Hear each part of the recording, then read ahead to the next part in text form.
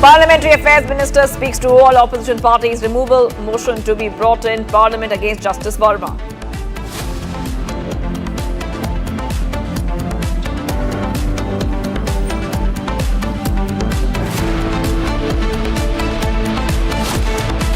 Vendavati killed, 8 injured after 10 collapses at Bhageshwar Dham in MP.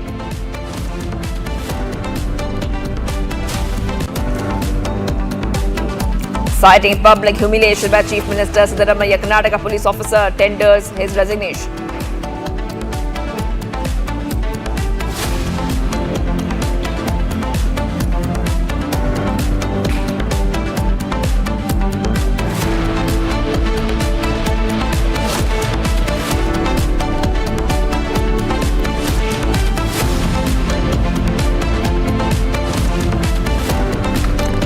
And the SpiceJet flight window panel pops out of its socket. Airline downplays incident, calls it a cosmetic window frame. DGCA pulls up SpiceJet.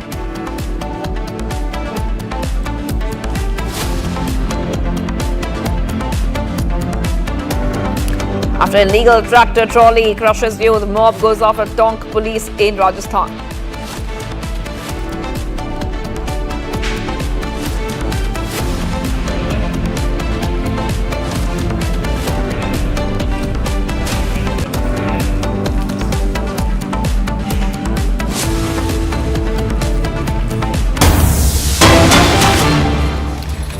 For our viewers, getting you some big breaking is coming in. An interim trade deal between India and the United States is likely to be finalized in the next 48 hours with negotiations underway in Washington. India's trade team extends its stay in Washington last week to iron out key differences as the two sides look to clinch a mini deal before the July 9 deadline when the pause on US tariffs is set to be lifted. Both sides have dug in their heels over a number of issues, including Washington's demand that India open its market to genetically modified crops, a long-standing red line for New Delhi due to risks to its farmers. Okay, so we see that there could be a very, very important trade deal which could be finalized in the next 48 hours between India and US. And to understand what could be in that trade deal and why is it important, I just want to go to Abhishek Kapoor, our senior executive editor for that. Yes, Abhishek, big inside scoop on India-US trade deal. What could be inside it? And it's very, very anticipated. This trade deal is very, very anticipated, Abhishek. Well, yes, Shivangi, so give me some time to explain to our viewers as to what's really happening. Intense negotiations are taking place as we speak. In fact, one of those interlocutors I spoke to told me that this is a trade equivalent of what's called in the military an eyeball-to-eyeball standoff, so to say. And, clause by clause, section by section, line by line, comma, words, etc. All those things are into the play insofar as these negotiations are concerned. What we are getting to here is that a mini deal is likely to be signed now or agreed upon now as part of a trade-off to meet the July 9 deadline of President Donald Trump. And then subsequently, the more difficult or meatier issues, for example, India's contention on the steel and aluminum duties, as also the automobile industry, automobile exports to the United States, and from the American side, the issue of genetically modified crops and larger agricultural exports from them to us, particularly of maize and soybean. Those are the issues for which both the sides might buy time in terms of India telling the Americans, okay, fine, we will go back to our rule book, we will go back to our certification processes and maybe, make some amendments in a manner that if not directly genetically modified crops, but processed products. For example, in the case of maize, instead of buying genetically modified maize, we might end up buying ethanol, which is used for blending in biofuel in India. And in fact, there is a huge demand for which in the last few years, it has grown to by about 500% in terms of India's imports. So all those nitty-gritties are being worked out. So you can expect that in the mini trade deal, issues like steel and aluminum duties perhaps might be deferred for later. The issue of genetically modified crops and the direct import might be deferred for later because it's a ticklish issue in India with a large section of the agricultural leadership and the industry leadership not really interested in genetically modified crops at this stage. The experience has been mixed in terms of BT cotton, for example, and there are not enough studies to support that in India. We can hit the ground running insofar as GMOs are concerned. So all those things are there. But as of now, what we are hearing is that a mini trade deal between India and the United States is in the offing and possibly to be announced, if not in 48 hours, then definitely over the next 3 or 4 days. Right, Abhishek. In fact, as if you could just elaborate on the roadblocks that were in the path of this trade deal, like agriculture you mentioned, even dairy industry is one, where this is a very sensitive point between the two countries. So if you could help our viewers understand the challenges that have come in between the two countries as far as the trade deal is concerned. Well, I completely missed the question, Rakshita. But, there are other aspects of the trade deal which perhaps constitute a low-hanging fruit. So, for example, the Americans want more apples to be exported to India. Now, as of now, America accounts for about 9 or 10% of total apple imports of India. Now, there is a catch. Much of the apple imports come from Turkey and New Zealand. Now, in the immediate backdrop of Operation Sindoor, the kind of relationship that has panned out with Turkey and the manner in which Turkey conducted itself standing with Pakistan, then maybe we could allocate some of the quota from the Turkish apple imports to the Americans. And that's just, as I said, one of the low-hanging fruits. These are challenging conversations and negotiations, to say the least. As I mentioned, very difficult talks at some level, to the extent that one interlocutor, in fact, suggested that in military terms, this would be called an eyeball-to-eyeball situation.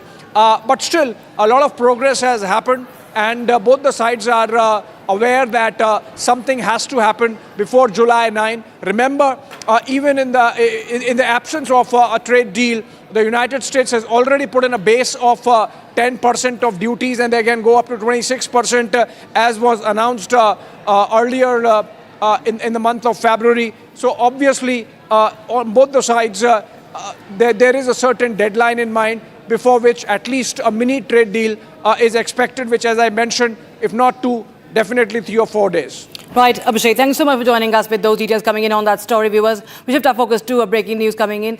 Now, the DGC has summoned the SpiceJet officials. DGC has also, in fact, summoned the crew and the pilot of the flight under scanner.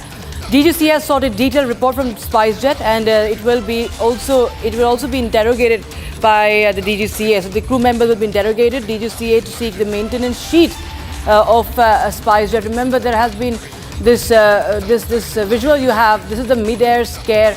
This window frame was going off. This window frame was loose, and this happened while the plane was mid-air. However, there was no safety issue that was reported. But remember, this is very important as far as the cabin pressure is concerned, and anything can happen if this this window comes off and there is a change in the cabin pressure. And SpiceJet officials, in fact, the SpiceJet had in a statement said that this was just is not a necessary part of the frame that was off, it says, but we can clearly see the whole window coming off. SpiceJet said it was there's nothing to be concerned about, if I could just summarize what they said. But now DGCA is going to review and question SpiceJet officials on this.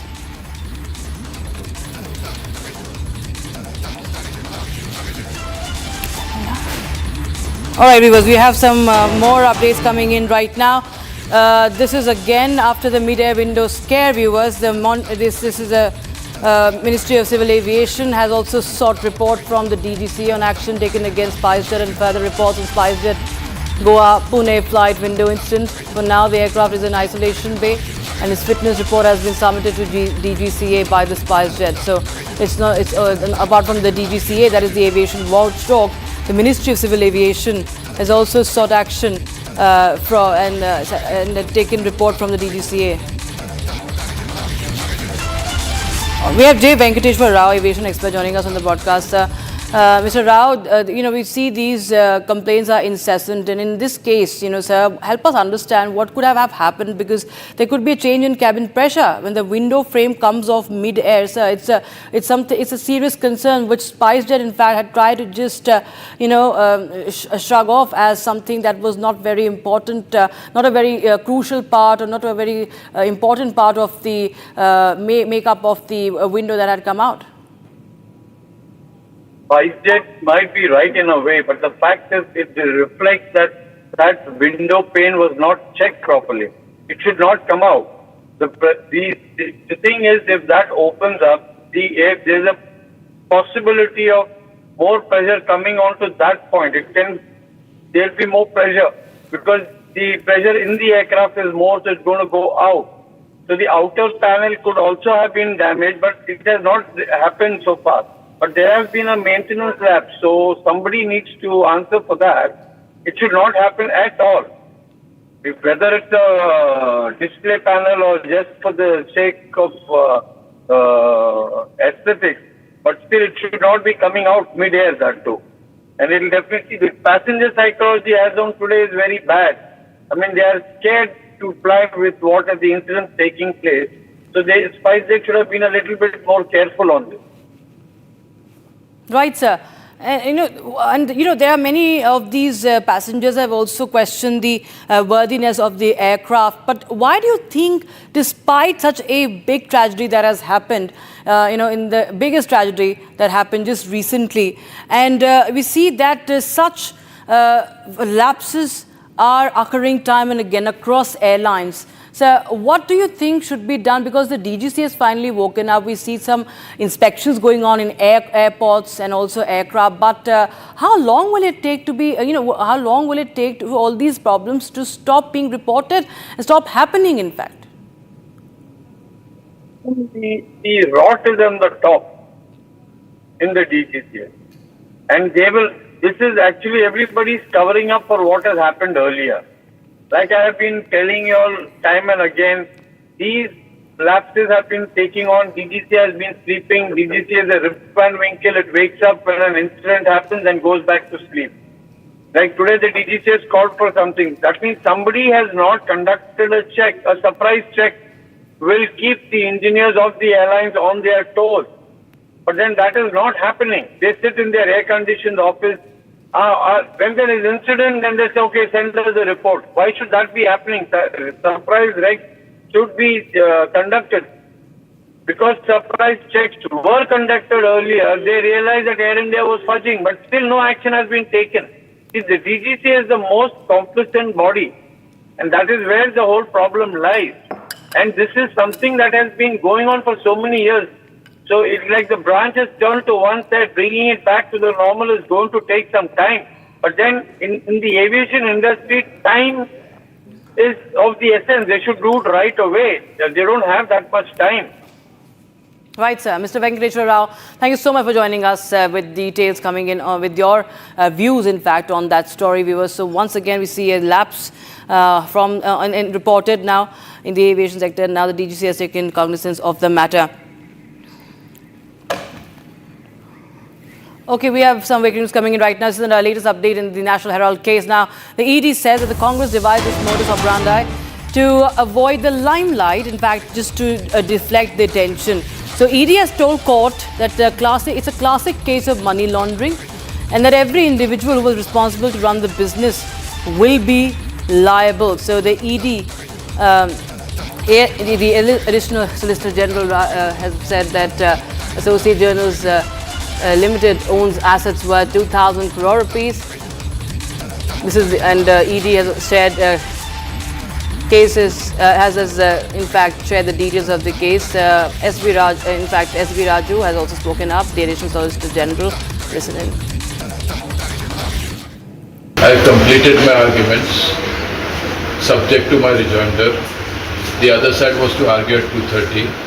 But it was inconvenient, so they've asked time till tomorrow, which the court has agreed. I made out a case that it's an absolutely fabulous case as far as taking of cognizance is concerned. It's an open and shut case. Sir, you made a submission before the court today that Young India is a vehicle, a paper entity that was used. What was this and what your submission mentioned? You are all present in the court. Young Indian was used for the purpose of usurping properties worth almost 2,000 crores of AGM. That's our case. And it's documented. It's an open and shut case. Colleague Riyanka joins us live in the broadcast for more. Riyanka, tell us what really happened in the court today.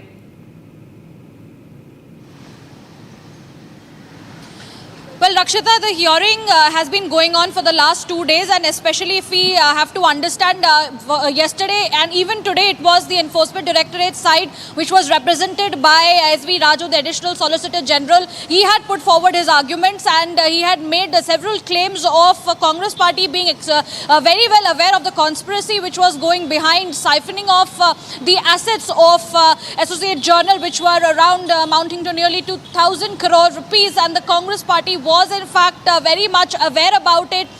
In fact, what we understand that from the side of the Enforcement Directorate, the arguments are over, and today post lunch it was from the side of the Congress party that Abhishek Manu Singhvi was supposed to appear, but as he was busy in another case hearing, this will be continuing for tomorrow. So the Congress's side will be represented in front of the Rouse Avenue Court tomorrow. The hearing will be done on that note. But what we understand, the side from the Enforcement Directorate that made it very clear that it is a classic case of money laundering, and the Congress party have been beneficiaries of it, and they have been very clearly aware. And in Congress party, essentially, they have mentioned names of Rahul Gandhi, Sonia Gandhi, as well as Sam Pitroda. We understand that these names have been involved in the charge sheet as well, which was created by the Enforcement Directorate. So now the case is gaining its momentum, and we have to wait and see what are the arguments from the side of the Congress party, which will be put forward in front of the court tomorrow.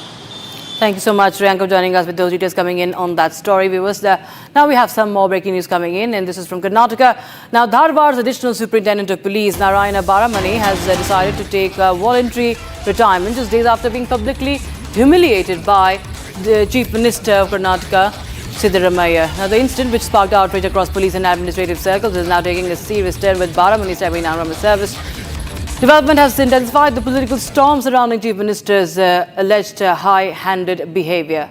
So there you have, viewers, how the Karnataka Chief Minister had humiliated the policeman, had humiliated the cop on stage, and now he has, for some reason, chosen to step down. He attempted to slap the IPS officer on stage. Siddaramaiah insulted the police on stage. And now the additional SP, Baramani, has taken voluntary retirement.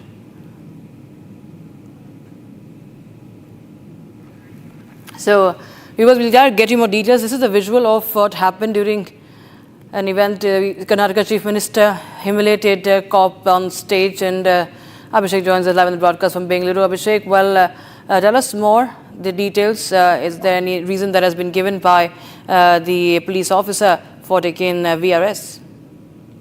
Well, Rakshita, we had clearly seen on the stage when CM Siddaramaiah was addressing the gathering in Belagavi, which was against the rise of the union government 2 months ago. Some of the BJP people who were assembling in front of the public gathering wanted to protest against CM Siddaramaiah, and that is when CM Siddaramaiah invited or called for Additional Superintendent of Police Narayana Baramani on the stage, and he is very clearly seen to have gone a step ahead to show the action of slapping the police officer in front of the stage, and also the entire media had covered this incident. After which the additional SP has decided to take a voluntary retirement. Stay on with us, Abhishek. Abhishek, stay on with us. We have the former Commissioner of Police, Bengaluru, Bhaskar Rao, joining us. Mr. Rao, how do you see this development? First, the Chief Minister of Karnataka humiliates the cop on stage, tries to slap him on the stage, and the IPS officer has now taken voluntary retirement. Yeah. He's not an IPS officer. He worked as my inspector when I was IGP of Northern Range. Okay. And he's a very good officer, having put in about 30 years of service. Now, he was performing the duty of protecting the Chief Minister from crowds. The Chief Minister could have used better language rather than abusing a policeman in uniform and raising his hand to slap him. This is absolutely unpardonable behavior towards a policeman on duty. And Siddaramaiah is not new to ill-treating officers as well as policemen. And now, out of disgust, anger, and disbelief and insult, the police officer has resigned, though he has got 4 more years of service left over with him. So you must have also seen how he placed officers of the rank of Commissioner of Police under suspension last month after the stampede incident also. So this is not the way to behave with your own officers, humiliating them and expecting them to be loyal also over there. Mr. Rao, this is, this is intimidation, humiliation, threatening of a policeman on stage by these netas. And we've seen a pattern, time and again, how the policemen are being, humiliated. They have often been humiliated by those in power. This is not the first incident that we've seen, sir. Do you think that their precedent must be set that, such behavior never goes unchecked, sir? See, the buck stops with the chief minister. If somebody else behaves like that, you can bring it to the notice of the chief minister. When the chief minister himself behaves like this, to whose notice will you bring it? You can only have to gulp down all the insult and intimidation and humiliation. That's all. And I am also telling you that policemen don't forget their insult. They keep it like have an elephantine memory. And when these people are outside power, somewhere or the other, they get it back from the police officer who has been humiliated. But Siddaramaiah has not done this for the first time. He has insulted IAS officers, women IAS officers also in the past. And definitely this is not the way to treat officers. I have worked as a police officer from the time when Bangarappa was the chief minister, followed by Veerappa Moili, Dharam Singh, S.M. Krishna, etc. But none of them behaved in a way which was so insulting. If you want to correct something, do it in the 4 walls of a room. Everybody is willing to be corrected, but not be humiliated in front of thousands of people when you are doing your own job. After all, what is it he was doing? He was protecting the chief minister from surging crowds. He could have told the same thing to the police officer that let the crowd come and meet him, instead of raising his hand to slap him, which his own minister held him back and the officer also darted backwards to avoid. What would have happened? The chief police officer had also reacted on ground. Right, sir. Mr. Bhaskar Rao, thanks so much. Mr. Bhaskar Rao, thanks so much for joining us with your thoughts and your views on that story. Meanwhile, we have other news that we are tracking. In fact, we continue to get you more updates on the top story we're tracking, but in the meanwhile, we'll slip into a short break. Don't go anywhere. We'll be right back soon.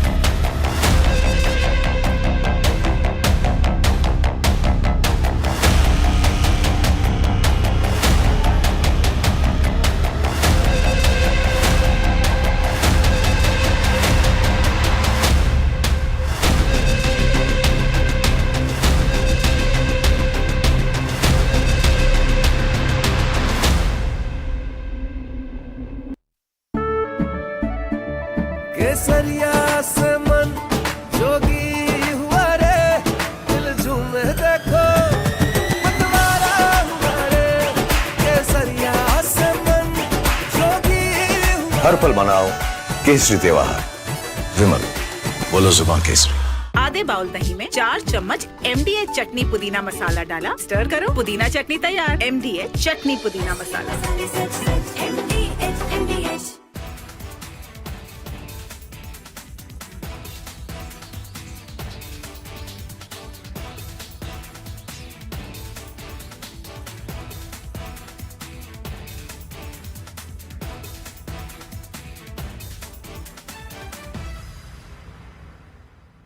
Future wars will be conducted based upon intelligence input gathered from enemy's territory. Suppose there is a war with Pakistan or China or even Indian Ocean region, then we have to know what exactly Pakistan is doing in depth, what they are doing towards their military assets, which are closer to Afghanistan border, closer to Iran border. Similarly, in Tibet, in case there is a skirmish with China, we would like to know what is PLA doing in Tibet or even in depth in China. Similarly, in case there is a war, Pakistan Navy or PLA Navy may operate from Indian Ocean region to cause damage to our coastal installations.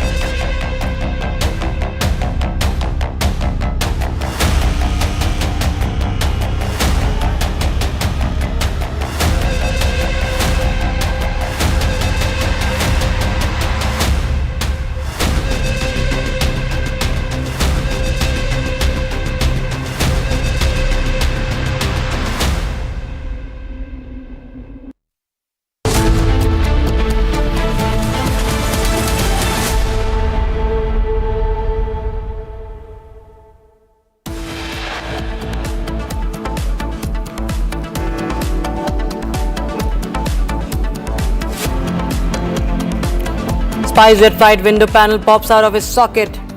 Airline summoned by DGCA.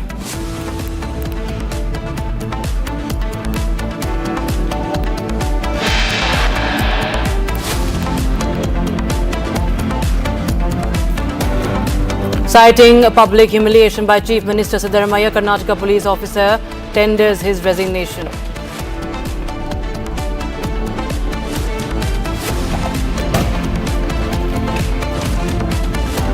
One deputy killed, 8 injured after 10 collapses at Bageshwar Dham in MP.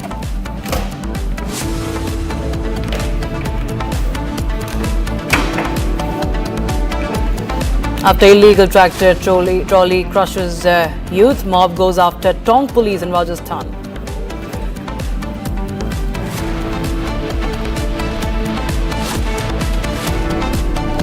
It's another huge win. Ornob hits 83.6%. Viewership swells even further. Landing channel share dwindles to dust. Single digits continue for the Lutyens.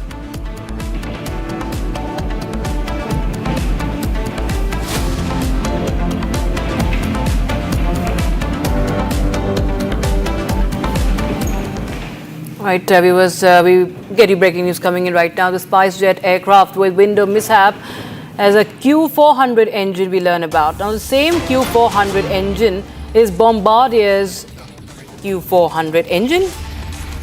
Earlier, SpiceJet aircraft with same engine was overhauled for technical issues. So there's a history of technical issues with this aircraft, it seems.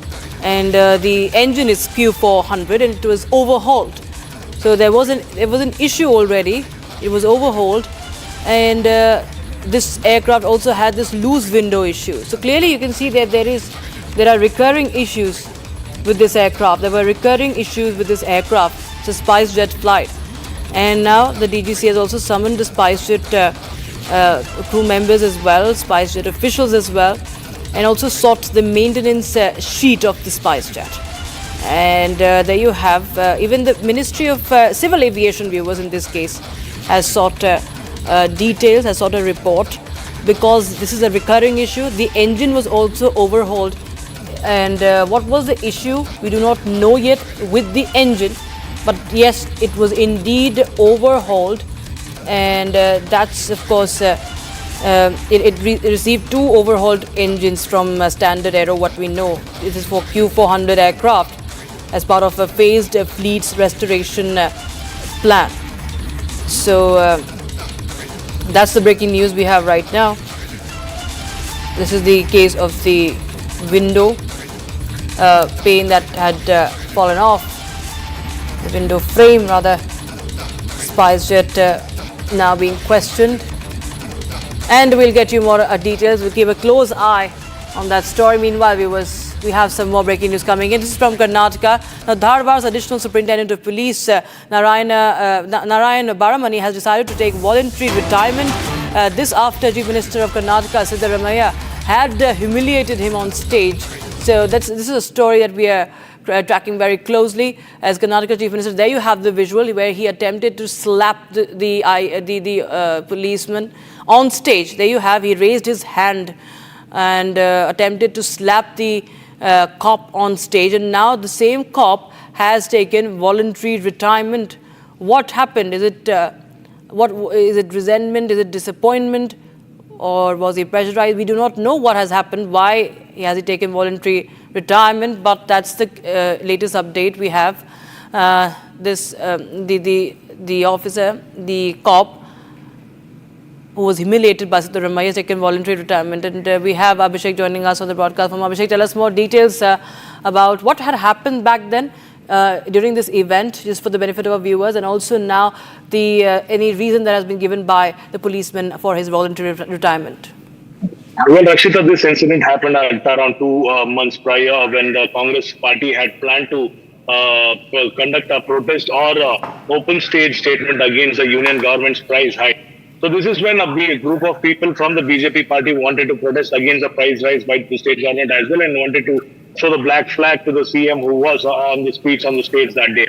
That is when CM Siddaramaiah invited or ordered the ASP of that district to come on stage, namely Baramani, who went on the stage. The video clearly shows where CM Siddaramaiah raised his right hand to show that he would be slapping the ASP in front of the people who had gathered. At least around 20 to 30,000 people who had assembled there had witnessed the incident, and also not only those people, the entire country had to witness that event, because CM Siddaramaiah is very cleanly seen that he raised his right hand, and the action was also very clear, and the officer who was called on stage took a step behind so that he didn't want to answer back to the CM right on the stage.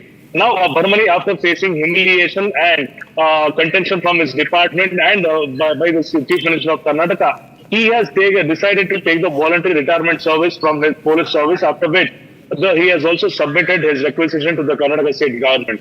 Talking to the Republic team, Bhaskar Rao, who is also the top, mentioned that Baramani had at least 4 more years of service left. He was the additional superintendent of police, and also now the government had offered him a position for making sure that mistake is forgiven. They have also spoken to him, stating that he will be made the deputy commissioner of police in the next coming days, and they have also requested him to take back the resignation, because this will be a backlash on CM Siddaramaiah's government. So at this point of time, the entire people of Karnataka had witnessed the arrogance and the style of CM Siddaramaiah, where he openly raised his hand on a public police officer who was actually trying to protect the stage from the other people entering on the stage. So this is very clear, and not only in this incident, we've also seen in the RCB Stampede incident where the police were made the scapegoat, and this is one of such incidents from the Karnataka state government, right, where the police have been made a scapegoat. Abhishek, just stay on with us, because clearly that the Karnataka government attempted a damage control move. Just take a listen in, viewers, to what the cop had said, Narayan Baramani, and I would request Abhishek to please translate what he's saying.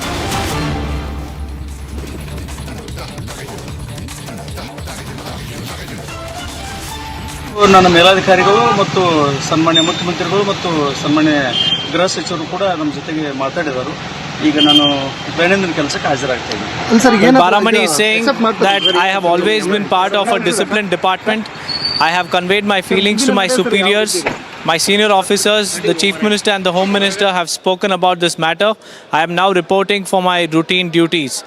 And when he was asked about his next plan of action, the ASP said that the government will decide.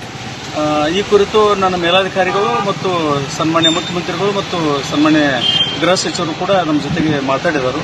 ಈಗ ನಾನು ದೈನಂದಿನ ಕೆಲಸಕ್ಕೆ ಹಾಜರಾಗ್ತಾ ಇದ್ದೀನಿ. Sir ಏನಾದರೂ ಈಗ accept ಮಾಡ್ತಾರಂತ sir ಏನಾಯ್ತು sir?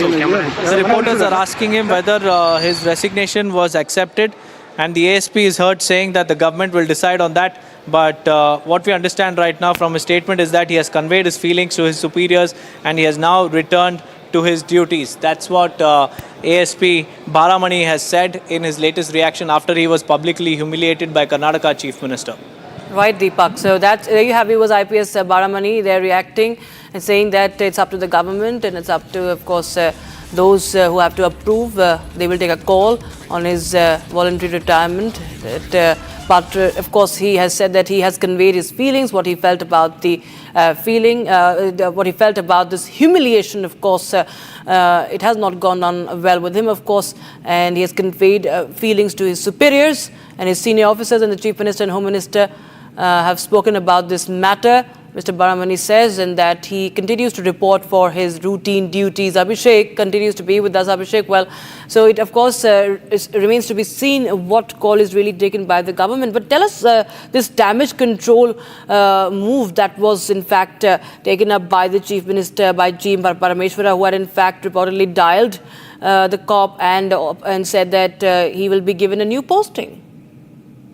Yes, Rakshita, what we have been informed by the closest sources of the Karnataka state government is that the Chief Minister along with the Home Minister wanted to control the damage which they've already created and they've already lost it in front of the people of Karnataka. So they have decided, or the sources claim so, that the government is offering the position of Deputy Commissioner of Police to ASP Baramani, who was publicly humiliated. The government has also had a conversation or also have placed a request in front of him, to which he has already negated, is what the sources claim as of now, because Baramani didn't want to get back into the same government or didn't want to be a part of Siddaramaya's government after he being publicly humiliated in front of all the people.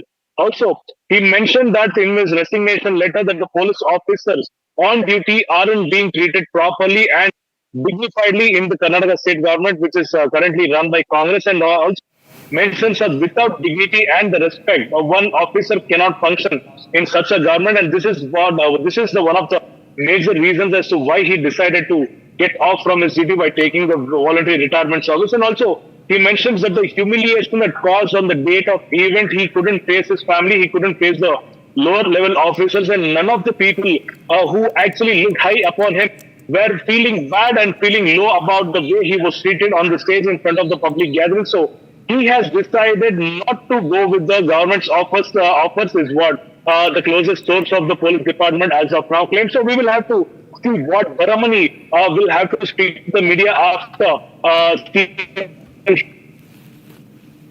Yes, Abhishek, I request you to please stay on with us. We have some more breaking news coming in from Karnataka. It's BJP MP Basavaraja Bommai, who has raised fresh concerns over the alleged 2.5-year power-sharing deal between Chief Minister Siddaramaiah and Deputy Chief Minister D.K. Shivakumar, calling it a major obstacle to governance. He claims the deal left the state's administration in disarray as leaders struggle to secure their positions. In response to Chief Minister Siddaramaiah's recent remarks about completing a full 5-year term, Bommai has further questioned the stability of the Congress-led government, suggesting that such statements fuel doubts among both party members and the public. The BJP MP expressing concerns on Karnataka power tussle. The former Chief Minister of Karnataka and BJP MP Basavaraja Bommai is talking about the internal feud in the Karnataka government and saying there's a challenge and that this CM deal has left the state in disarray.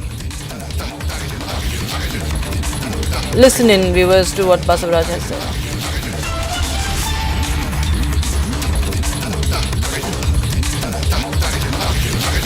See, from the day one, on the formation of this government about 2.5 years back, this buzz is going on. There's a deal for 2.5 years of Siddaramaiah and 2.5 years for D.K. Shivakumar. And this has got a lot of bearing on the stability of the government, administration, and as well as fight for corruption. Therefore, the Karnataka people are suffering, and every day there are statements from both sides MLAs and ministers speak. One seeks change in leadership and somebody says he'll there, Siddaramaiah will there for 5 years.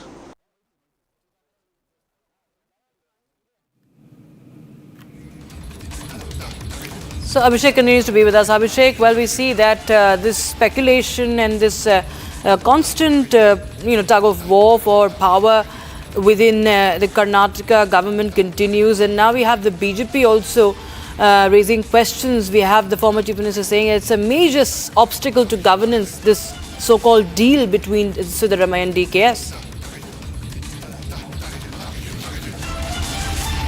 All right, we seem to have lost that connection with Abhishek, but we keep a close eye on that story from Karnataka viewers. Meanwhile, we shift our focus to the other stories that we are tracking. In fact, there is breaking news coming in right now.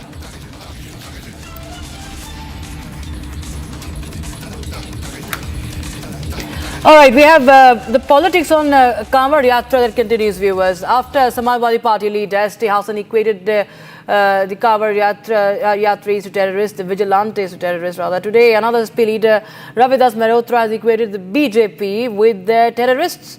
So the politics and the these insulting remarks continue from the Samajwadi Party netas, the Samajwadi Party leaders.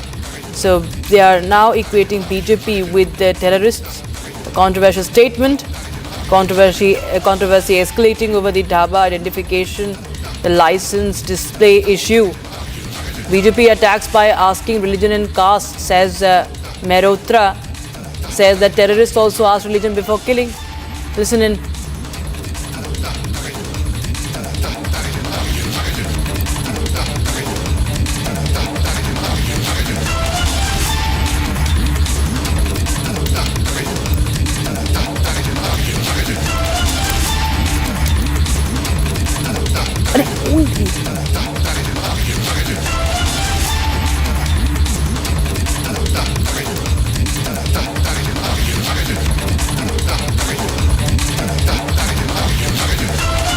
Viewers, we have breaking news coming in right now. BJP has appointed a new state unit chief of West Bengal, and Shubhendu Adhikari has made the announcement on X.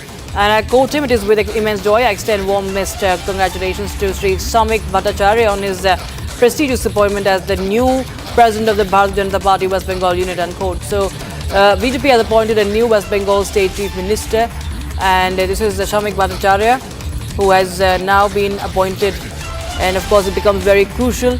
This is coming in ahead of the polls in West Bengal next year. So it's a new West Bengal chief that has been appointed. So it was Shukanta Majumdar was leading the BJP state unit till now. He is the union minister. He has been succeeded by Shamik Bhattacharya. So that's the breaking news we are getting in right now. West Bengal BJP chief, Shamik Bhattacharya.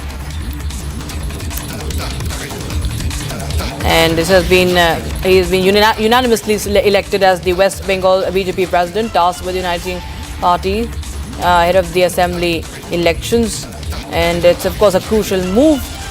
And he filed the nomination for the post of BJP president, accompanied by outgoing state president Shukanta Majumdar, leader of opposition Shubhendu Adhikari, and no other candidates filed nomination for the post.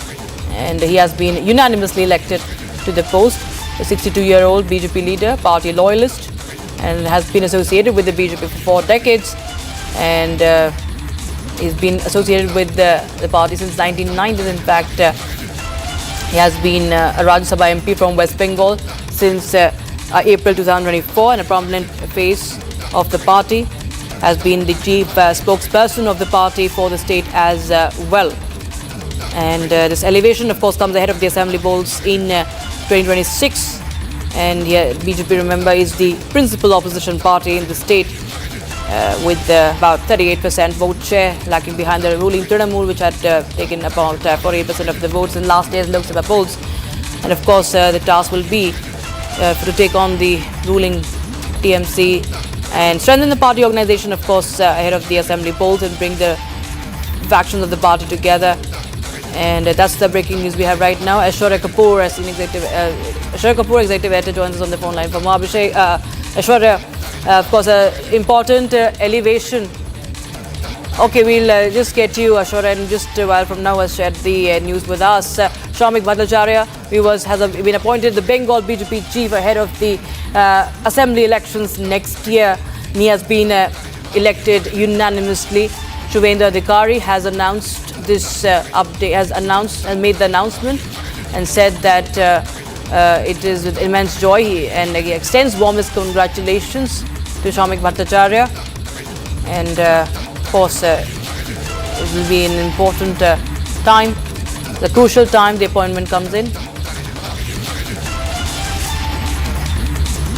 Okay, viewers, we are shifting our focus now. In response to recent comments by Karnataka Chief Minister Siddaramaiah, Biocon Chief Kiran Mazumdar-Shaw has strongly defended the safety of COVID-19 vaccines, emphasizing the rigorous approval process and the life-saving impact they've had. Here's more.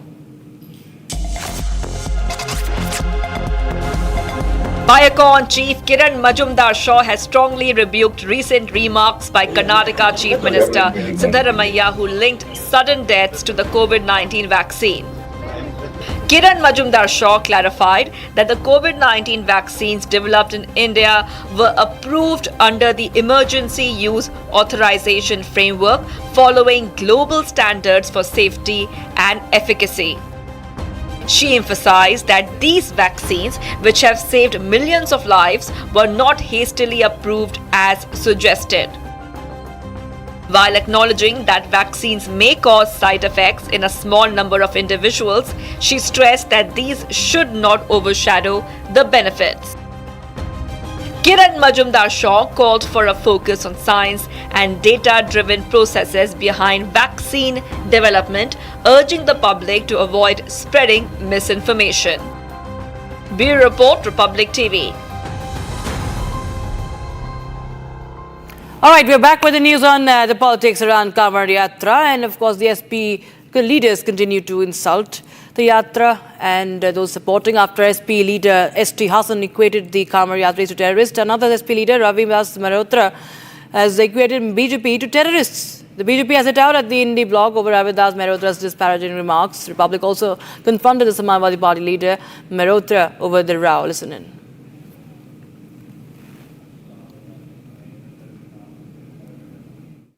कि पश्चिम बंगाल में निकल रही है कांवड़ यात्रा और कांवड़ यात्रा में जो लोग दुकान लगाते हैं उनसे उनकी जाति और धर्म पूछा जा रहा है और यहाँ तक कि उनकी पैंट खुलवा करके देखा जा रहा है कि ये किस धर्म के हैं। पूरे प्रदेश के अंदर जो पीडीए समाज है इसका भाजपा की सरकार उत्पीड़न कर रही है, धर्म और जात के नाम पर अन्याय कर रही है। तो जो आतंकवादी करते हैं, पहलगाम में आतंकवादियों ने धर्म पूछ करके लोगों की हत्या करने का काम किया, वही काम भारतीय जनता पार्टी कर रही है। रविदास जी, ये बात शोभा देती है? रविदास जी, आप अपने एक विरोधी दल को देश का दुश्मन आतंकवादी कह रहे हैं, आप आतंकियों से तुलना बीजेपी की कर रहे हैं। वो भी एक राजनीतिक दल है, आप भी एक राजनीतिक दल है, आप कैसे तुलना कर रहे हैं? शोभा देती है बात? देखिए, मैं ये कह रहा हूं कि आतंकवादियों ने पहलगाम में धर्म पूछ करके 26 निर्दोष और मासूम लोगों की हत्या करने का काम किया, उनको वो लोग शहीद हो गए। और वही काम भारतीय जनता पार्टी कर रही है कि पीडीए समाज के लोगों से कह रही है कि आप अपनी दुकान पर अपना नाम लिखिए। सुप्रीम कोर्ट ने पूर्व में आदेश किया था कि ये किसी का जात और धर्म पूछ करके। आपने जो बात कही मैं वो मान रहा हूं, पर आप भी राजनीति कर रहे हैं, वो दल भी राजनीति कर रहा है।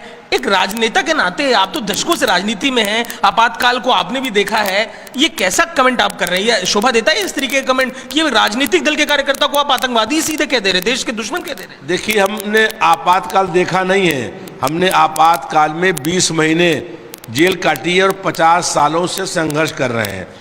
जो पार्टी सत्ता में है, अगर वो लोगों का जाति और धर्म पूछ करके दुकान लगाने देगी, अगर वो कहेगी कि तुम पीडीए समाज के लोग हो, तुमको हम दुकान लगाने नहीं देंगे, तो वो नफरत बढ़ाने का काम कर रहे हैं। कहाँ पे कहा है? कोई आपने कोई रिकॉर्ड देखा है, कोई कागज सरकार के ऑर्डर में देखा है कि पीडीए समाज को दुकान नहीं लगाने देंगे? जी, आप मालूम कर लीजिए, पश्चिम उत्तर प्रदेश के अंदर जो कांवड़ निकल रही है, उस कांवड़ यात्रा के अंदर जो लोग दलित लोग हैं वो दुकान नहीं लगा पा रहे हैं, जो मुस्लिम लोग हैं या पीडीए समाज के लोग हैं वो दुकान नहीं लगा पा रहे हैं। हर व्यक्ति को ये मौलिक अधिकार है कि वो दुकान लगाएं। अभी आपने देखा होगा महाकुंभ का आयोजन हुआ, उसमें परिसर में कहीं पर भी जो मुसलमान लोग थे उनकी दुकान लगने दी, और जब वहाँ पर भगदड़ मच गई तो वहाँ पर जो समाज के लोग थे, धर्म के लोग थे, उन लोगों ने अपने घर में रख करके घायलों की रक्षा करने का ये बात आप बिल्कुल ठीक कह रहे हैं, ये तो समाज के बीच की बात है। पर क्या राजनीति इतनी गिरावट तक चली जानी चाहिए कि राजनेता एक दूसरे से इतनी नफरत करने लगे कि आतंकी ही एक दूसरे को कहने लगे? शोभा देती है बात। देखिए, हमारा कहना ये है, हमने ये कहा कि भारतीय जनता पार्टी और आतंकवादी दोनों एक ही सोच रखते हैं, और वो सोच ये है कि धर्म और जाति पूछ करके हमला कर रहे हैं। वो जो आतंकी आए थे विधायक जी, वो जो आतंकी आए थे, लोगों को गोली मारने के बाद उनके परिजनों से कह के गए थे कि जाओ मोदी को बता देना, ये कह के गए थे, और आप उसी नेता की पार्टी के लिए आज तक वो आतंकी गिरफ्तार क्यों नहीं हुए?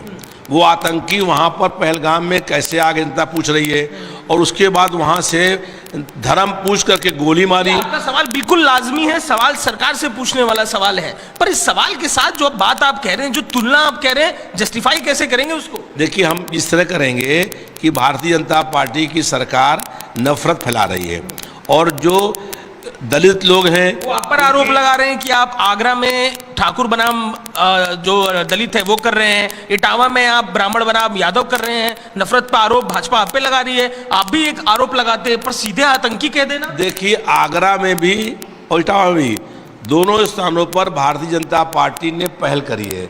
वहाँ पर आगरा में जो रामजी लाल सुमन हैं, उनके घर पर बाकायदा पूरा हमला हुआ, और हमला होने के बाद आगजनी हुई।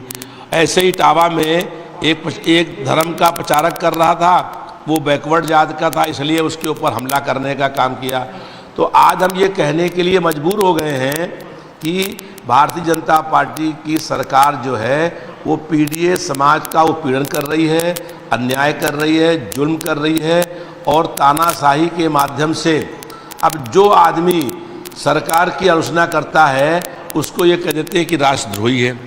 अब हम ये बात कह रहे हैं कि दोनों करिए राष्ट्र की, करिए आलोचना, सरकार की आलोचना, राजनीतिक दल की आलोचना, ये गलत थोड़ी ना है, लेकिन ऐसी आतंकी कह देना, आपको लगता है कि ये भावना होगी? आप बीजेपी के नेताओं के संग उसी विधानसभा में आप बैठते हैं, विधायकी में चुनकर आप भी आए। हमने उनको आतंकी नहीं कहा है, हमने कहा कि आतंकवाद जो लोग फैला रहे आतंकी हैं वो भी धर्म पूछ करके हत्या कर रहे हैं, और भाजपा की सरकार भी धर्म और जाति पूछ करके दुकान लगाने दे रही है। अब अगर कोई दलित वर्ग का व्यक्ति है और वो दुकान लगा रहा है, तो उससे कह रहे हैं कि तुम अपना नाम लिखो, अपना नाम बताओ कि तुम्हारा किस जाति के हो, किस धर्म के हो। तो इस तरीके से भाजपा की सरकार नफरत फैलाने का काम कर रही है। All right, time for a short break, but we get you the latest update from Bageshwar Dham in MP, where due to a tent collapse, one devotee has been killed, one person has been killed, 3 have been injured. And citing public humiliation by Chief Minister Siddaramaiah, Karnataka police officer tenders his resignation.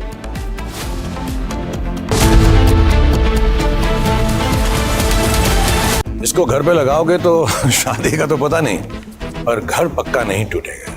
Rungta नहीं तो घर strong नहीं। Rungta steel TMT बार एकदम solid. पहाड़ों में एक hiking ship भी बन सकती है। दादी के हाथों का जादू और खुशबू से महकता घर, माँ की मुस्कुराहट और खाने की सुगंध। MDH गरम मसाला, क्योंकि हर रिश्ता है स्वाद से जुड़ा।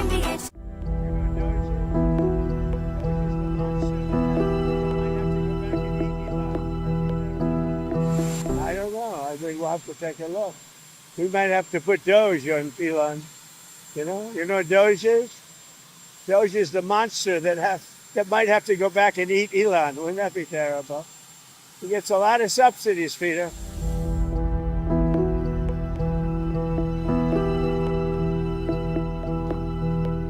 This rocket company is the only reason we can now send America astronauts into space. Take over, Elon.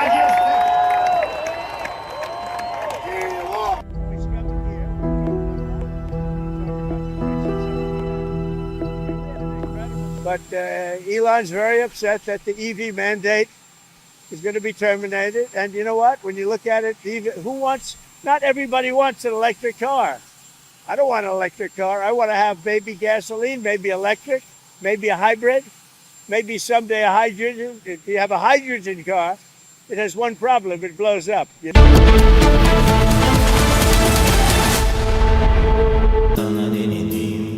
Amity has been ranked among the top universities globally for producing the most employable graduates by the Times Higher Education UK. Yet another testimony to Amity's excellent placement record. दादी के हाथों का जादू और खुशबू से महकता घर, माँ की मुस्कुराहट और खाने की सुगंध, MDH गरम मसाला, क्योंकि हर रिश्ता है स्वाद से जुड़ा। केसरिया से मन जोगी हुआ रे, दिल झूमे देखो मतवारा हुआ रे, केसरिया से मन जोगी हुआ। हर पल मनाओ केसरी त्योहार, विमल बोलो जुबां Kesari.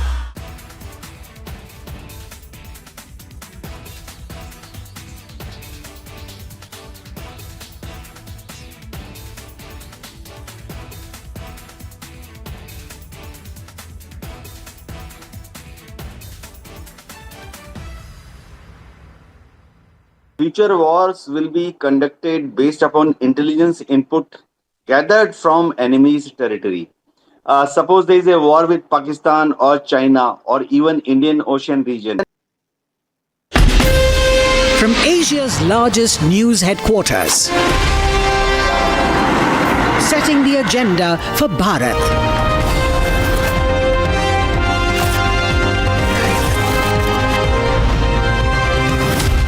You're watching Republic.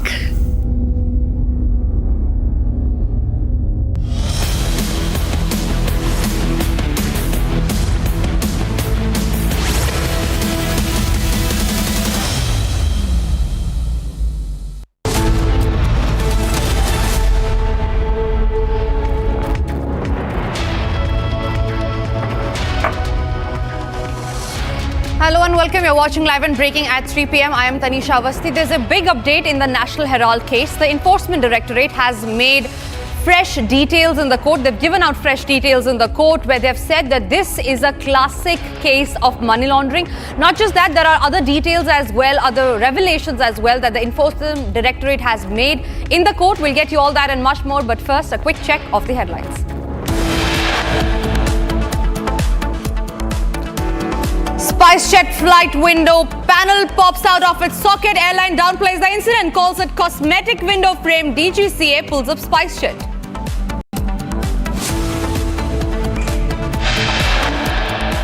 Citing public humiliation by Chief Minister Siddaramaiah, Karnataka police officer tenders his resignation. One devotee killed, 8 injured after tent collapses at Bageshwar Dham in Madhya Pradesh.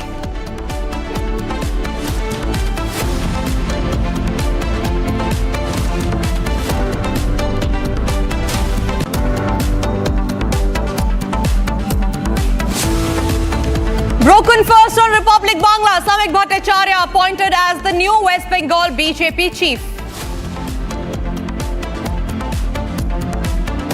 After ST Hassan, another Samajwadi Party leader insults Hindu faith. Republic questions SP leader Ravidas Mehrotra.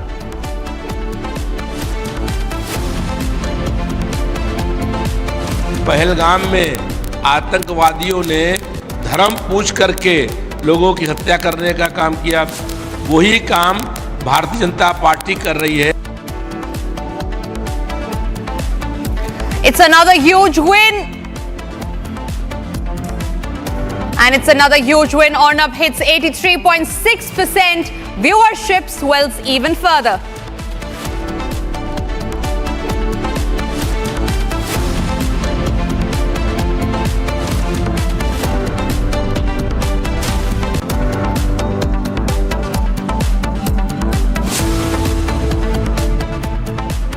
And we start this edition with the top story that's coming in, and it is about another aviation tragedy, another aviation lapse that has come to fore. This time from SpiceJet. Now, a window frame of a Goa-Pune SpiceJet flight came loose mid-air. But the cabin pressurization remained normal and passenger safety was not compromised. The airline flight SG1080 was on its way to Pune from Goa on Tuesday when the window frame nearly popped out, sending passengers into a frenzy. Now, we learned that SpiceJet has admitted, in fact, this is a video that has been captured by a passenger that showed loose window frame as the plane was midair. So another huge lapse that has come to fore, this time from SpiceJet. The window mishap has hit SpiceJet, and they have also issued a statement on the incident that has happened. Remember, SpiceJet has accepted. We learned that the DGCA had summoned the SpiceJet officials. And the statement that was released by SpiceJet had admitted that there was a lapse on their part.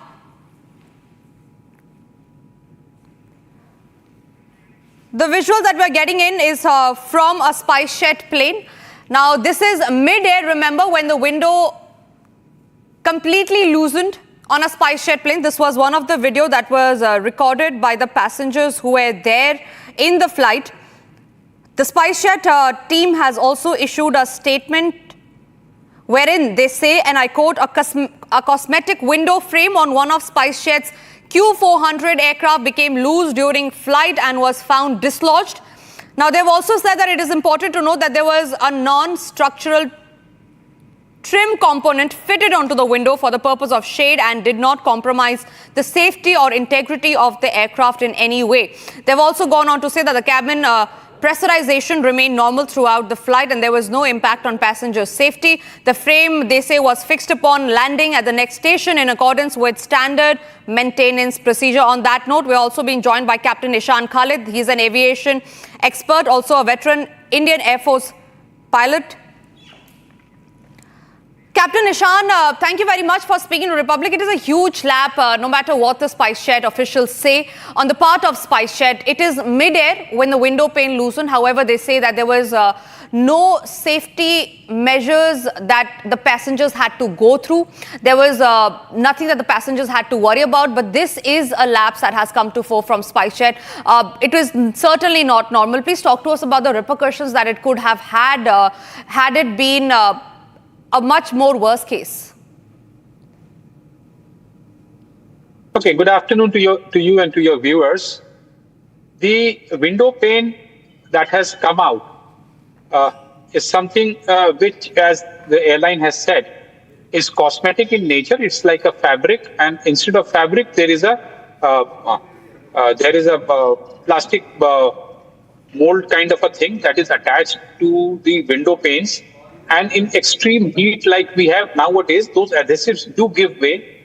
But definitely this has got no correlation with the aircraft safety and pressurization, because this one has got nothing to do with pressurization. That is for sure. However, when you see things falling apart inside the aircraft, which is of cosmetic value, we as people who monitor aircraft-related maintenance activity, we have a feeling that if this is what we see, what would be going wrong in items that we don't see? Now that is where the quality control would come in. Right now, this is not a safety feature, but do we really know that all other measures which are safety-related are also being looked at, being maintained in the similar manner? It's like, if you have a PA system which is not working, if you have a flush which is not working, it's actually telling a story that, there are other things that needs to be looked into with more detail, because small mistakes that we see that is being pointed out by your channel and by others, is actually a pointer to a bigger thing, which the airline has to actually address. Right, sir. Right, sir. Captain Ishan Khalid, thank you very much on that note for speaking to Republic. We quickly move forward to the other stories that we're tracking on the broadcast now. This one is from Noida, where during an encounter, the robber got injured after being shot on the leg. Another phase of Operation Langra that has now come to fore. The encounter took place during checking near Noida Sector 54, where 2 pistols, cartridges and stolen scooty and money from the looted were recovered from the possession of the criminal earlier. Now, the other accomplice of the criminal was arrested during the encounter as well. Operation Langra, therefore, in full swing. Remember, this is the 3rd phase of Operation Langra that was going on. Earlier in the past few weeks, we saw nearly 15 encounters in a day that took place in Uttar Pradesh. Today, a fresh encounter in the form of Operation Langra in Noida Sector 54 in Uttar Pradesh, where a robber was shot on the leg. This after pistols and cartridges were recovered from him. The criminal was arrested during the encounter. We learned that his other accomplice has also been arrested.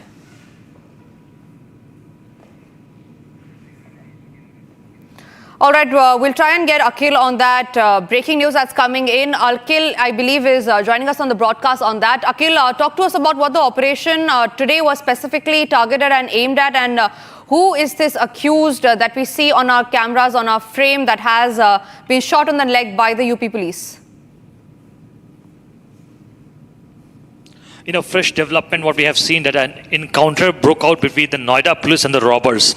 So what has happened that during the encounter, initially the police tried to stop the accused in connection with the case, and he fired at the police. And after that, in self-defense, when the police fired in that encounter, what we have got to see in that the accused has got injury in his leg, and during that encounter, which took place at around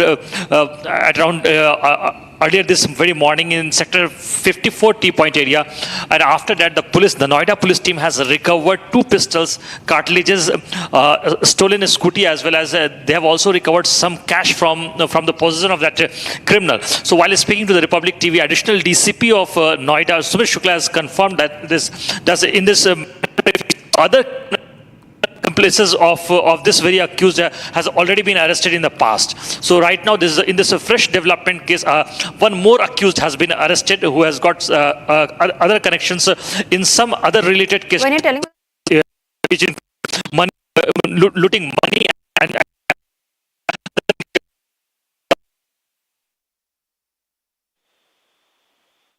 lost that connection with you, but we'll get back to you on that top story.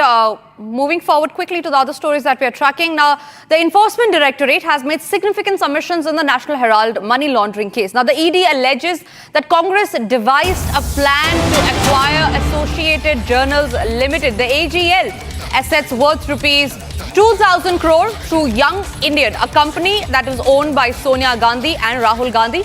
Now, the Enforcement Directorate claims that this was a classic case of money laundering and that every individual who is responsible for running the business will be liable. So that's a huge claim and an allegation, a revelation, in fact, that the Enforcement Directorate has made in the court. Trouble seems to be mounting for the Gandhi family, specifically for Sonia and Rahul Gandhi. Meanwhile, ASG for the Enforcement Directorate also spoke regarding the case. Let's listen in.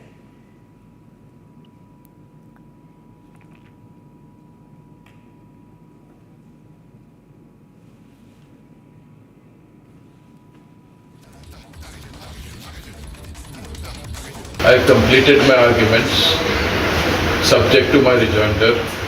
The other side was to argue at 2:30, but it was inconvenient, so they've asked time till tomorrow, which the court has agreed. I made out a case that it's an absolutely fabulous case as far as taking of cognizance is concerned. It's an open and shut case. Sir, you made a submission before the court today that Young India is a vehicle, a paper entity that was used. What was this and what your submission is? You are all present in the court. Young Indian was used for the purpose of usurping properties worth almost 2,000 crores of AGM. That's our case. And it's documented. It's an open and shut case. Riyanka is joining us from the National Capital on that. Riyanka, a big claim that has been made by the Enforcement Directorate. What could be the ramifications of this big revelation by the Enforcement Directorate for the Gandhis now? Well, we already know that Congress leaders Sonia Gandhi as well as Rahul Gandhi have been under the dock because of the National Herald case that has been going on for quite some time now. And after the ED completed with its charge sheet and the hearing has been on in the Dow's Avenue Court for the past 2 days, where the Enforcement Directorate went ahead and put forward the argument. From the side of the ED, it was ASG Raju, who in fact noted that the Congress provided a loan of nearly rupees 90 crore to the Associate Journal Limited, which had no means to repay despite holding assets of worth rupees 2,000 crores, I beg your pardon.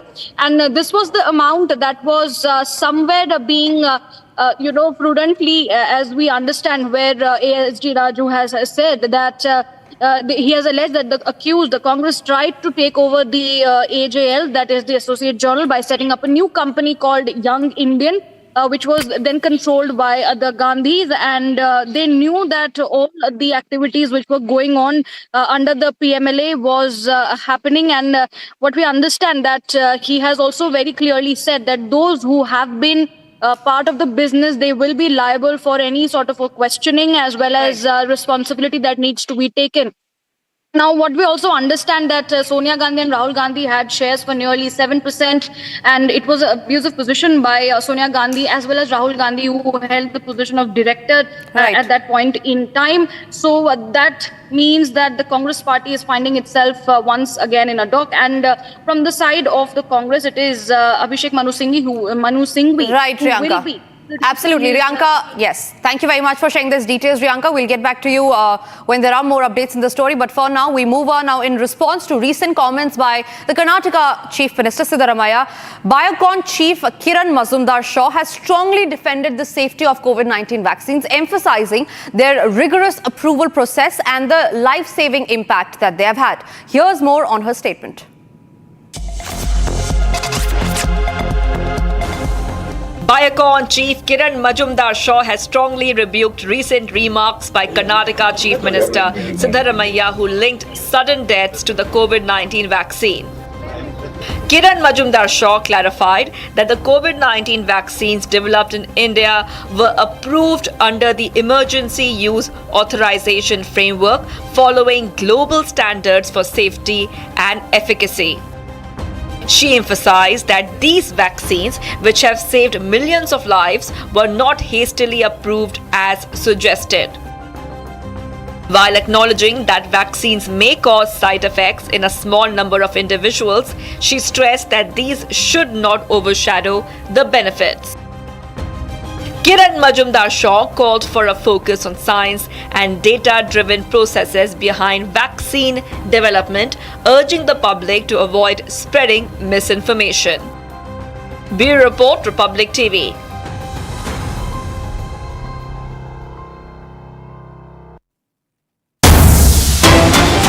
The Karnataka officer that was nearly slapped by Siddaramaiah, the Karnataka Chief Minister, we learn has now resumed work.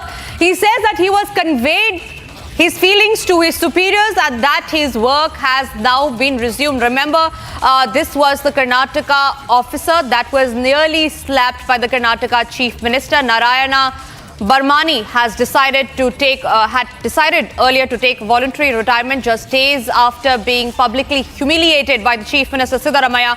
Remember, earlier in a statement, he felt that he couldn't have avoided the slap, but he could have avoided the humiliation. But now, in a big turn of events, we learn that the Karnataka IPS officer says that he has resumed work and that he has conveyed his feelings to the superiors that he had in office and that he has resumed work.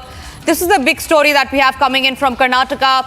The people in power humiliating the people who are in uniform. All right, we're also getting a reaction from the ASP. Let's listen in to what they have to say on the story.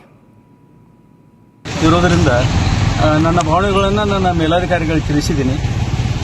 ಈ ಕುರಿತು ನನ್ನ ಮೇಲಾಧಿಕಾರಿಗಳು ಮತ್ತು ಸನ್ಮಾನ್ಯ ಮುಖ್ಯಮಂತ್ರಿಗಳು ಮತ್ತು ಸನ್ಮಾನ್ಯ ಗೃಹ ಸಚಿವರು ಕೂಡ ನಮ್ಮ ಜೊತೆಗೆ ಮಾತಾಡಿದರು. ಈಗ ನಾನು ದೈನಂದಿನ ಕೆಲಸಕ್ಕೆ ಹಾಜರಾಗ್ತಾ ಇದ್ದೀನಿ. ಸರ್ ಏನಾದರೂ ಈಗ ಅಕ್ಸೆಪ್ಟ್ ಮಾಡ್ತಾರ ಸರ್ ಏನಾಗ್ತದೆ?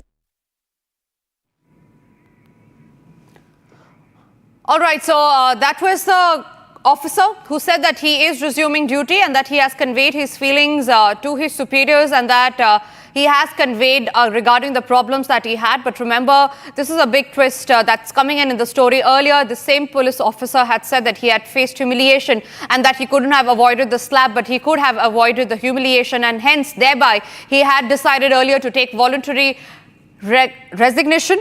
But now he has changed his decision. Remember, this incident comes from Dharwad in Karnataka, where during an event, it was the Chief Minister Siddaramaiah who nearly went on to slap the police officer who was on duty. Abhishek, my colleague, is joining us live from Bengaluru on that. Abhishek, is this twist in the story, is this move by the IPS officer voluntary, or was it done under pressure? Well, as of now, what we know is Bharmani wanted to resign from his services because of the humiliation he faced in the open stage in front of thousands of people who had gathered with respect to Congress protests against the union government of price hike, after which he resigned, saying that he was openly humiliated and there is no respect for the officers in this current government. After which he also spoke to the media stating that he has resigned his duties after having a conversation with the Home Minister and the Chief Minister in a written format. And also, he claims until the next orders, he will be resuming his work and he'll be disposing his duties as what the department requires. So we will have to wait and see if the Home Minister or the top up from the department has demanded that he continues his service or his resignation has been denied. We will have to wait for some more time to get the actual clarity from ASP Bharmani with respect to him starting his duties back in line. Back to you. Thank you very much for getting those details. Another story that's coming in from Karnataka again, and this is about the power tussle between the Karnataka Chief Minister Siddaramaiah and the Deputy Chief Minister D.K. Shivakumar, where BJP MP Basavaraja Bommai has raised fresh concerns over the alleged 2.5-year power sharing deal that was earlier decided on between the Chief Minister Siddaramaiah and the Deputy Chief Minister of Karnataka D.K. Shivakumar, calling it a major obstacle to governance. He claims that the deal left the state's administration in disarray, in a lurch, and as leaders struggle to secure their position. In response to the Chief Minister Siddaramaiah's recent remarks about completing a full 5-year term, Basavaraj Bommai, the BJP MP, has further questioned the stability of the Congress-led government in the state of Karnataka, suggesting that such statements fuel doubts among both party members and the public.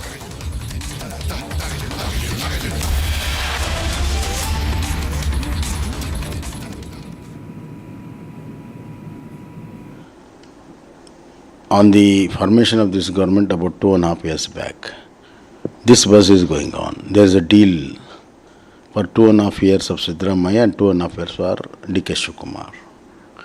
And this has got a lot of bearing on the stability of the government, administration, and as well as fight for corruption. Therefore, the Karnataka people are suffering. And every day there are statements from both sides MLAs and ministers speak. 1/6 change in leadership, and somebody says Siddaramaiah will there for 5 years.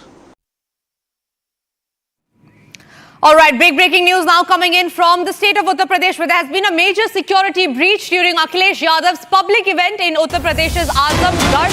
Now, this is after a youth jumped into the barricade, thereby dismissing the security that was there for Akhilesh Yadav. Now, remember, this happened as the security of Samajwadi Party President Akhilesh Yadav was breached during a public event in Uttar Pradesh's Azamgarh. Now, a video of the same has gone viral. It showed a youth jumping over the security barricade. He was later taken into custody by the police. That's the initial details that we are getting. We, however, have no details right now on who the youth is and what was his main target, main agenda. Ajay Dubey is joining us live on the broadcast on that. Ajay Dubey, what is the case all about? Why do we know the reasons on why this youth jumped the barricades and breached the security for the Samajwadi Party President Akhilesh Yadav? See, this is not happening with Samajwadi Party. Such events where in public is indisciplined activities of Samajwadi Party. This is always a discussion. They keep doing such things, keep disturbing, and this is also an example of such an incident. And right now, this is investigating this issue. As you can see in visuals, the policeman may have captured him.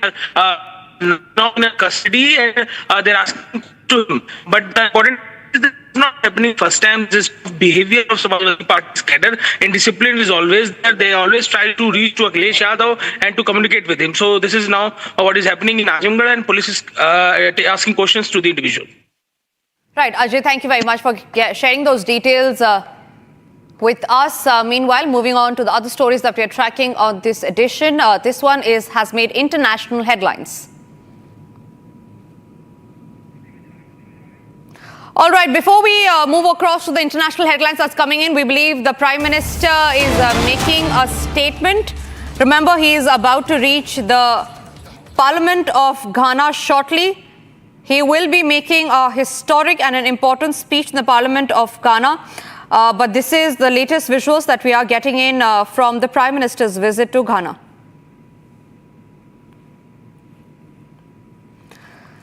It was just earlier today in the morning when the Prime Minister was awarded with the highest honor for distinguished statesmanship, influential global leadership. The Prime Minister held a bilateral as well. He held a bilateral meeting with the President of Ghana at the Jubilee House in Accra last night. Both leaders had discussed various ways to strengthen and deepen the bilateral relations. 4 MOUs, we learned, were also signed following the talks, including the areas of cultural exchange and traditional music. In his joint press statement following the talks, the Prime Minister announced that they have decided to give India-Ghana partnership the form of a comprehensive partnership. Now, Prime Minister Modi was also conferred with Ghana's highest state honor in recognition of his distinguished statesmanship and influential global leadership.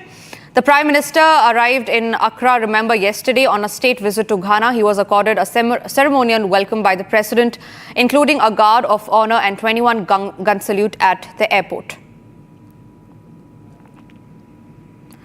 Now, these are the latest visuals that we are getting of the Prime Minister, who is visiting the Kwame Memorial Park in Ghana. The Prime Minister had arrived yesterday in Ghana. We learned that in just a short while from now, we will also be addressing the Ghana Parliament, and we will be covering that live. It's going to be a historic speech that the Prime Minister will be giving in the Ghana Parliament. It was just few hours back when the Prime Minister also held a bilateral meeting with the President of Ghana at the Jubilee House in Accra last night. Both leaders discussed various ways to strengthen and deepen bilaterals. In fact, the big breaking news was that the Prime Minister had announced that they have decided to give the India-Ghana partnership the form of a comprehensive partnership, thereby making a strong bond with Ghana. Prime Minister arrived on Ghana yesterday. It is a historic state visit, by the first Indian leader in 3 decades. The last such visit was made by Prime Minister P.V. Narasimha Rao in November 1995. Now remember, this visit is being hailed as a reaffirmation of the deep-rooted diplomatic and historical ties between the two nations. This was originally forged under the leadership of Ghana's first president and India's founding Prime Minister Pandit Jawaharlal Nehru. It marks the first stop on Prime Minister Modi's 5-nation tour, which will conclude at the BRICS summit, which is going to be held in Brazil.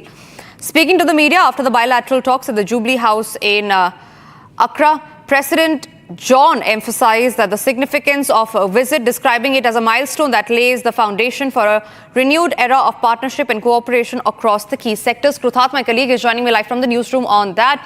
Kruthat, in just a short while from now, we will witness the historic speech of the Prime Minister in the Parliament of Ghana. Talk to us about why is it that this speech is going to be very, very historic.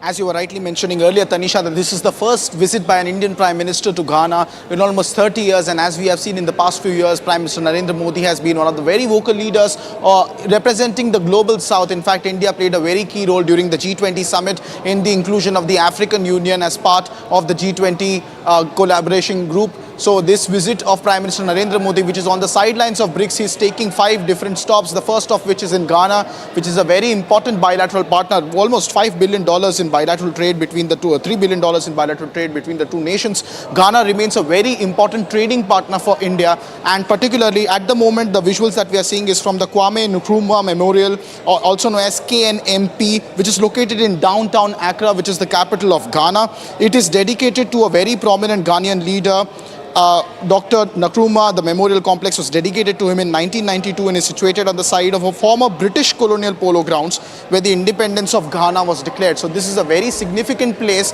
the location at which Prime Minister Narendra Modi is now in the decolonization journey of Ghana in their fight of independence. And Prime Minister Narendra Modi there jotting down his thoughts as he visits a very important site in downtown Accra, which is linked to the independence of Ghana also from the British. At the moment, Prime Minister Narendra Modi will also be talking about decolonization and the global south in the speech subsequently where he is set to address the parliament. Absolutely, Krutha. Thank you very much for sharing those details. It's time for us to now slip into a short break, but after the break, we'll get you more details of the Prime Minister's historic visit to Ghana. And in fact, in just a short while from now, the historic speech that the Prime Minister will be making in the Parliament of Ghana.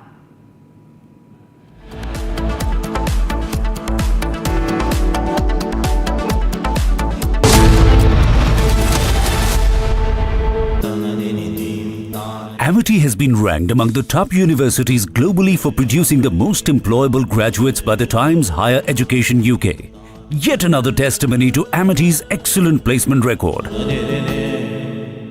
ये है secret recipe MDH का जीरा SIP जल जीरा मसाला SIP SIP जीरा SIP MDH का जल जीरा सिप MDH का जल जीरा सिप केसरिया से मन जोगी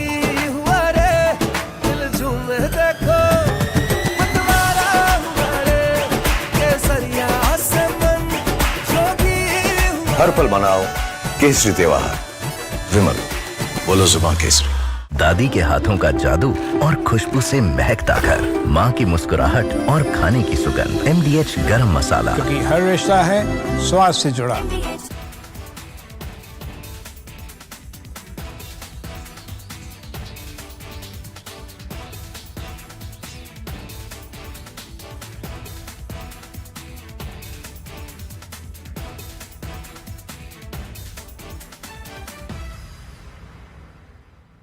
Future wars will be conducted based upon intelligence input gathered from enemy's territory. Suppose there is a war with Pakistan or China or even Indian Ocean region, then we have to know what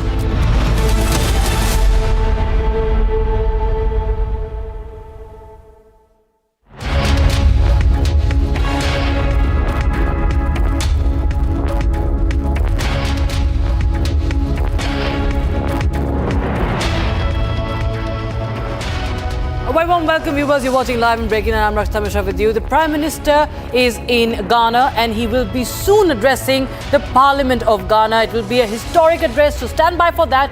Let's take a look at the headlines.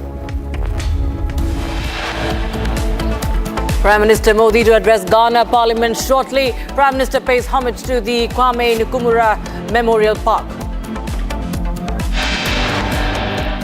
SpiceJet flight window panel pops out of its socket. Airline downplays incident, calls it cosmetic. Window frame. DGCA pulls up SpiceJet. Karnataka police officer who has tendered his resignation after humiliation by Karnataka Chief Minister resumes duties.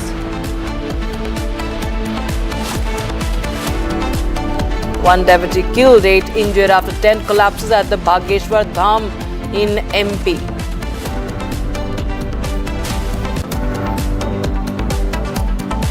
Shamik Bhattacharya is appointed as the new West Bengal BJP chief.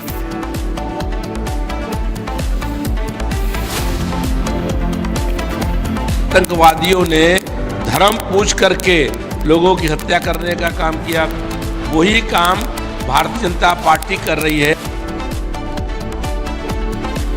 After S.T. Hassan, another SP leader insults Hindu faith. He also likens BJP to terrorists. Republic questions SP leader Ravidas Mehrotra. It's another huge win. Arnab hits 83.6% viewership, swells even further.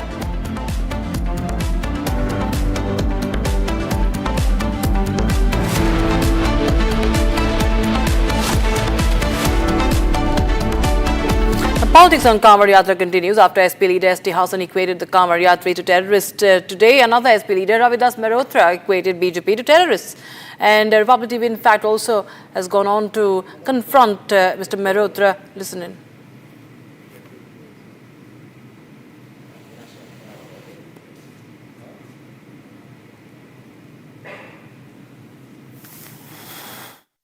कि पश्चिम बंगाल में निकल रही है कांवड़ यात्रा, और कांवड़ यात्रा में जो लोग दुकान लगाते हैं उनसे उनकी जाति और धर्म पूछा जा रहा है, और यहाँ तक कि उनकी पैंट खुलवा करके देखा जा रहा है कि ये किस धर्म के हैं।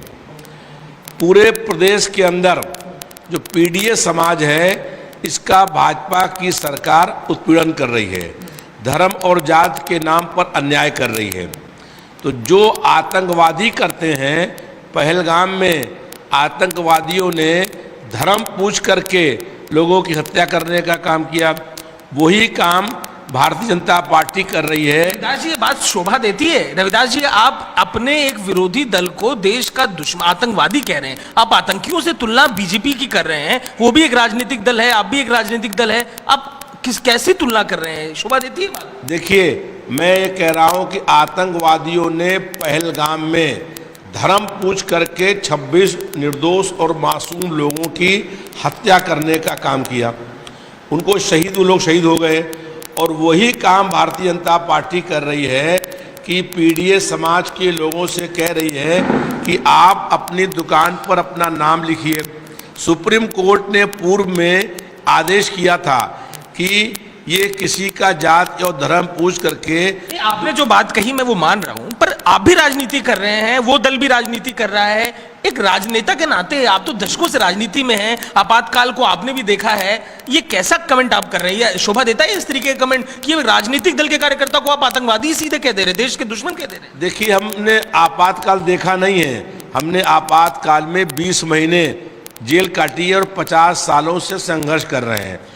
जो पार्टी सत्ता में है, अगर वो लोगों का जाति और धर्म पूछ करके दुकान लगाने देगी, अगर वो कहेगी कि तुम पीडीए समाज के लोग हो, तुमको हम दुकान लगाने नहीं देंगे, तो वो नफरत बढ़ाने का काम कर रहे हैं। कहाँ पे कहा है? कोई आपने कोई रिकॉर्ड देखा है, कोई कागज सरकार के ऑर्डर में देखा है कि पीडीए समाज को दुकान नहीं लगाने देंगे? जी, आप मालूम कर लीजिए, पश्चिम उत्तर प्रदेश के अंदर जो कांवड़ निकल रही है, उस कांवड़ यात्रा के अंदर जो लोग दलित लोग हैं वो दुकान नहीं लगा पा रहे हैं, जो मुस्लिम लोग हैं या पीडीए समाज के लोग हैं वो दुकान नहीं लगा पा रहे हैं। हर व्यक्ति को ये मौलिक अधिकार है कि वो दुकान लगाएं। अभी आपने देखा होगा, महाकुंभ का आयोजन हुआ, उसमें परिसर में कहीं पर भी जो मुसलमान लोग थे उनकी दुकान लगने दी, और जब वहाँ पर भगदड़ मच गई तो वहाँ पर जो समाज के लोग थे, धर्म के लोग थे, उन लोगों ने अपने घर में रख करके घायलों की रक्षा करने का काम। बात आप बिल्कुल ठीक कह रहे हैं, ये तो समाज के बीच की बात है, पर क्या राजनीति इतनी गिरावट तक चली जानी चाहिए कि राजनेता एक दूसरे से इतनी नफरत करने लगे कि आतंकी ही एक दूसरे को कहने लगे? शोभा देती है बात? देखिए, हमारा कहना ये है, हमने ये कहा कि भारतीय जनता पार्टी और आतंकवादी दोनों एक ही सोच रखते हैं, और वो सोच ये है कि धर्म और जात पूछ करके हमला कर रहे हैं। वो जो आतंकी आए थे विधायक जी, वो जो आतंकी आए थे, लोगों को गोली मारने के बाद उनके परिजनों से कह के गए थे कि जाओ मोदी को बता देना, ये कह के गए थे, और आप उसी नेता की पार्टी के लिए आज तक वो आतंकी गिरफ्तार क्यों नहीं हुए? वो आतंकी वहां पर पहलगाम में कैसे आगे जनता पूछ रही है, और उसके बाद वहां से धर्म पूछ करके गोली मारी। आपका सवाल बिल्कुल लाजमी है, सवाल सरकार से पूछने वाला सवाल है, पर इस सवाल के साथ जो बात आप कह रहे हैं, जो तुलना आप कह रहे हैं, जस्टिफाई कैसे करेंगे उसको? देखिए, हम इस तरह करेंगे कि भारतीय जनता पार्टी की सरकार नफरत फैला रही है और जो दलित लोग हैं वो आप पर आरोप लगा रहे हैं कि आप आगरा में ठाकुर बनाम जो दलित है वो कर रहे हैं, इटावा में आप ब्राह्मण बनाम यादव कर रहे हैं। नफरत पर आरोप भाजपा आप पे लगा रही है, आप भी एक आरोप लगाते हैं, पर सीधे आतंकी कह देना। देखिए, आगरा में भी और इटावा में भी दोनों स्थानों पर भारतीय जनता पार्टी ने पहल करी है। वहां पर आगरा में जो रामजी लाल सुमन हैं, उनके घर पर बाकायदा पूरा हमला हुआ और हमला होने के बाद आगजनी हुई। ऐसे ही इटावा में एक धर्म का प्रचारक कर रहा था, वो बैकवर्ड जात का था, इसलिए उसके ऊपर हमला करने का काम किया। तो आज हम ये कहने के लिए मजबूर हो गए हैं कि भारतीय जनता पार्टी की सरकार जो है वो पीडीए समाज का उत्पीड़न कर रही है, अन्याय कर रही है, जुल्म कर रही है और तानाशाही के माध्यम से अब जो आदमी सरकार की आलोचना करता है उसको ये कह देते हैं कि राष्ट्रद्रोही है। अब हम ये बात कह रहे हैं कि दोनों करिए राष्ट्र की, करिए आलोचना, सरकार की आलोचना, राजनीतिक दल की आलोचना, ये गलत थोड़ी ना है, लेकिन ऐसी आतंकी कह देना, आपको लगता है कि ये भावना होगी? आप बीजेपी के नेताओं के संग उसी विधानसभा में आप बैठते हैं, विधायकी में चुनकर आप भी आए। हमने उनको आतंकी नहीं कहा है, हमने कहा कि आतंकवाद जो लोग फैला रहे आतंकी हैं वो भी धर्म पूछ करके हत्या कर रहे हैं और भाजपा की सरकार भी धर्म और जाति पूछ करके दुकान लगाने दे रही है। अब अगर कोई दलित वर्ग का व्यक्ति है और वो दुकान लगा रहा है तो उससे कह रहे हैं कि तुम अपना नाम लिखो, अपना नाम बताओ कि तुम्हारा किस जाति के हो, किस धर्म के हो। तो इस तरीके से भाजपा की सरकार नफरत फैलाने का काम कर रही है। Meanwhile, the BJP has slammed the Samajwadi Party for politics on the Kanwar Yatra and insulting Sanatan Dharm. Listen into reactions coming in from the BJP. Samajwadi party किस प्रकार के बयान दे रही? पहले कांवड़ यात्रा में शामिल होने वाले लोगों को गालियां देना, उनको नफरती कहना, उनकी तुलना पहलगाम के आतंकियों से करना, और अब समाजवादी पार्टी के वरिष्ठ नेता ने पूरी भारतीय जनता पार्टी और उसके तमाम कार्यकर्ता, करोड़ों कार्यकर्ता, उसके Live shots coming in from Ghana, where the Prime Minister is all set to address the Parliament of Ghana. This is going to be a historic visit, and viewers, of course, trade has been doubled. UPI is going global. 4 MOUs have already been signed between India and Ghana. He's in Accra of Ghana, and it's a historic visit in the African nation. He has been conferred with the highest state honor, the Officer of the Order of the Star of Ghana. This is the live visual that coming in from the Parliament of Ghana, where the Prime Minister is seated, and he will be shortly addressing the Parliament of Ghana. In fact, he has been awarded the Officer of the Order of the Star of Ghana, and it's a top honor for the Prime Minister. It was presented during his visit to Ghana. It's a first visit by an Indian Prime Minister in more than 30 years. It has its own significance. And in fact, he has been conferred with 24 global awards, including the countries from Palestine and Russia this year. In total, in fact, as tweeted by BJP ID cell chief. All right, so in just a few moments from now, we understand that the Prime Minister will be addressing the Parliament of Ghana. And in fact, this is the first visit by an Indian Prime Minister in the African country in over 30 years. He was greeted with chants of Hare Ram, Hare Krishna yesterday when he landed. And he held a delegation-level meeting with President Mahama at the Jubilee House as well. And he was also presented with a ceremonial guard of honor. And later, of course, the highest civilian honor by the President, John Mahama. And of course, warm gestures there, underscoring the deep-rooted friendship between the two nations, but taking this a step ahead with this historic 5-nation tour. As part of the Prime Minister's 5-nation tour, Prime Minister also spoke about terrorism. He spoke about strengthening mutual cooperation in counter-terrorism. He was very clear in that message, and He's in Ghana right now. He's set to visit Trinidad and Tobago on the 3rd and 4th of July. He'll be leaving for Trinidad and Tobago today, and then it will be followed by his visit to Argentina. And the last stop in his tour will be Namibia, and that is going to be a historic visit. So it's a 5-nation visit of the Prime Minister, and right now he's in Ghana. India and Ghana signing 4 memorandums of understanding to strengthen bilateral ties. And the MOU includes a cultural exchange program to deepen cooperation in art, music, dance, literature, and heritage. MOU between the Bureau of Indian Standards and the Ghana Standards Authority to enhance collaboration in standardization and certification. Commendation, the presence of His Excellency Shri Narendra Modi, the Prime Minister of the Republic of India, in this August House. You know, even before independence, we took a lot of inspiration from India, right up from the formation of student groups in London up to the time of their independence on the 15th of August, 1947. His Excellency, the Prime Minister, is here to address the House pursuant to Order 67-1K of the Standing Orders of Parliament of Ghana. On behalf of leadership and honorable members, it is my privilege and singular honor to welcome His Excellency, the Prime Minister of the Republic of India, to this August House. Honorable members, with your indulgence, I have the greatest pleasure to invite His Excellency to address the House.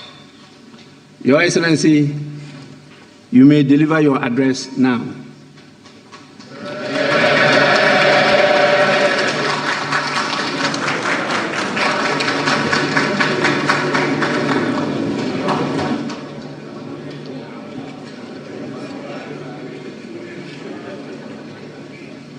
The Right Honorable Speaker,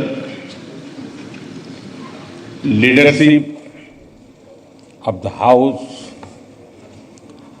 honorable members of Parliament,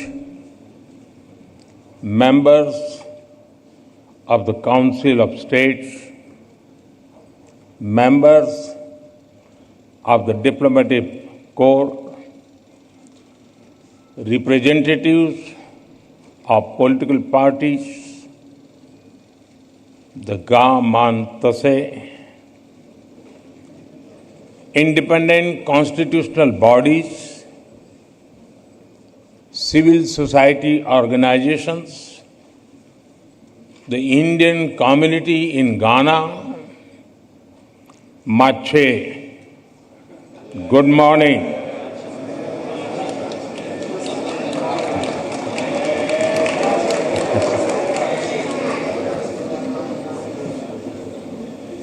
I'm deeply honored to address this esteemed House today.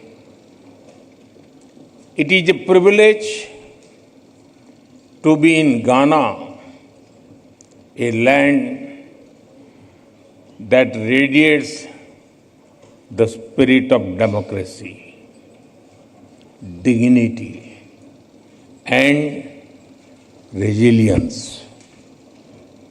As the representative of the world's largest democracy, I bring with me the goodwill and greetings of 1.4 billion Indians.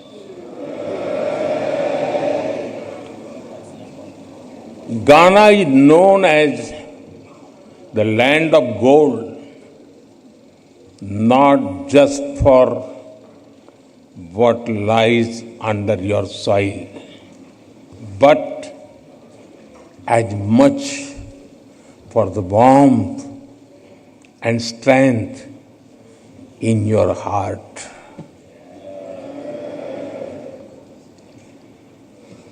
When we look at Ghana, we see a nation that shines with courage, that rises above history, that meets every challenge with dignity and grace. Your commitment to democratic ideals and inclusive progress truly makes Ghana a beacon of inspiration for the entire African continent. Friends, last evening was a deeply moving experience. Receiving your national award from my dear friend, President Mahama, is an honor. I will always cherish that. इस सम्मान के लिए मैं 140 करोड़ भारतीयों की तरफ से घाना के लोगों का आभार व्यक्त करता हूं।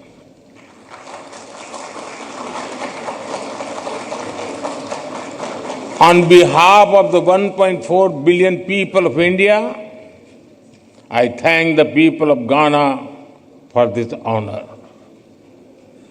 I dedicate it to the enduring friendship and shared values that bind India and Ghana.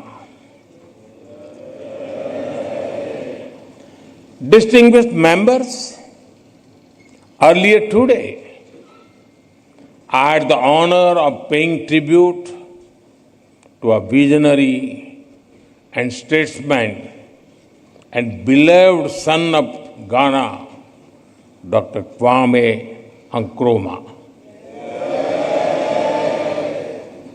He once said, "The forces that unite us are intrinsic and greater than the superimposed influences that keep us apart." His words continue to guide our shared journey. His vision was a democratic republic built on strong institutions. True democracy promotes discussion and debate. It unites people. It supports dignity and promotes human rights. Democratic values may take time to grow, but it is our responsibility to preserve and nurture them. Friends, India is the mother of democracy. हमारे लिए लोकतंत्र एक system नहीं बल्कि संस्कार है। हजारों वर्षों से लोकतंत्र ने भारतीय समाज को निरंतर गति दी है। For us democracy is not merely a system. It is a part of our fundamental values. From thousands of years ago, we have examples of centers like Vaishali. The Rig Veda, one of the world's oldest scriptures, says, "Ano bhadraha kratavo yantu vishwatah." It means let good thoughts come to us from all directions. This openness to ideas is the core of democracy. India has over 2,500 political parties.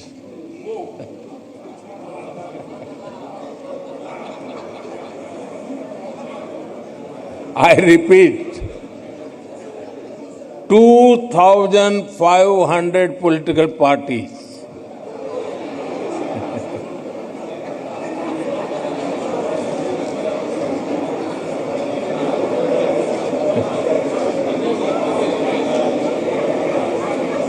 Twenty different parties governing different states. 22 official languages, thousands of dialects. This is also the reason that people who came to India have always been welcomed with open hearts. The same spirit helps Indians integrate easily wherever they go. Even in Ghana, they have blended into society just like sugar in tea.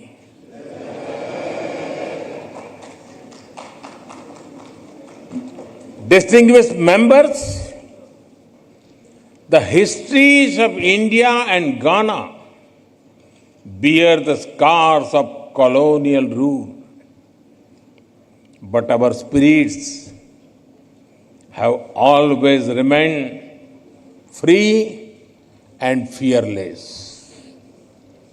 We draw strength and inspiration from our rich heritage. We take pride in our social, cultural, and linguistic diversity. We built nations rooted in freedom, unity, and dignity. Our relationship knows no bounds. And with your permission,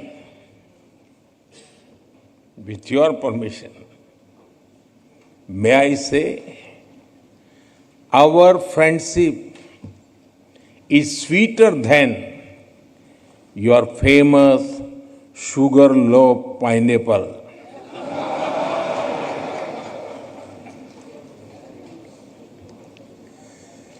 With President Mahama, we have decided to elevate our ties to a comprehensive partnership.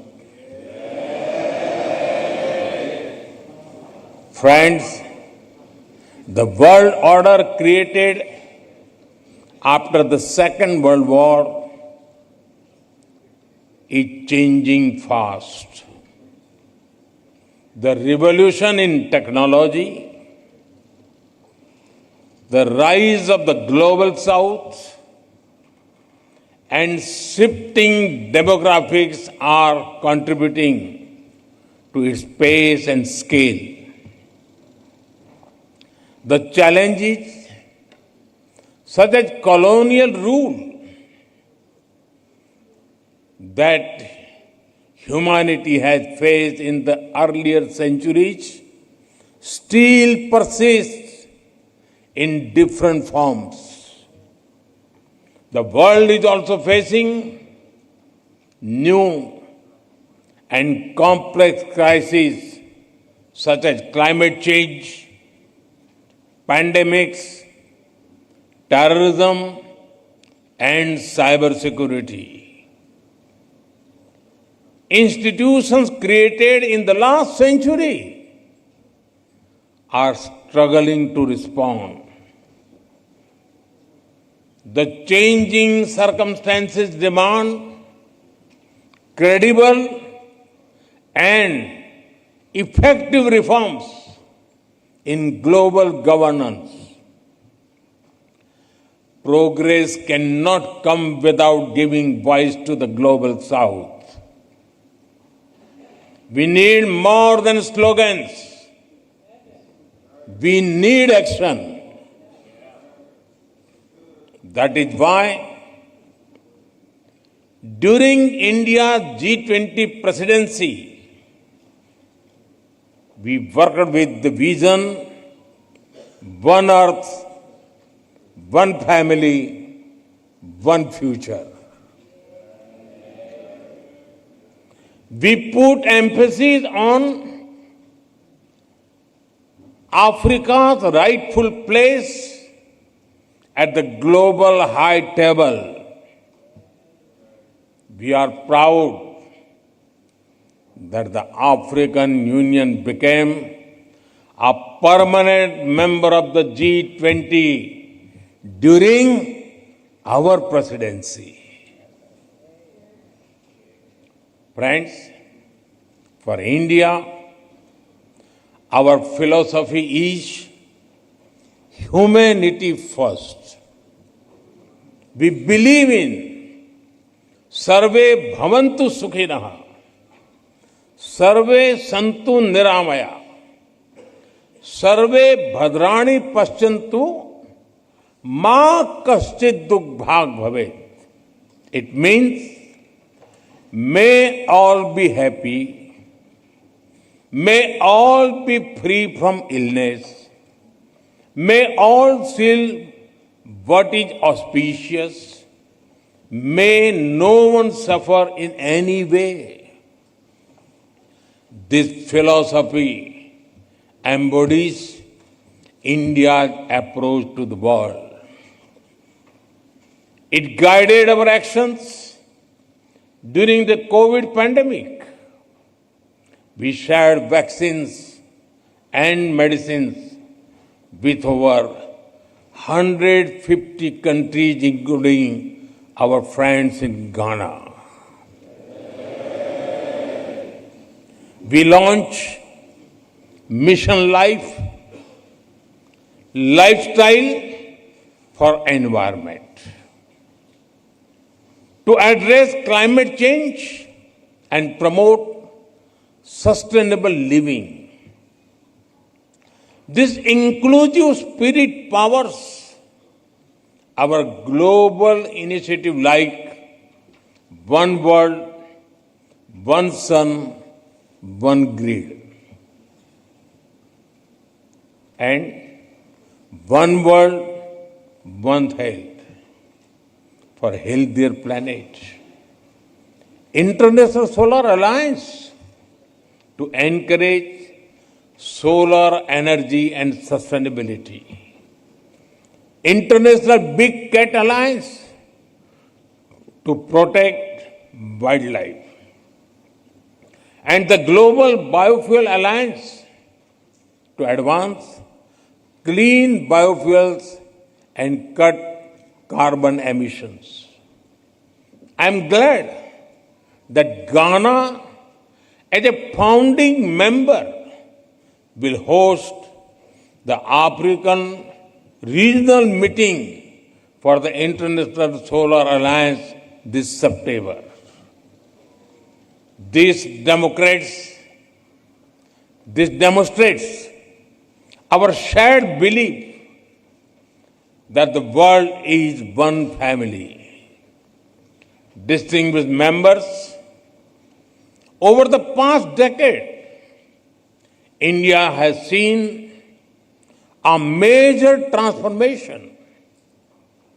The people of India have reposed their faith in peace, security, and development. Last year, they re-elected the same government for the third consecutive time. Something that happened after more than 6 decades.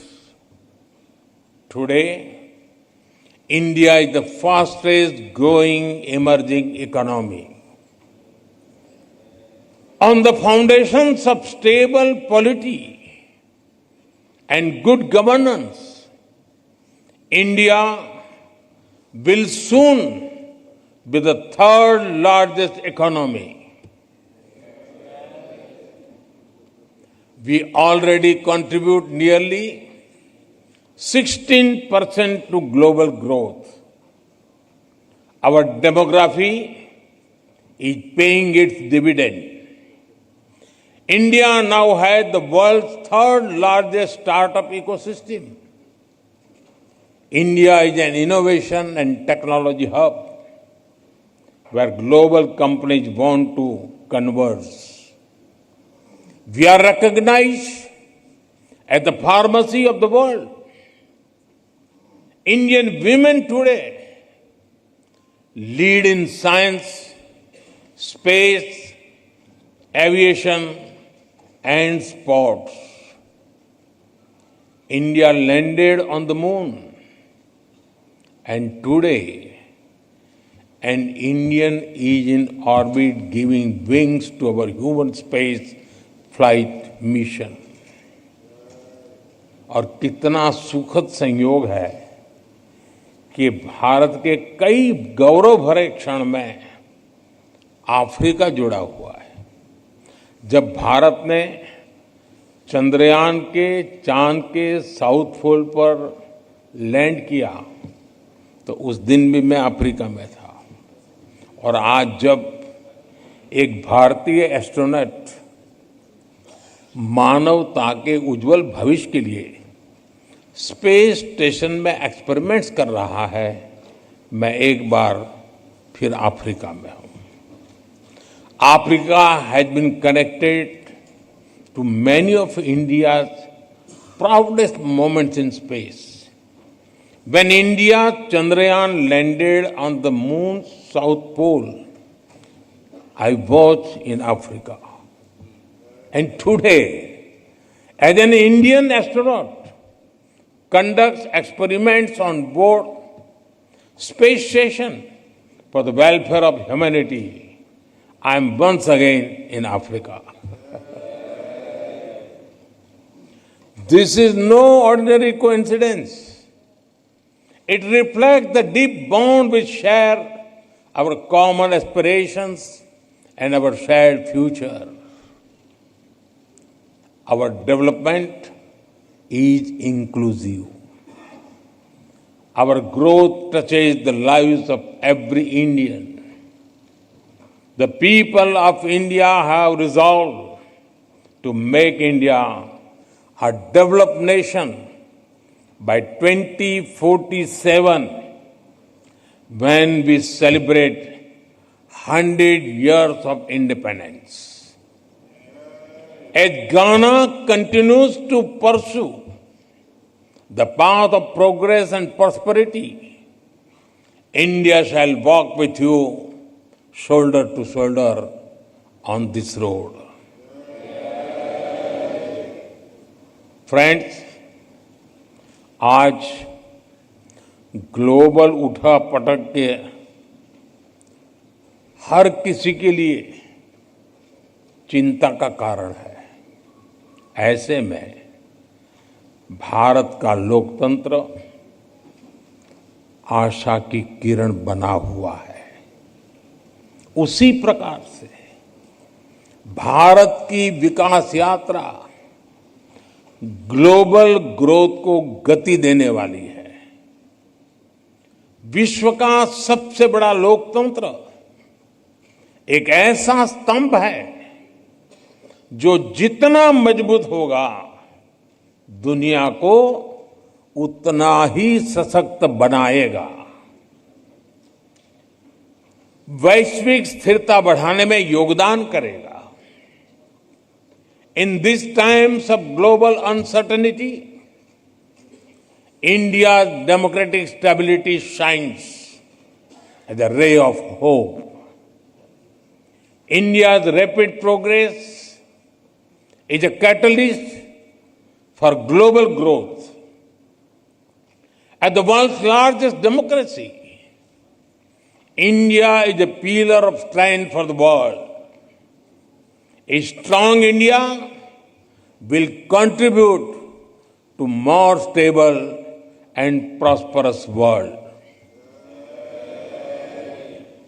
After all, our mantra is सबका साथ, सबका विकास, सबका विश्वास, सबका प्रयास. It means together for everyone's growth, with everyone's trust and effort. India remains a committed partner in Africa's development journey. We support Africa's Development Framework Agenda 2063 to secure a bright and sustainable future for its people. Africa's goals are our priorities.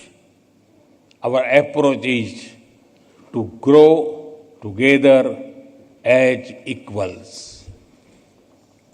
Our development partnership with Africa is demand-driven.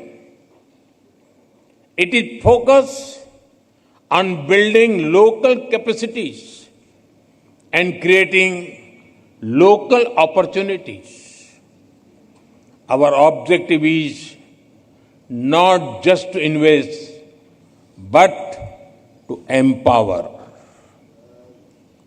to help develop self-sustaining ecosystems. It is my honor to give further momentum to this partnership. In 2015, we hosted the India-Africa Summit. President Mahama was one of our esteemed guests. In 2017, India hosted the annual meeting of the African Development Bank. We have expanded our diplomatic presence to 46 countries across Africa. Over 200 projects across the continent enhance connectivity, infrastructure, and industrial capacity. Every year, our India-Africa Business Conclave generates new opportunities. In Ghana, we inaugurated the Tema-Pakdan railway line last year. It is the largest infrastructure project in this part of the African region. We welcome Ghana's own efforts to accelerate economic integration under the African Continental Free Trade Area.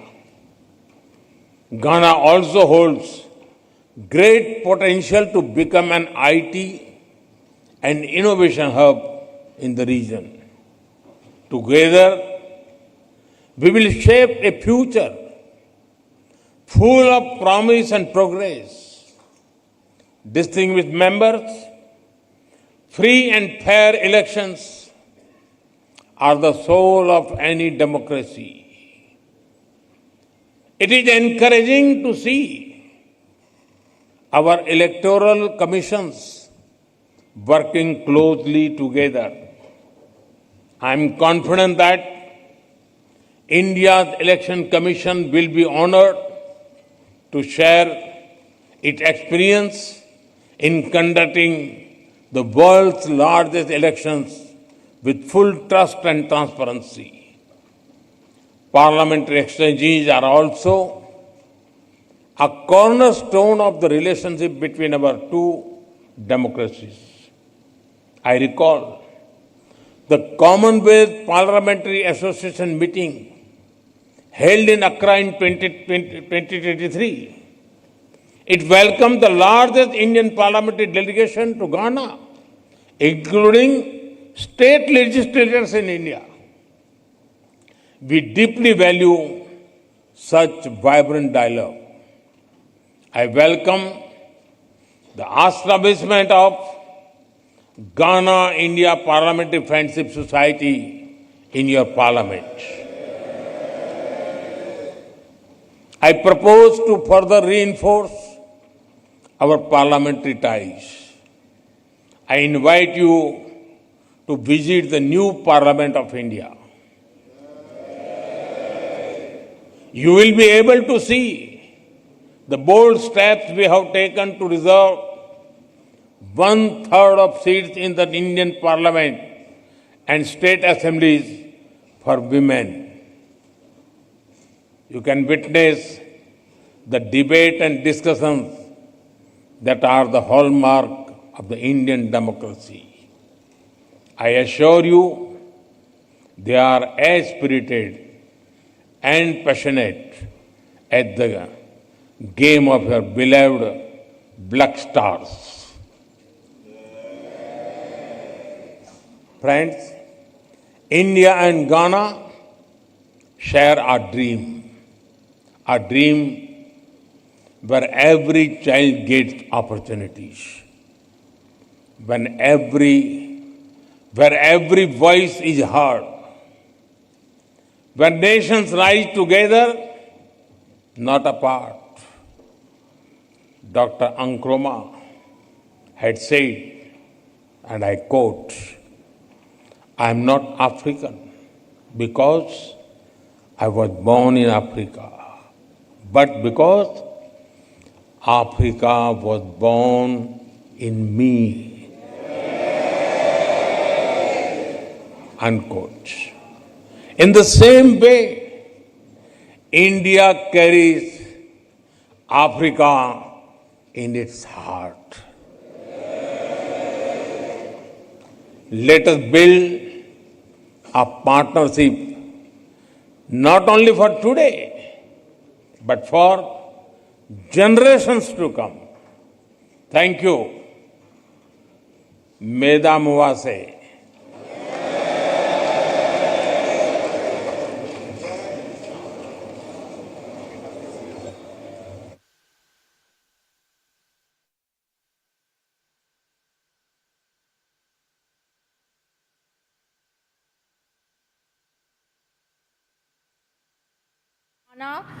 Addressing the Ghana's parliament, he said India and Ghana elevated their ties to the level of comprehensive partnership.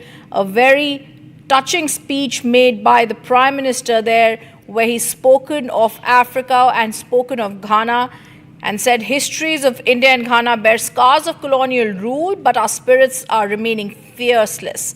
He said India is the mother of democracy and also spoke and thanked Ghana for the national honor. Addressing the House, he said the greetings of 1.4 billion Indians have been brought with him. He also said India is not just a partner but a co-traveler in Ghana's development journey. It's clear that this historic bilateral visit strengthening ties between India and Ghana after 3 decades. He thanks Ghana, and democracy, he said, is a part of our core values.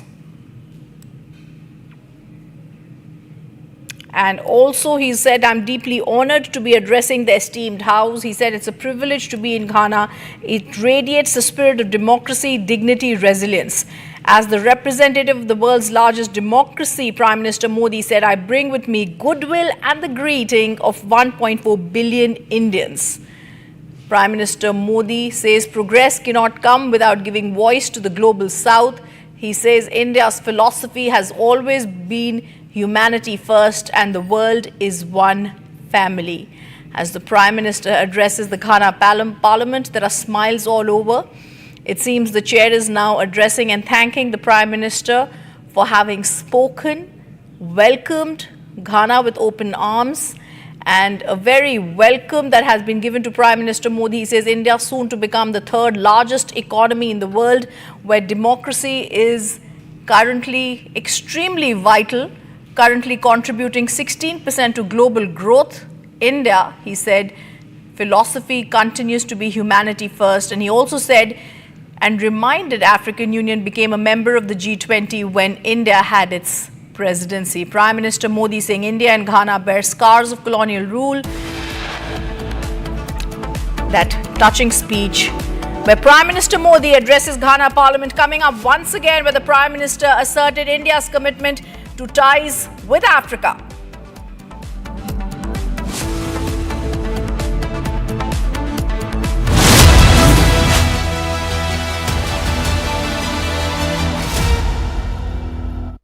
दादी के हाथों का जादू और खुशबू से महकता घर, माँ की मुस्कुराहट और खाने की सुगंध। MDH गरम मसाला, क्योंकि हर रिश्ता है स्वाद से जुड़ा। केसरिया से मन जोगी हुआ रे, दिल झूमे देखो मतवारा हुआ रे। केसरिया से मन जोगी हुआ। हर पल मनाओ केसरी त्योहार। विमल, बोलो जुबान केसरी। ये है सीक्रेट रेसिपी MDH का जीरा सिप जल जीरा मसाला। सिप सिप जीरा सिप MDH का जल जीरा सिप MDH का जल जीरा SIP.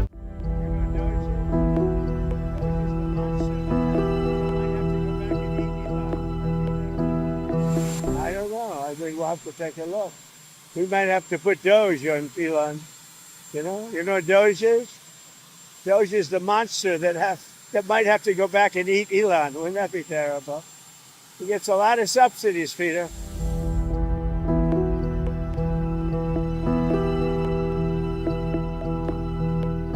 His rocket company is the only reason we can now send America astronauts into space. Take over, Elon. Yes,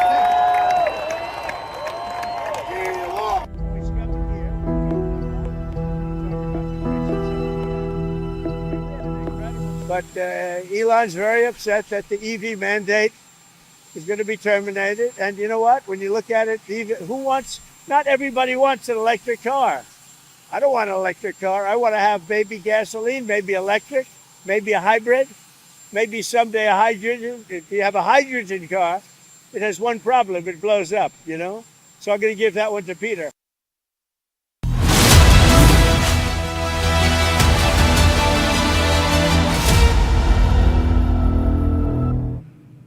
Good evening. We continue to be on our top broadcast, getting you breaking news that's just coming in from Chicago this time. 3 people were killed and 16 have been wounded in the mass shooting incident outside a nightclub at Chicago in the United States. As per reports, police have now said multiple people have been shot in the drive-by shooting. The incident that took place outside the Artist Lounge nightclub. People were exiting the venue after an album release party for rapper Mellow Bucks. And these are the visuals on the screen. We advise precaution while viewing the visuals. Horrific. 3 of the 5 people shot, we're coming to know, have expired. Artist Lounge mass shooting death. 3 have been killed, 16 are injured in the drive-by attack after the Mellow Bucks album party in downtown Chicago on the night of Wednesday, June. We're now being told chaos erupted in the heart outside downtown Chicago as gunfire shattered the air outside the nightclub. Abhishek Kapoor, our senior executive editor, joining us on the line.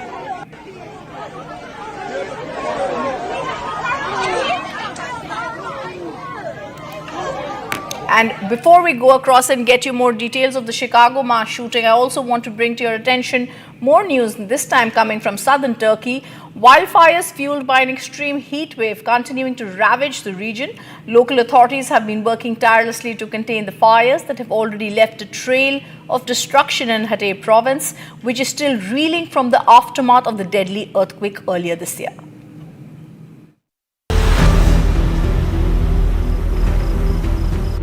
Wildfires in southern Turkey, fueled by an extreme heat wave, are partially under control according to local authorities.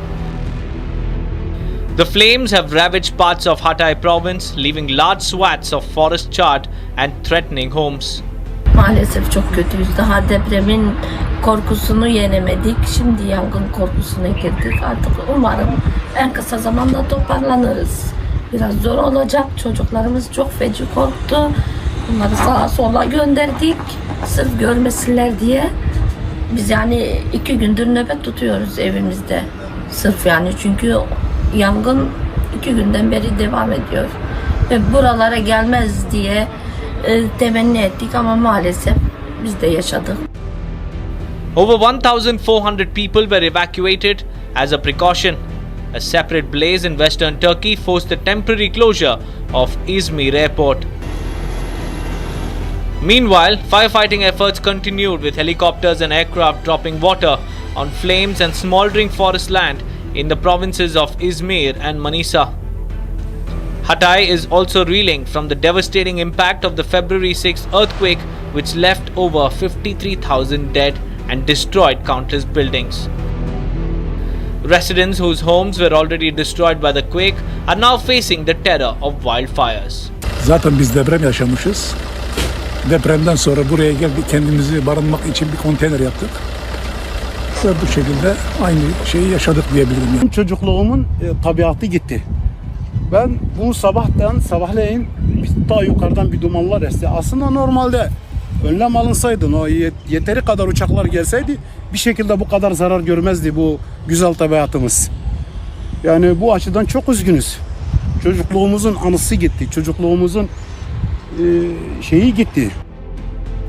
As extreme heat continues in the region, authorities are urging residents to remain on high alert through October 15th. A local lamented the destruction, saying that childhood memories and lives. A ferry carrying 65 people sank near Indonesia's resort island of Bali on Wednesday. The National Search and Rescue Agency there stated the KMP Tunu Pratama Jaya sank almost half an hour after leaving East Java's Ketpang port. 4 bodies have been recovered. 29 people have been rescued so far. Watch on.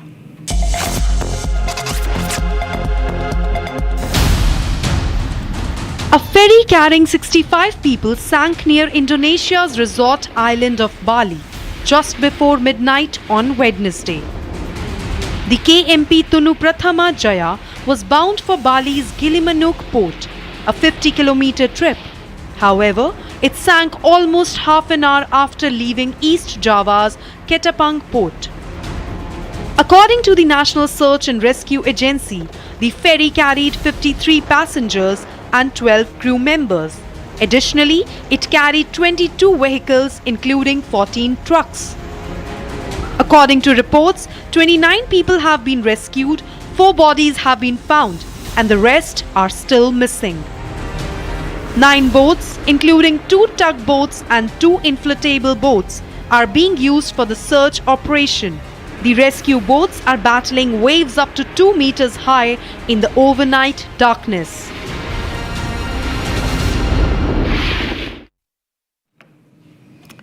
Let's also look at news that's making headlines across the nation. A woman and her son were found murdered in the Lajpat Nagar 1. The police had received a PCR call from Kuldeep, the husband of the deceased, stating that no one was answering the doors or calls. He noticed bloodstains near the gate and the staircase. Upon arrival, police forcefully entered the house, discovered the bodies of 42-year-old Ruchika and her 14-year-old son. The accused, Mukesh, has been apprehended by UP police while attempting to flee on a train at Deen Dayal Upadhyay Junction. 17 medical camps have been established from Nashri Tunnel to Navyug Tunnel at Langar sites and lodgement centres. Ramban CMO Dr. Kamal G. Zadu said these facilities are set up by the health department. Many hospitals with indoor beds, labs, ECG units, cardiac monitors have also been installed at the Yatri Niwas, Chandarkot and Lambhar ground. 2 ambulances stationed at each site, with 4 more provided by NHI and the local administration for Yatra duty. Uttarakhand Chief Minister Pushkar Singh Dhami chaired a review meeting on Kanwar Mela 2025 preparations at the City Control Room in Haridwar.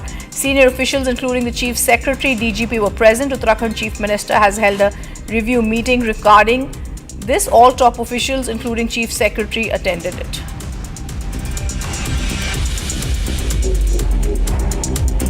Chief Minister of Uttarakhand also announced a temporary halt to the Char Dham Yatra due to adverse weather. He said the pilgrimage will resume when conditions improve and it is safe to proceed.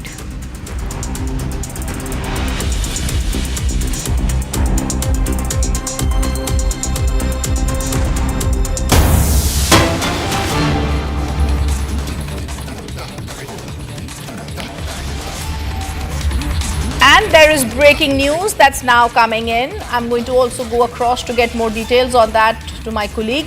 Pakistan hockey team is going to be allowed to compete at Asia Cup. This is the sports ministry sources that are giving this to us. And as we break this story, the only question that India is asking is this green signal from the ministry, the sports ministry? How really are we boycotting Pakistan? The big breaking news that's now coming in. Pakistan hockey team is going to be travelling to India for the Asia Cup and the Junior Hockey World Cup. Sports ministry sources confirm that clearances have been granted by the MHA, MEA and the sports ministry. But the bigger question is why? Why after the Pahalgam attack are we even having these? And why are we even having this? Why is there not a complete and total boycott of Pakistan? Pakistan hockey team, our sources tell us, will not be stopped from competing in Asia Cup next month. We are not against any team competing in India in a multinational competition. Bilateral is different, it's been said.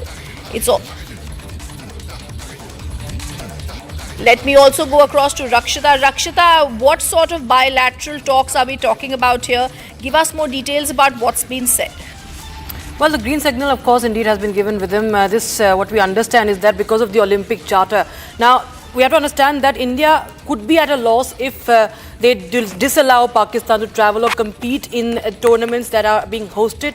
It could lose its chance to host the Olympics in 2036 or even the Commonwealth Games in the year 2030 if India wins the bidding. Of course, India is in the race for to host the Olympic Games in 2036 and also the CWG in 2030. And if at all there are reports, what we understand is that if India will not allow Pakistan to travel or compete in the tournaments being hosted at home, it will deter the chances of it winning that bid to host these mega events. And not just hockey, of course, there are many others like athletics, shooting. There are big tournaments that are lined up for 2025.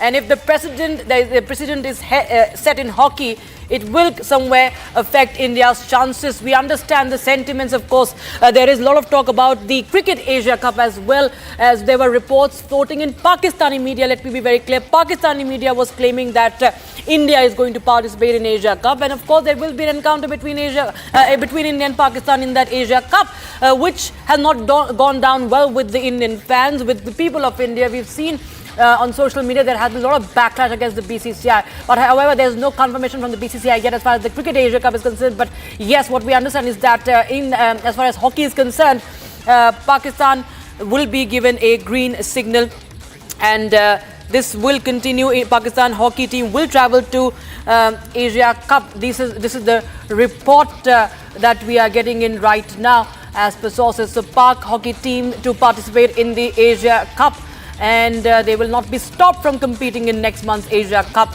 And what we understand is that it's a multinational competition, viewers, and international sports constraints. The demands, of course, we've seen time and again in other sports as well, like cricket in the ICC tournaments as well. There are a lot of things at stake when we talk about such multilateral events. And this is it's not just about this current event, but it's also about India being in the race for hosting the Olympics after a few years, in a little more than 10 years from now, or even before that, the CWG Games. So what we understand is it could be the reason.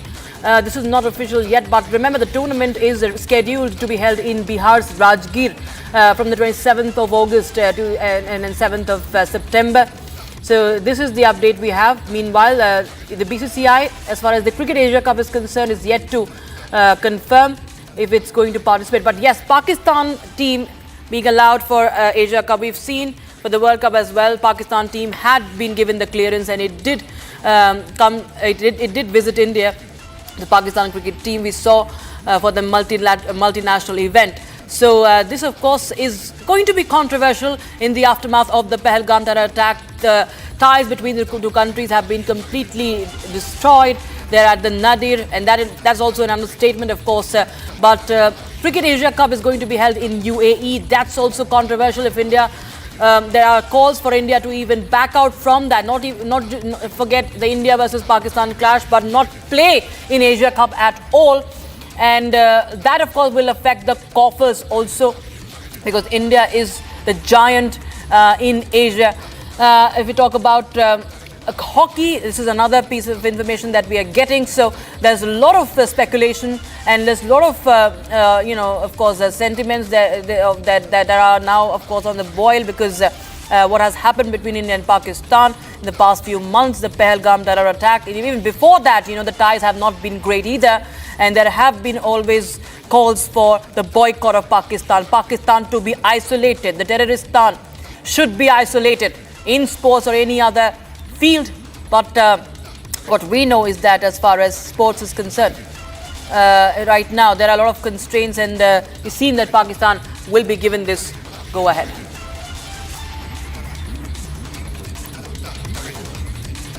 All right, we shift our focus to our breaking news coming in right now. Viewers, former US President, the current US President Donald Trump and the Ukrainian President Volodymyr Zelensky are expected to speak on the 4th of July. The call will focus on the sudden stop in some key US weapon supplies to Ukraine. So the key Trump-Zelensky talks to be held.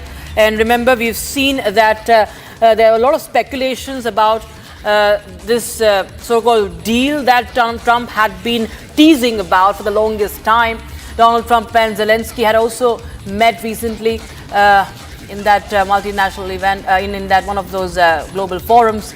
But now this is going to be a talk, one-on-one talk between Trump and Zelensky. Of course, it's very interesting to see what sort of talks are going to happen, because Zelensky was completely humiliated at the White House by Donald Trump the last time they both held a bilateral, and Zelensky was in the United States. But this is another round of talks that's going to happen between the two leaders. Volodymyr Zelensky, the Ukrainian president, and the US President Donald Trump will be holding these talks on the 4th. In fact, they had met on the sidelines of NATO summit as well, in The Hague as well. But this time, of course, in fact, Zelensky had back then, a week ago, called the talks with Trump substantive amid the push for Ukraine ceasefire.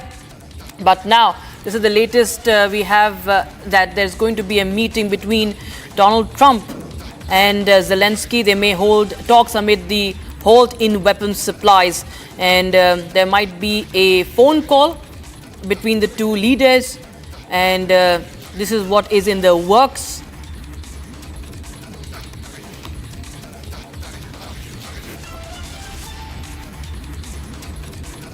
Shifting focus back home now, Karnataka Chief Minister has sparked another row. Siddaramaya's 28th of April video, where he's seen attempting to slap a senior IPS officer, is going viral. And the officer, Narayana Baramani, initially tendered his resignation.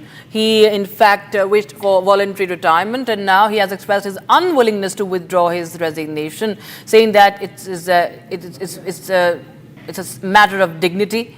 And now the officer has said that he has expressed his feelings to his seniors. He has, meanwhile, resumed duty, continues to perform his duties, day-to-day duties, till the time a call is taken on his resignation. Listen in to what Mr. Baramani has said. ಇರೋದರಿಂದ ನನ್ನ ಭಾವನೆಗಳನ್ನು ನನ್ನ ಮೇಲಾಧಿಕಾರಿಗಳಿಗೆ ತಿಳಿಸಿದ್ದೀನಿ. ಈ ಕುರಿತು ನನ್ನ ಮೇಲಾಧಿಕಾರಿಗಳು ಮತ್ತು ಸನ್ಮಾನ್ಯ ಮುಖ್ಯಮಂತ್ರಿಗಳು ಮತ್ತು ಸನ್ಮಾನ್ಯ ಗೃಹ ಸಚಿವರು ಕೂಡ ನಮ್ಮ ಜೊತೆಗೆ ಮಾತಾಡಿದರು. ಈಗ ನಾನು ದೈನಂದಿನ ಕೆಲಸಕ್ಕೆ ಹಾಜರಾಗ್ತಾ ಇದ್ದೀನಿ. ಸರ್ ಏನಾದರೂ ಈಗ ಅಕ್ಸೆಪ್ಟ್ ಮಾಡ್ತಾರ ಸರ್? ಏನಾಗ್ತದೆ ಇರೋದರಿಂದ ನನ್ನ ಭಾವನೆಗಳನ್ನು ನನ್ನ ಮೇಲಾಧಿಕಾರಿಗಳಿಗೆ ತಿಳಿಸಿದ್ದೀನಿ. ಈ ಕುರಿತು ನನ್ನ ಮೇಲಾಧಿಕಾರಿಗಳು ಮತ್ತು ಸನ್ಮಾನ್ಯ ಮುಖ್ಯಮಂತ್ರಿಗಳು ಮತ್ತು ಸನ್ಮಾನ್ಯ ಗೃಹ ಸಚಿವರು ಕೂಡ ನಮ್ಮ ಜೊತೆಗೆ ಮಾತಾಡಿದರು. ಈಗ ನಾನು ದೈನಂದಿನ ಕೆಲಸಕ್ಕೆ ಹಾಜರಾಗ್ತಾ ಇದ್ದೀನಿ. ಸರ್ ಏನಾದರೂ ಈಗ ಅಕ್ಸೆಪ್ಟ್ ಮಾಡ್ತಾರ ಸರ್? ಏನಾಗ್ತದೆ?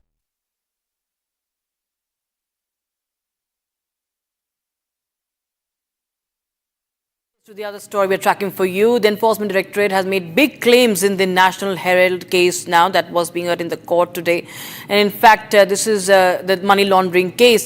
Agency says, the ED has said that Congress leaders Sonia Gandhi and Rahul Gandhi used a company called Young Indian to take over the property worth 2,000 crore rupees from Associate Journals Limited. The ED calls it a classic case of money laundering and says that everyone involved will be held accountable. So, viewers, of course, we'll try and get you more details of that. But there you have the crux of the matter. Sonia Rahul holds 76% of shares in Young India.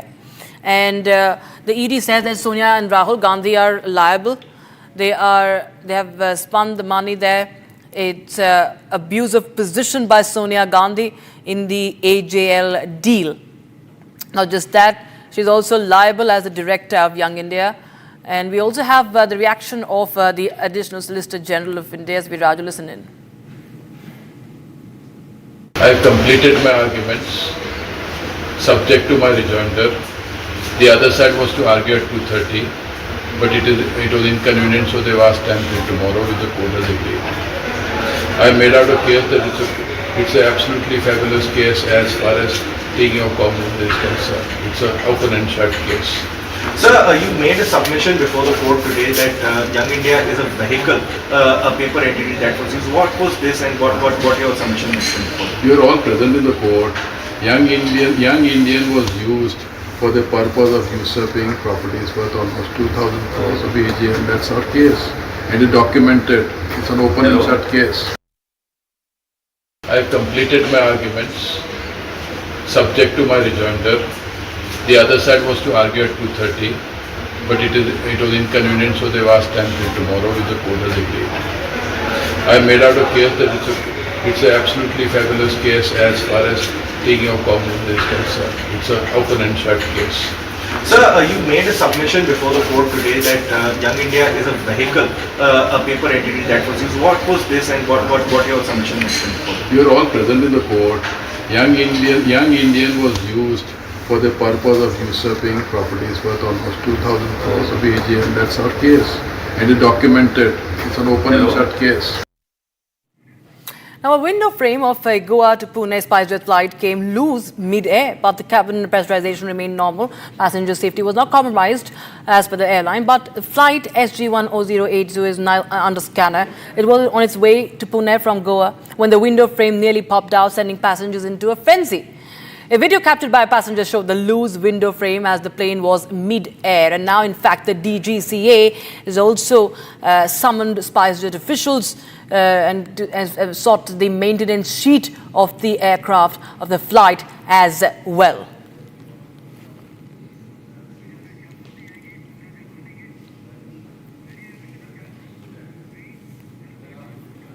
The much-awaited annual Amarnath Yatra has officially begun from today, marking the start of a spiritual journey that draws thousands of devotees to the holy shrine in Jammu and Kashmir. As the first batches of pilgrims set off from the twin base camps of Bilateral and Nunwan, tight security measures have been implemented to ensure the safety and smooth pilgrimage. Here's a report.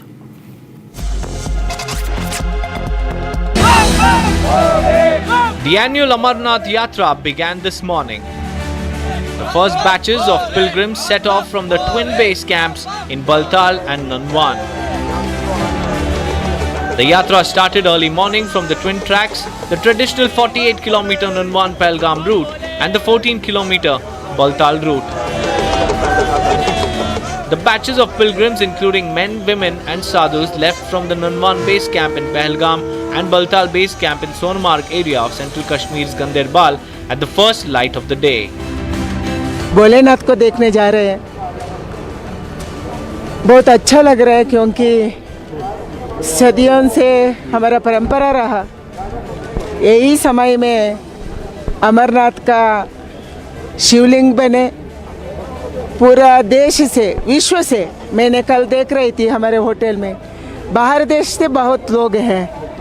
ऐसे विश्व का लोग आए भगवान को देखे, हम सबको भगवान आशीर्वाद करे। सबके लिए मैं अपने देश के लिए दुआ करती हूँ कि सब स्वस्थ रहे, तंदुरुस्त रहे और मस्त रहे। बहुत अच्छा लग रहा है। उम्मीद नहीं थी कि हम लोग यहाँ आएंगे। पहले जगताते मैं हालांकि मैं 2-3 साल से आ रही हूँ, बट पहली बार मैं पहले जगताते में मतलब पहली यात्रा पहले कर रही हूँ। अब बता नहीं सकते कितनी खुशी है। The chants of Bam Bam Bole filled the air as the batches were flagged off by senior officials from the respective base camps.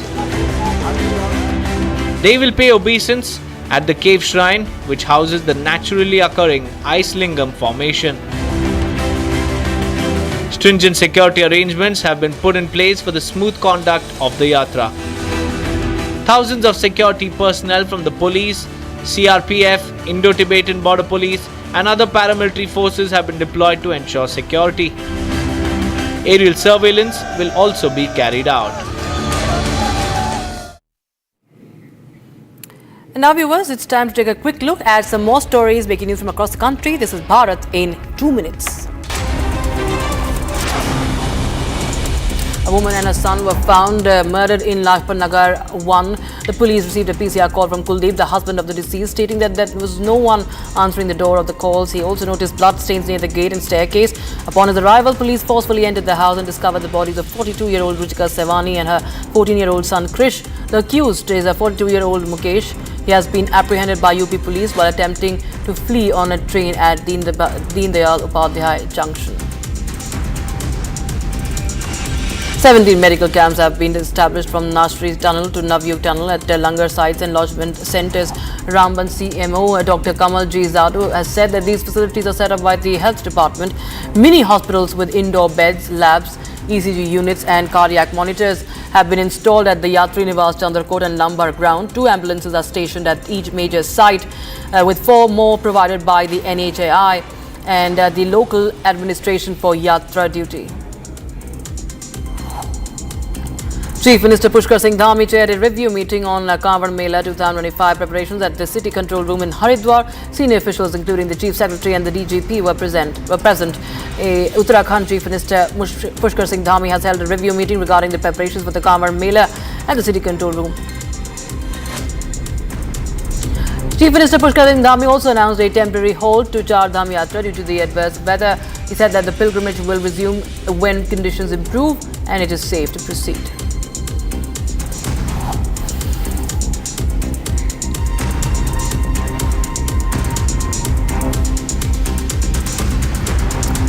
Now, a major political storm has erupted after senior Samajwadi Party leader Ravidas Mehrotra made a controversial statement comparing the BJP to terrorists. Now, his comments came amid the ongoing row over the nameplate verification drive during the Kanwar Yatra in Uttar Pradesh. Mehrotra alleges that BJP workers were targeting shopkeepers based on their religion. While Mehrotra's statement has been slammed by the BJP for being inflammatory and disrespectful, it has found partial support among the opposition voices criticizing vigilantism during religious events.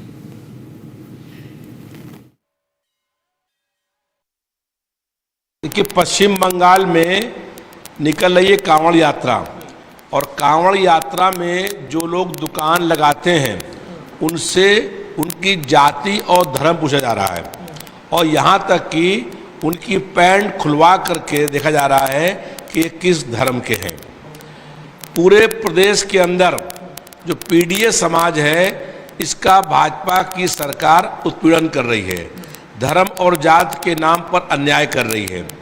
तो जो आतंकवादी करते हैं, पहलगाम में आतंकवादियों ने धर्म पूछ करके लोगों की हत्या करने का काम किया, वही काम भारतीय जनता पार्टी कर रही है। रविदास जी, ये बात शोभा देती है? रविदास जी, आप अपने एक विरोधी दल को देश का दुश्मन आतंकवादी कह रहे हैं, आप आतंकियों से तुलना बीजेपी की कर रहे हैं, वो भी एक राजनीतिक दल है, आप भी एक राजनीतिक दल है, आप कैसी तुलना कर रहे हैं? शोभा देती है बात? देखिए, मैं ये कह रहा हूं कि आतंकवादियों ने पहलगाम में धर्म पूछ करके 26 निर्दोष और मासूम लोगों की हत्या करने का काम किया, उनको वो लोग शहीद हो गए और वही काम भारतीय जनता पार्टी कर रही है कि पीडीए समाज के लोगों से कह रही है कि आप अपनी दुकान पर अपना नाम लिखिए। सुप्रीम कोर्ट ने पूर्व में आदेश किया था कि ये किसी का जात और धर्म पूछ करके। आपने जो बात कही मैं वो मान रहा हूं, पर आप भी राजनीति कर रहे हैं, वो दल भी राजनीति कर रहा है। एक राजनेता के नाते आप तो दशकों से राजनीति में हैं, आपातकाल को आपने भी देखा है, ये कैसा कमेंट आप कर रहे हैं? शोभा देता है इस तरीके का कमेंट कि ये राजनीतिक दल के कार्यकर्ता को आप आतंकवादी सीधे कह दे रहे, देश के दुश्मन कह दे रहे? देखिए, हमने आपातकाल देखा नहीं है, हमने आपातकाल में 20 महीने जेल काटी है और 50 सालों से संघर्ष कर रहे हैं। जो पार्टी सत्ता में है, अगर वो लोगों का जाति और धर्म पूछ करके। Coming in right now, viewers, a fire has broken out in an electric transformer at the AIIMS Trauma Center in New Delhi this afternoon. The fire department received a call at 3:35 p.m. and rushed 8 fire tenders to the spot. The blaze was quickly brought under control. No injuries reported. So this is a case of fire at the AIIMS Trauma Center in the national capital, and the transformer caught fire as per reports Fire tenders rushed to the spot. No one has been injured. No injuries reported in this incident. Fire has been doused. And that's the visual of the blaze at the trauma center. Could be very dangerous. Of course, there are patients in that location, in that building, and it's a hospital, one of the largest hospitals, the national capital. And that's the photograph of the blaze that was reported. Thankfully, no injuries reported. So we're getting you more visuals of the fire at the AIIMS Trauma Center. Several fire tenders were rushed to the spot. We've seen many instances where fire has broken out at AIIMS and several other big hospitals. Of course, raises questions on the safety of these hospitals. This is a trauma center. What we understand as per the Delhi fire officials, the blaze originated after a transformer unit caught fire, filling parts of the building with smoke. And the Delhi fire services have confirmed that five fire tenders were dispatched immediately to contain the flames and prevent the fire from spreading to the adjoining areas of the trauma center. As of now, no injuries or casualties have been reported in this incident. The fire in the transformer unit caused this massive blaze at the AIIMS Trauma Center. 8 fire tenders rushed to the site. And we'll get you more updates. Okay, there you have more pictures of that fire incident. That's the video. You can see a fierce blaze that's being doused by the firefighters. Fierce blaze at the trauma center. We understand that everybody would have been evacuated in time when this happened, and therefore there's no casualty that has been reported, no injury that has been reported.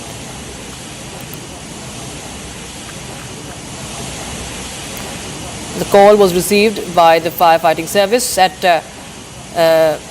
around 3:34 p.m. this afternoon. So all right, Akhil, my colleague, joins us on the broadcast for more. Akhil, tell us more about this fire incident at AIIMS Trauma Center. Well, Lakshita, if you see, this fire incident broke out at around 3:35 p.m. when the Delhi Fire Service team received a call from the AIIMS Trauma Center that a fire has broken out in a transformer inside the trauma center. After that, what has happened that 8 fire tenders were rushed towards hospital, and they have the DSS team, the Delhi Fire Service team, successfully doused the fire, and right now the cooling efforts is still on. And in this very case, as for the officials from the AIIMS department, no person has got basically injured. Right. Thank you so much for joining us with those details coming in on that story from the national capital, Akhil. So that's the latest update. All right, we got across to Ghana, where the Prime Minister has concluded his speech at the Parliament of Ghana, and now, of course, he is being. Of course, there are more visuals of the same that are coming in from Ghana as he concludes his visit to Ghana today, and that's the photo op right outside the Parliament of Ghana. You see the dance, the Ghanaian dance, and Prime Minister meeting the leaders of Ghana before he leaves. It's his historic 5-nation visit, and he will be leaving for Trinidad and Tobago soon, as he has delivered this key important speech at the Ghanaian Parliament. He has talked about how it's a land of gold and the warmth and strength of the people, and that he has received. And remember, the Prime Minister was also conferred with the highest civilian honor in Ghana, the Officer of the Order of the Star of Ghana, the country's top national honor. And the Prime Minister now, after his speech, the historic speech at the Ghanaian Parliament, will be now leaving for Trinidad and Tobago. He's in Accra. It's a historic 2-day visit, the first by an Indian Prime Minister in 30 years.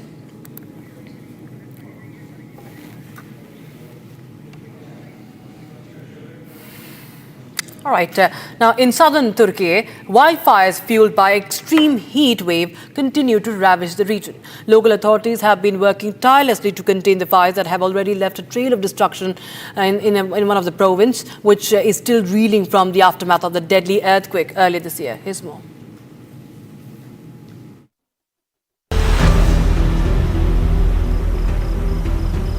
Wildfires in southern Turkey, fueled by an extreme heat wave, are partially under control according to local authorities. The flames have ravaged parts of Hatay province, leaving large swaths of forest charred and threatening homes. Maalesef çok kötüyüz. Daha depremin korkusunu yenemedik. Şimdi yangın korkusuna girdik. Artık umarım en kısa zamanda toparlanırız. Biraz zor olacak. Çocuklarımız çok feci korktu. Bunları sağa sola gönderdik. Sırf görmesinler diye. Biz yani 2 gündür nöbet tutuyoruz evimizde. Sırf yani çünkü yangın 2 günden beri devam ediyor. Ve buralara gelmez diye temenni ettik ama maalesef biz de yaşadık. Over 1,400 people were evacuated as a precaution. A separate blaze in western Turkey forced the temporary closure of Izmir airport. Meanwhile, firefighting efforts continued with helicopters and aircraft dropping water on flames and smoldering forest land in the provinces of Izmir and Manisa. Hatay is also reeling from the devastating impact of the February 6 earthquake, which left over 53,000 dead and destroyed countless buildings. Residents whose homes were already destroyed by the quake are now facing the terror of wildfires. Zaten biz deprem yaşamışız. Depremden sonra buraya geldik, kendimizi barınmak için bir konteyner yaptık. Ve bu şekilde aynı şeyi yaşadık diyebilirim. Benim çocukluğumun tabiatı gitti. Ben bunu sabahleyin daha yukarıdan bir dumanlar esti. Aslında normalde önlem alınsaydı, o yeteri kadar uçaklar gelseydi bir şekilde bu kadar zarar görmezdi bu güzel tabiatımız. Yani bu açıdan çok üzgünüz. Çocukluğumuzun anısı gitti. Çocukluğumuzun şeyi gitti. As extreme heat continues in the region, authorities are urging residents to remain on high alert through October 15th. A local lamented the destruction, saying that childhood memories and lives. Time for a short break, but we get you details of what has happened in the latest. SpiceJet flight window panel popped out of its socket. Airline, meanwhile, downplays the incident, calling it a cosmetic window frame. The DGCA pulls up the airline. And Karnataka police officer who has tendered his resignation after humiliation by Karnataka Chief Minister resumes his duties, says the decision on his resignation lies with his senior officials, Home Minister and Chief Minister.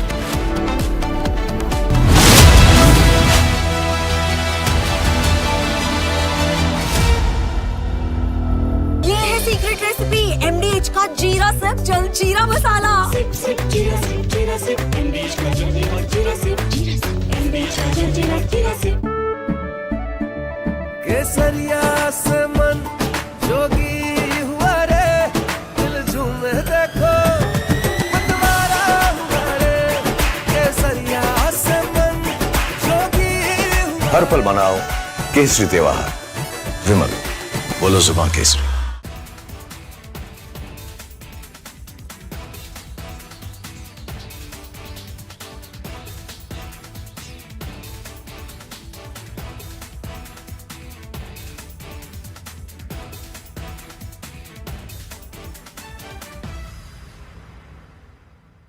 MDH की हल्दी मिर्ची धनिया करे कमाल, ये रंग दे, ये खुशबू दे, ये तीखा, ये कम पड़े, क्या निराला MDH masala. Future wars will be conducted based upon intelligence input gathered from enemy's territory.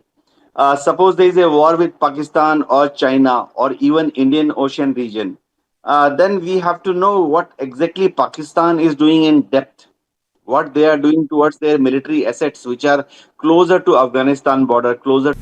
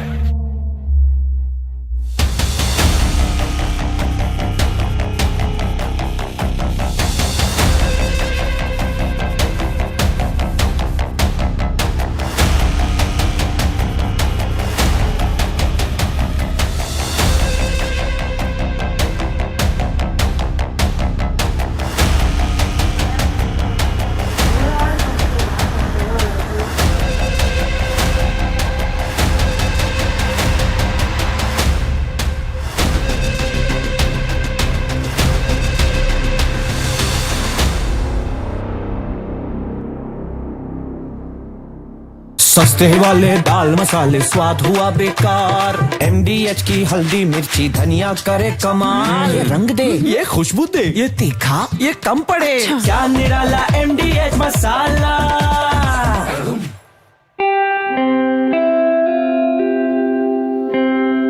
RP Sanjeev Goenka Group, growing legacies over 200 years.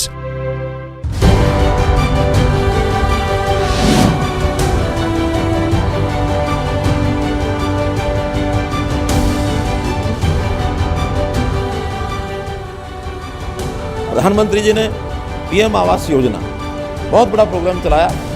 शहरी क्षेत्र का पिछले 5 साल की योजना में 1 करोड़ मकान देने की बात हमने की, तो लगभग 1 करोड़ 14 लाख मकान वो अभी समय बन चुके हैं या अंडर कंस्ट्रक्शन है।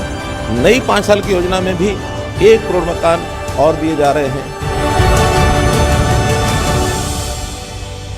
Co-powered by NBCC, a Navratna CPSE. Ozone, enabling life spaces. Special partners.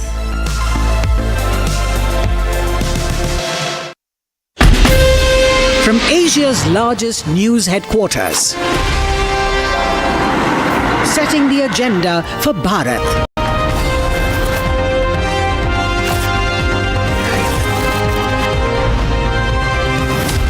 You're watching Republic.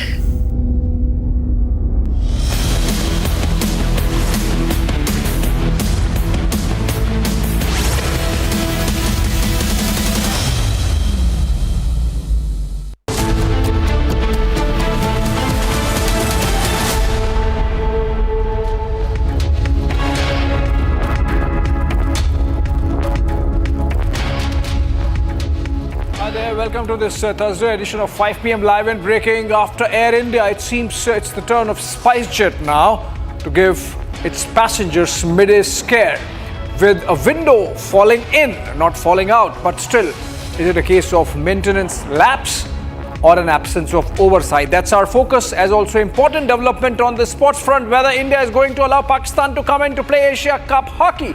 All that and more. Let's begin with the headlines.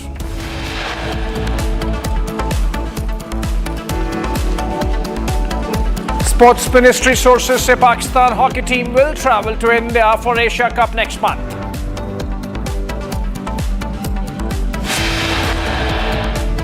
Of the 1.4 billion people of India, I thank the people of Ghana for this honor. I dedicate it to the enduring friendship and shared values that bind India and Ghana. Prime Minister Modi addresses Ghana Parliament, says the visit is crucial in strengthening India-Ghana ties.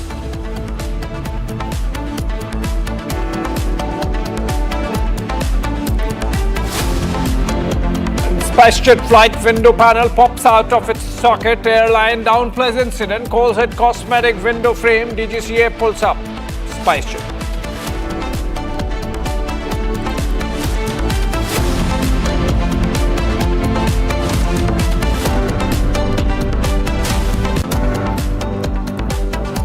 Karnataka police officers who tendered his resignation after humiliation by Karnataka Chief Minister has come back to join duty.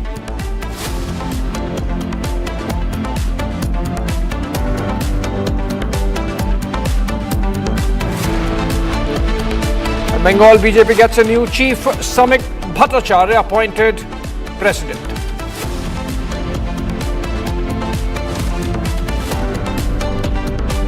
Pahalgam में आतंकवादियों ने धर्म पूछ करके लोगों की हत्या करने का काम किया, वही काम भारतीय जनता पार्टी कर रही है।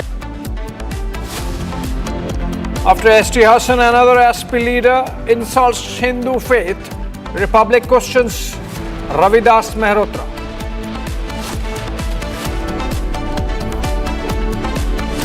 It's another huge win. Arnab hits 83+% viewership, swells even further.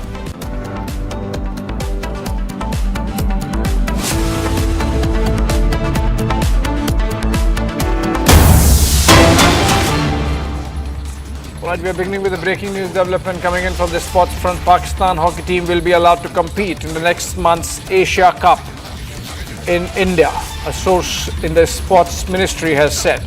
Approvals have been provided by the MHA and the MEA both, the Ministry of Home Affairs and the Ministry of External Affairs, and the sports ministry, of course, to now go ahead with the schedule, which would include Pak hockey team traveling to India and playing in the Asia Cup. It seems like a U-turn given India's diplomatic position that we are not going to engage with Pakistan in any manner, that terror and talks do not go together, that blood and water cannot flow together. What happened that suddenly you are seeing unblocking of social media handles of Pakistani influencers. So of course the government did a U-turn again on that and said that it was due to a technical fault and that the block stays and the Twitter handles or the Facebook posts would not be seen. Now we are seeing cricket, after cricket, hockey now, where it seems going to be business as usual. Sounds a little jarring that it's happening. Mir Ranjan Negi, former hockey player, joins us over the phone. Mr. Negi, you think this is the right thing to do, play hockey with Pakistan when we are not playing cricket with them? As far as my personal opinion is concerned, I welcome this decision. Come what may, whatever has happened in sports, sports basically unites all the nations. And the Pakistani team as such, they are not responsible for whatever is happening in India. The terrorist attacks and everything, it is a different matter. But Pakistan and India test matches and matches, hockey matches, they have always aroused unprecedented excitement and enthusiasm among the crowd. And I think it's after a very long time that Pakistan hockey team is going to participate into India. Are you sure, Mr. Negi, that we should have normalization of sports ties, even as Pakistan gives no commitment whatsoever to stop terrorism coming out from its soil? You see, but again I am repeating, Pakistani Federation, Hockey Federation, Pakistani sportsmen, they have very little to do with all these terrorist problems and these international activities, what is happening. I strongly feel that for the sportsmanship of the entire world, this decision... But we did not extend this logic when it comes to cricket. We did not extend this logic when it comes to Bollywood. So why just, single out hockey and let bygones be bygones and let normalization happen? Hockey in Asia needs a flip. And I feel, this is my personal opinion, that hockey, for the promotion of the game, for anything, you can say, this move by the government should be welcomed. Okay, you are saying because the government has decided we should welcome it. Mr. Negi, stay with us. Rakshita joins with more details from the newsroom on the same. Rakshita, what's up with the government, the sports ministry shooting from the shoulders of the MHA and the MEA? Obviously, it seems like a collective decision of the government to let Pakistan hockey team come and play. You think there is something more than meets the eye? There is something we don't know because of which the government has made this call? Well, we've seen time and again, when it comes to bilateral series, India always has this option and the freedom to do so. Not much of constraint when it comes to the bilateral tournaments. But this is a multilateral tournament. The same happened in the Cricket World Cup, where Pakistan, of course, was also part of it. Asia Cup as well. Once again, yesterday there was news. Pakistan media tried to float around. Don't have any confirmation from the BCCI, but yes, the Pakistani media is saying that India will be, participating in the Asia Cup. That's the Cricket Asia Cup. And here, this is the Hockey Asia Cup. Cup and the Junior World Cup, which is going to be held here. There is something called the Olympic Charter, which calls for harmony between the countries and not to mix the political backgrounds. And there's always a threat of sanctions from the International Olympic Committee as well. And not to forget, Abhishek, that India is in the race to host the Olympic Games in 2036, and also the CWG before that. So, this could deter India's chances also if the precedent is set from hockey itself, that India disallows a country in this multilateral tournament. And that could be one of the fears as far as this move is concerned. Yes, there is a lot of backlash already when it comes to the news reports about India participating in the Cricket Asia Cup, because, India cannot forget what has happened on the 22nd of April, what happened in Pahalgam. We have talked about, there have been debates about the Pakistani YouTube channels being blocked, unblocked, and now again blocked. And now we have this in cricket, there's always this line that we take, that terror and cricket cannot go together. And that has been very clear. But whenever it comes to multilateral tournaments, this has been, a pattern all throughout, and India hasn't been able to do much. However, we've seen in the past, Abhishek, as you said, that there has to be a precedent set. We've seen what happened in Olympic Games after the World War. We saw what happened when South Africa, for the longest time, boycotted because of the apartheid, and it later on, when it had made amends, then it was brought back to world sport. So similar treatment is needed as far as Pakistan is concerned, but it seems that the federations and the sports bodies like BCCIs are unable to tackle that. Right.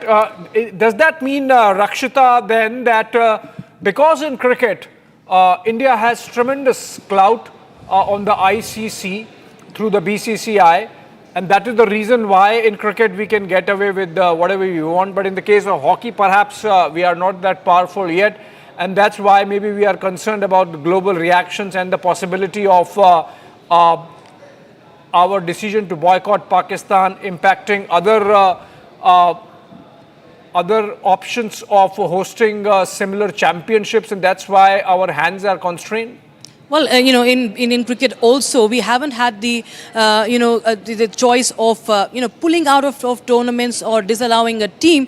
But what we've been able to do is that at the most choose a neutral venue, just like the Cricket Asia Cup is going to happen in UAE. That's a neutral ground. When Pakistan was the host for the World Cup last time, India, of course, chose to not enter the Pakistani territory. That it was made amply clear. However, Pakistan did play match together. They did come face to face. Now the calls after Pahalgam is like that. We do not want to even play. We don't want to engage with Pakistan because we know the bucks that are drawn by an India-Pakistan game. In hockey, well, India is also has seen a revival as far as Indian hockey is concerned in recent past. But we see that there are a lot of threats of sanctions also deterring its future. The future tournaments that India hosts, and India has been hosting many such tournaments on the junior and senior level. It hosts the Hockey League as well. So those chances will also be deterred if at all India disallows a country to enter its territory and play. But then within the framework of Asia Cup, do we not have the option of playing at a third neutral venue like we do in the case of cricket, Rakshita? No, as I said, that it's about hosting, becoming a host nation. So, Abhishek, when we talk about CWG Games, we talk about Olympics. That is India's biggest ambition right now, to host the Olympic Games in 2036. And that could be affected because, Pakistan, the tensions between the two countries have been going on for decades. And there is no hope what we see. And if Pakistan does not mend its ways, things will remain as they are. And, the Olympic Committee will be pushed to maybe think that India might not be the right, the country to in fact host this such big tournaments, multilateral tournaments where more than 50 to 100 countries actually participate, and Pakistan will always be one of them, no matter what they have a diminished power as far as they are not really impressive in any Olympic sport. But yes, it could hurt our chances of hosting a tournament. Yes, if we do not know if there is any rule as to if it can be pushed to a neutral location, that has to be seen. Yeah, Rakshita, we have to come out of this story because there is another important development taking place. It seems that within the BJP there is some disquiet at the decision to let 15-year-old cars be scrapped, and Manjendra Singh Sirsa is speaking on the same. बेल का पत्ता है और दिल्ली की सरकार ने जानबूझकर इस ऑर्डर को फर्दर इंप्लीमेंट किया, बजाय कि जाके सुप्रीम कोर्ट को और एनजीटी को बताते और काम नेक करते जिससे दिल्ली का पोल्यूशन कम होता। इसकी बजाय उन्होंने नए कार डीलरों से पैसा लेकर उनसे लेन देन किया और उस लेन देन के एवज में ये कानून बनाकर रख दिया। ये देखिए अगली, यहां तक ही नहीं रुके, उन लोगों ने प्रोसीजर भी तय कर दिए। क्या कर दिए? हर व्हीकल को अंडरटेकिंग देनी होगी कि जो बैंड एनसीडी के अंदर वो कंफर्मेशन नंबर डालकर और ये बताएगा कि मैं दिल्ली में क्या एनसीटी में भी नहीं चलाऊंगा ये गाड़ी। मतलब इनको एनसीटी की भी चिंता थी, ठीक है। End of vehicle should be impounded for second time. अगर पहली बार उसका चलान करेंगे लेकिन दूसरी बार तो उसको वापस ही नहीं करेंगे, उसकी गाड़ी को इंपाउंड कर लेंगे। और यहां तक कह दिया कि अगर कोई ट्रांसपोर्ट व्हीकल होगा उसको तो हम पहली बार में ही इंपाउंड कर लेंगे, पहली बार में उसको इजाजत भी नहीं देंगे छोड़ने की कि वो बाहर भी कहीं लेके जा सके, ये भी इजाजत नहीं देंगे। फिर क्या किया? हमारे यहां पर आप सुनकर हैरान होंगे, कोई स्क्रैप का यूनिट ही नहीं है और स्क्रैप के रेट भी तय कर दिए। 90% of the finish scrap component जो है उसके तहत गाड़ी को बहुत मुश्किल, अगर कोई मर्सिडीज गाड़ी भी होगी उसको भी 80-90 हजार रुपया मिलेगा। ये क्यों किया गया? नई गाड़ियों के साथ, नए डीलरों के साथ हाथ मिलाकर किया गया। और यहीं नहीं रुके, एएनपीआर कैमरे लगा दिए क्योंकि डीलरों ने आके कहा नई गाड़ी वालियों ने कि भैया तुम्हें पैसे दिए हैं, गाड़ियां अभी भी कम उठ रही हैं।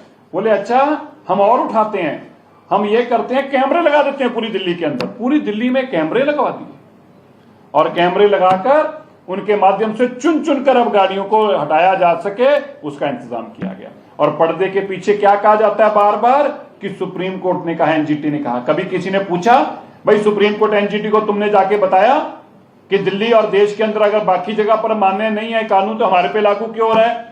आपने जानबूझकर दिल्ली के पोल्यूशन को बढ़ाने का काम किया ताकि ऑर्डर जो है पक्का ही लागू हो जाए और नई कंपनियों से पैसे मिलते रहे। आज हमने रेस्पेक्टेड चेयरमैन उनको ये जानकारी दी है कि जो ये एएनपीआर कैमरे लगाए थे, सीयूकेएम के चेयरमैन साहब को हमने अभी चिट्ठी लिखकर ये जानकारी दी है।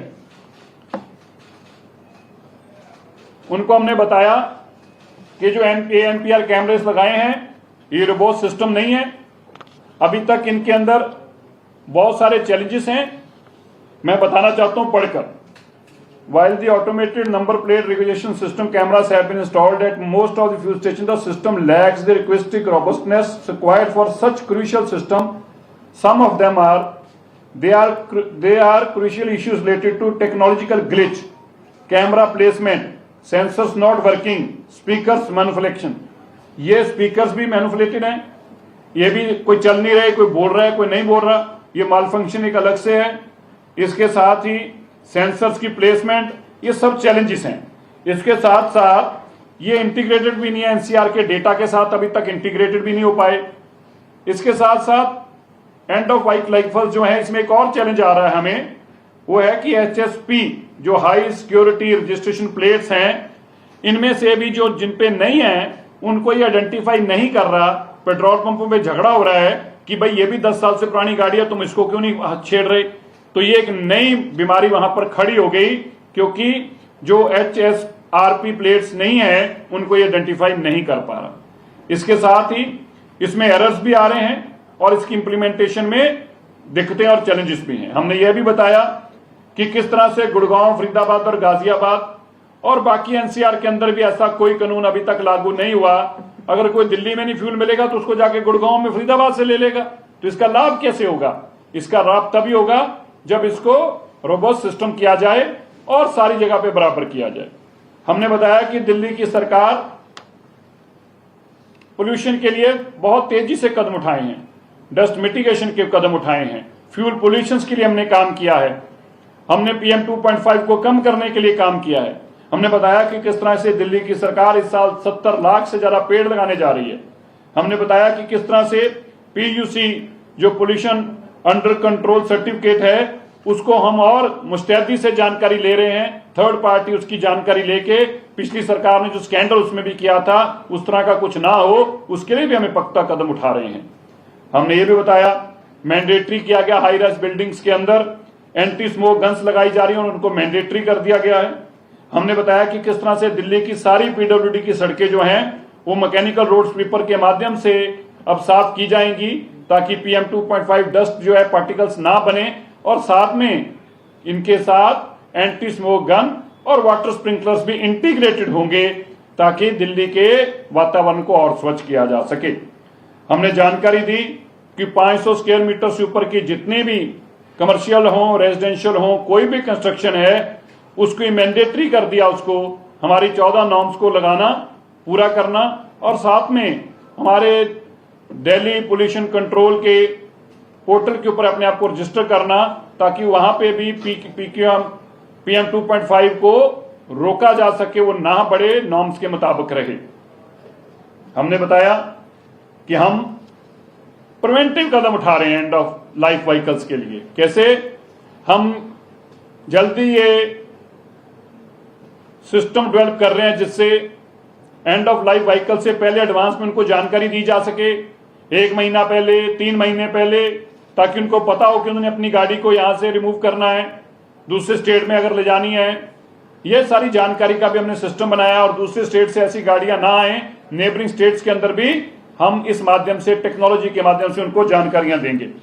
इनके चलते हमने उनको जानकारी दी है, because of the technological and extremely complex system and lack of integration and with neighboring states, there is a public discontent and outcry. In these said circumstances, it is not feasible to implement this system where fuel is being denied to EOL end of life vehicles identified through ANPR installed at petrol pumps in Delhi. हम उनको जानकारी दी है कि इसके चलते ये इस ANPR को इम्प्लीमेंट करना, इस सिस्टम को इम्प्लीमेंट करना अभी फिजिबल नहीं है। इसलिए जो बाकी स्टेट्स के अंदर जब आप बाकी जिस तरीके से NCR के अंदर जब आप इसको इम्प्लीमेंट करेंगे, साथ साथ में तब तक हम भी अपने आप को टेक्नोलॉजिकली इसको जानकारी लेकर इसको अपग्रेड करके, इसके टेस्ट करके, इसका एक्सपीरियंस और एक्सपेरिमेंटल तौर पर भी पूरी जानकारी लेके एक पूरा सिस्टम रोबस्ट हो जाए, उसके बाद ही इसको भी हम भी इम्प्लीमेंट करने की स्थिति में होंगे। पर मैं ये कहना चाहता हूं, माननीय दिल्ली की मुख्यमंत्री रेखा गुप्ता जी ने बड़े स्पष्ट तौर पर आज इस बात को दोबारा से सुनिश्चित किया है, दिल्ली के लोगों को जो कठिनाइयां 10 साल की बीमारी कारण आ रही हैं, उनकी गाड़ियों को जब्त किया जा रहा है, इन सब के लिए वो जो भी करना पड़ेगा, एड़ी चोटी तक का उनका अगर जोर लगाना पड़ेगा तो वो भी लगाएंगे। हम दिल्ली के वातावरण को भी साफ करेंगे और दिल्ली की गाड़ियों को भी नहीं जब्त होने देंगे। ये हमारी दिल्ली की मुख्यमंत्री रेखा गुप्ता जी का दिल्ली के लोगों के साथ संकल्प है, उनके साथ ये वादा है और दिल्ली के लोगों ने हमें मैंडेट दिया है। हमने दिल्ली को भी हवा को भी साफ करना है, दिल्ली में एक्वे लेवल भी नीचे लेके आना है, दिल्ली के बच्चे भी साफ हवा ले सकें, यह भी चिंता करनी है, और उनके साथ उनके इमोशंस के साथ जुड़ी हुई, उनके सेंटिमेंट्स के साथ जुड़ी हुई चीजें भी उनसे ना छीनी जाएं, इसकी भी चिंता दिल्ली की सरकार करेगी। धन्यवाद। तो ये माना जाए कि अब ये अभियान जो है वो आज से खत्म हो गया है, 1 नवंबर से फिर शुरू होगा, जब पड़ोसी शहरों में शुरू होगा। जब हमने CQM को बताया कि जब पड़ोसी शहरों में 1 नवंबर हो या 4 जो मार्च का 7 का, उन्होंने सभी NCR का कहा है, अच्छा तो होगा कि जब सारे NCR में ही लागू हो तभी से दिल्ली में लागू हो। अगर वरना पार्टली इंप्लीमेंट वो करेंगे गुड़गांव में, वो जो आदेश करेंगे मानेंगे, लेकिन उसका नुकसान क्या होगा, फिर भी और दिक्कतें कॉम्प्लेक्स बढ़ जाएंगे। लेकिन सर बेसिकली आप इसमें एक समस्या ये है कि 1 तारीख से आप शुरू करेंगे नवंबर में, ठीक है, लेकिन कोर इशू है कि गाड़ियां इतनी पुरानी हुई ही। हाँ, अब उस कोर इशू के लिए भी हमने अपनी सारी लीगल टीम बिठा रखी है।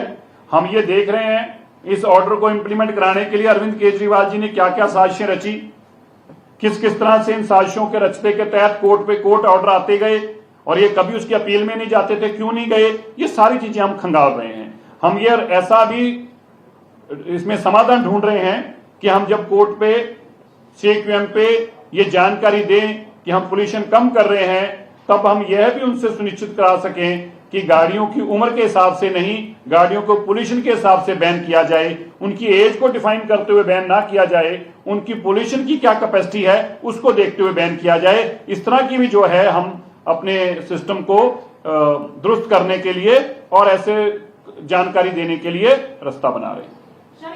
रेखा गुप्ता जी ने जो इलेक्शन यहाँ पे लड़ा दिल्ली में, महिलाओं का शोषण करके और बच्चों का शोषण, कोई नहीं हो गया,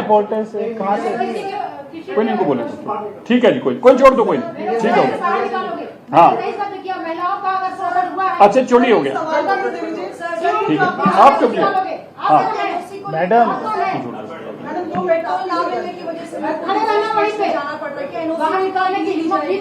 नहीं, हमने एनओसी, ये इन्होंने कानून बना दिया, ये देखिए इन्होंने ये सारा कानून बना के रख दिया है और इस कानून में लिख दिया बकायदा 2024 को इन्होंने एक कानून बना दिया और कानून में सब कुछ लिख के दे दिया आपको, ये भी गाड़ी इंपाउंड कर देंगे, गाड़ी बंद कर देंगे, गाड़ी तुड़वा देंगे, तुम्हारी एनओसी भी नहीं लेने देंगे। अब इस कानून में भी संशोधन कराना पड़ेगा। हाँ, गाड़ियां निकलती हैं जो 10 और 15 साल पुरानी है, क्या उनको एनफोर्समेंट डिपार्टमेंट इंपाउंड करेगा या नहीं, या ये अभी प्रोसेस है जो चल रहा है वो वैसा चल रहा है? हमने सीक्यूएम को सारी जानकारियां दी हैं, हमें यकीन है कि सीक्यूएम इसके ऊपर एक अच्छा फैसला लेंगे। हमने बता दिया कि हम इसको इम्प्लीमेंट करने में अभी सक्षम नहीं है। धन्यवाद।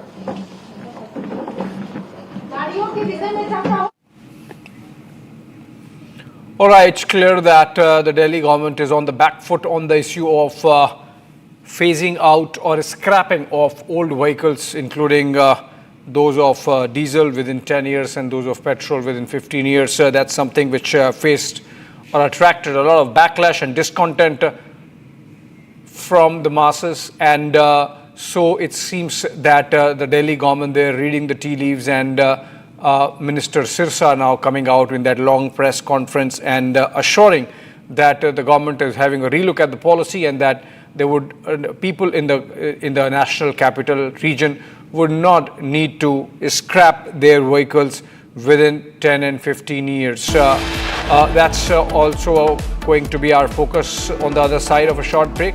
Be right there.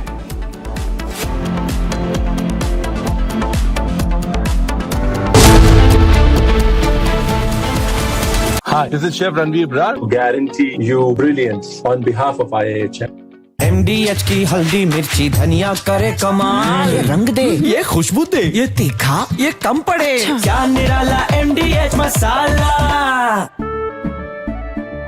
केसरिया से मन जोगी हुआ रे, दिल झूमे देखो मतवारा हुआ रे, केसरिया से मन जोगी हुआ। हर पल मनाओ केसरी त्योहार। विमल, बोलो जुबान Kesari.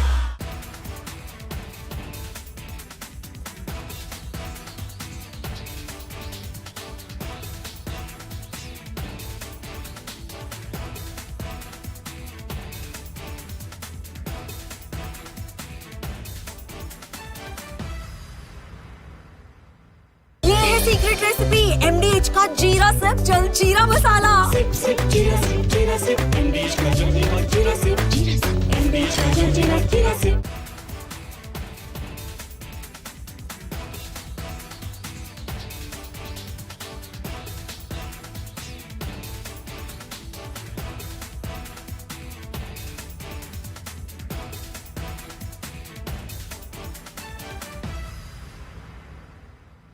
Future wars will be conducted based upon intelligence input gathered from enemy's territory.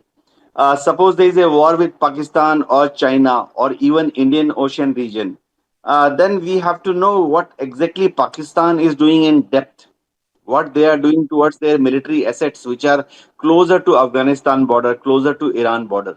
Similarly, in Tibet, in case there is a skirmish with China, we would like to know what is PLA doing in Tibet, or even in depth in China.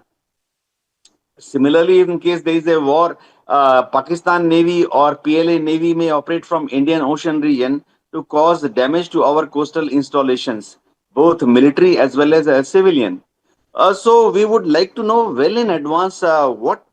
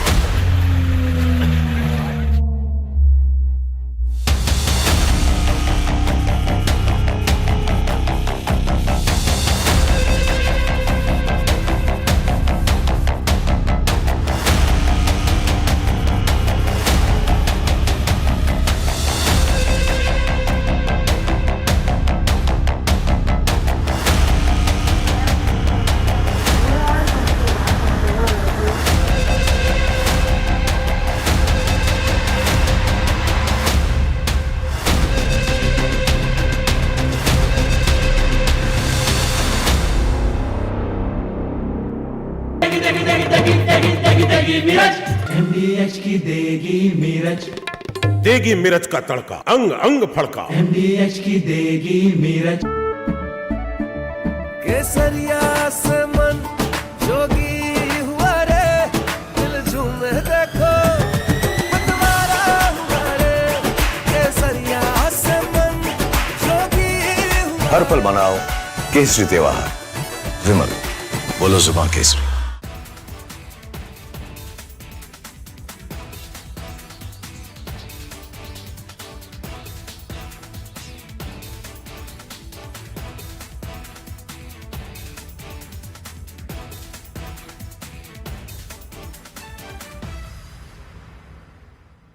MDH की हल्दी मिर्ची धनिया करे कमाल, ये रंग दे ये खुशबू दे ये तीखा ये कम पड़े, क्या निराला MDH masala.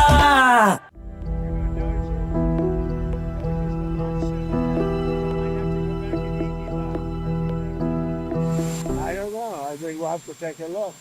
We might have to put Doge on Elon. You know what Doge is? Doge is the monster that might have to go back and eat Elon. Wouldn't that be terrible? He gets a lot of subsidies, Peter.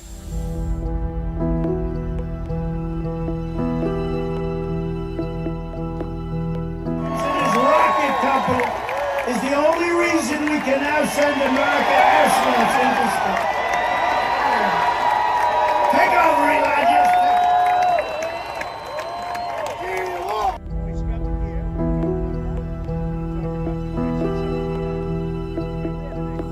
But Elon's very upset that the EV mandate is going to be terminated. And you know what? When you look at it, not everybody wants an electric car. I don't want an electric car. I want to have maybe gasoline, maybe electric, maybe a hybrid, maybe someday a hydrogen. If you have a hydrogen car, it has one problem. It blows up, So I'm going to give that one to Peter. I'm going to let Peter test it out.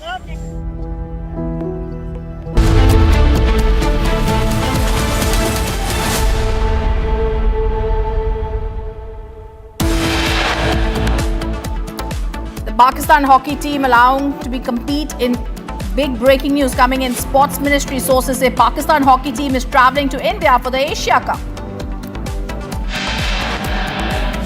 Huge Republic impact under pressure from the common man. Delhi government reconsiders old car ban policy. SpiceJet flight window panel pops out of its socket. Airline downplays the incident, calls it cosmetic window frame. DGCA pulls up SpiceJet. Karnataka police officer who tendered his resignation after humiliation by Karnataka Chief Minister has resumed working. Shamik Bhattacharya appointed as new West Bengal BJP chief.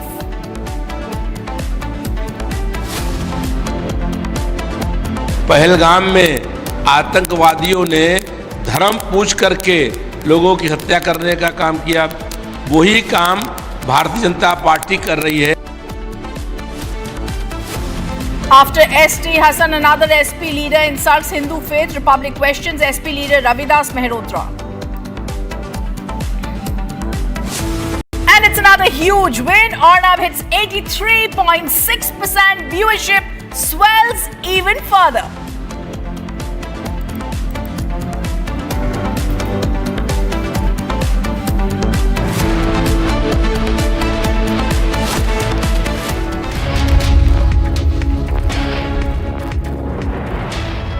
Good evening, welcome to Republic. The big breaking news today, viewers, that we are tracking. How can sports and terrorism go together? Pakistan hockey team is allowed to compete in next month's Asia Cup in India, sources in the Sports Ministry say. We're being told approvals have been provided by the MHA, the External Affairs Ministry and the Sports Ministry. I'm going to be joined in the newsroom by my colleague Rakshita. We're also going to put this out for our guests who are going to be giving out more details. But how, after the 22nd April Pahalgam attack, are sports being allowed to be played? This is the big breaking news coming in, that Pakistan's hockey team participation has been cleared for the tournament in India. And is this even being allowed? How is this being allowed? The Indian government clears the participation. Clearances have come in right now. We're being told from the MEA, the MHA, and also the visa process of the Pak players is in process now. But what happened to the boycott of sports when it came to playing in India? Why was that boycott only on cricket? Why is that boycott not being done further for hockey as well? Big questions being raised here, and a lot of people are saying that this is because there's the Olympic Charter and this is a part of India's effort to keep politics and sports aside, etc., etc., etc. But the big breaking news coming in, Pakistan team is to be in India for the Asia Cup in 2025. This decision has been taken, and had India disallowed the Pakistan team's participation for the two hockey events, it has been said it could have faced sanctions from the International Olympic Committee. Now, the decision also means athletes from Pakistan are going to be allowed in India for other international sports events as well, keeping with the spirit of Olympics. Viewers, the Hockey Asia Cup is going to be played in Rajgir from 27th from August to the September 7th. The 14th edition of the Junior World Cup Under 21 will also be held at the Mayor Radhakrishnan Stadium in Chennai and Madurai from 28th November to December 10th. The tournaments will feature 24 teams for the first time. And the Sports Ministry said Pakistan team will come to India for the Asia Cup and the Junior World Cup. We can't stop a nation from competing. India needs to follow the Olympic Charter. Pakistan's participation earlier, viewers, had been uncertain after the Pahalgam terror attack and subsequent Operation Sindoor launched by the Indian government against the terrorist hideouts across the border. And despite everything, the big news that's coming in, I'm just going to clarify this for our viewers who are just joining in. The Indian government clears the participation of Pakistan hockey team for the forthcoming Asia Cup tournament in Bihar's Rajgir and also the Junior World Cup in Tamil Nadu's Madurai. Sports Ministry sources have confirmed. Clearances have also come from the External Affairs Ministry and the Home Affairs Ministry, and the visa process of the Pakistani hockey players has been initiated. The same has been communicated to the Hockey Federation, Hockey India. The decision was part of the Indian government's efforts to keep politics and sports aside, it's being said, while following the Olympic Charter. The understanding that we're getting is that India has been disallowed. If India had disallowed Pakistan team's participation for the two hockey events, it would have faced sanctions from the International Olympics Committee. It means athletes from Pakistan are going to be allowed in India for other international sports events as well. However, it is shocking news coming in because India is adhering to the Olympics Charter. They say there is no change in the bilateral talks. The clearance is there from the Sports Ministry, but this is going to be seen with dismay and disappointment by the common man, by people, when we are trying to fight terrorism. And despite all that, despite Pakistan's orchestration of the Pahalgam terror attack, the subsequent Operation Sindoor launched by the Indian government against the terror hideouts across the border, this is what has been decided. I am now also going to be joined by B.N. Tiwari, FWICE President. Mr. Tiwari, on what basis has it been allowed that Pakistani players are going to be coming to India? They are going to be participating in these tournaments.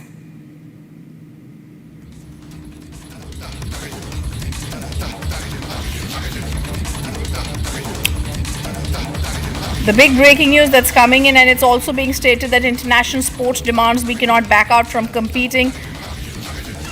And also being said, Russia and Ukraine are at war, but they show up at multinational events. We're also going to try. Let me go across to my colleague Rakshita from the newsroom. Rakshita, lots of reasons being given, and we understand the spirit of sportsmanship. But we are Indians, and we also understand the kind of attack that 22nd April was. Can sport and terrorism go together? What is the understanding that you are picking up from the government?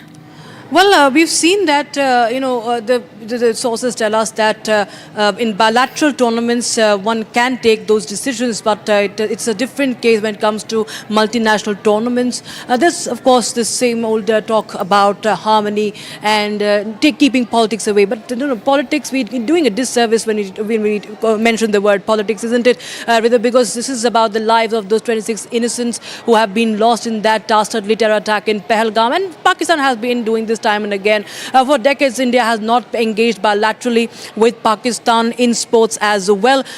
In any sport, cricket, of course, being at the forefront, but we see in cricket as well, where India is the biggest power. It's the biggest power in cricket, but we do see that India has participated in a World Cup, in Champions Trophy, and played games, with Pakistan. Even though it has not travelled in Pakistan for the Champions Trophy, it did have its way and did not play on Pakistan's soil. But this time, again, the same thing is that India has hosting rights, and India wants to be the host. India is also a growing sports body.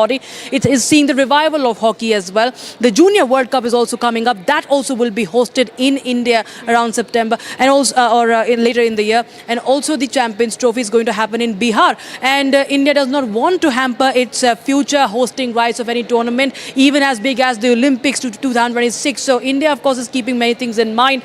And when it comes to sports, we have to understand that there are some, the statutes of like the Olympic Charter also that has to be respected, or else there are also, threats of International Olympic Committee sanctions. This is, of course, speculation, but this is also a possibility which India is keeping in mind. Okay, thank you, Rakshita.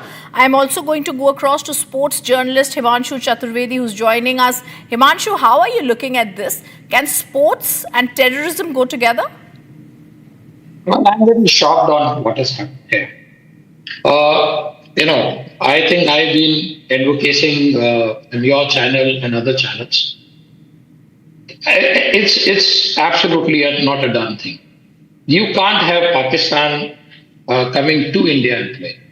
There have been incidences that there were excuses given to the industry that because of the international compliances, as Rakshita just said, you have to play them. As long as you were playing abroad was fine, but calling them to India at this particular hour is not a done thing. It does not send a good message at all. Because if this is to be done, then every other sport would also demand, especially the cricket IPL, where you've stopped the players to come and play.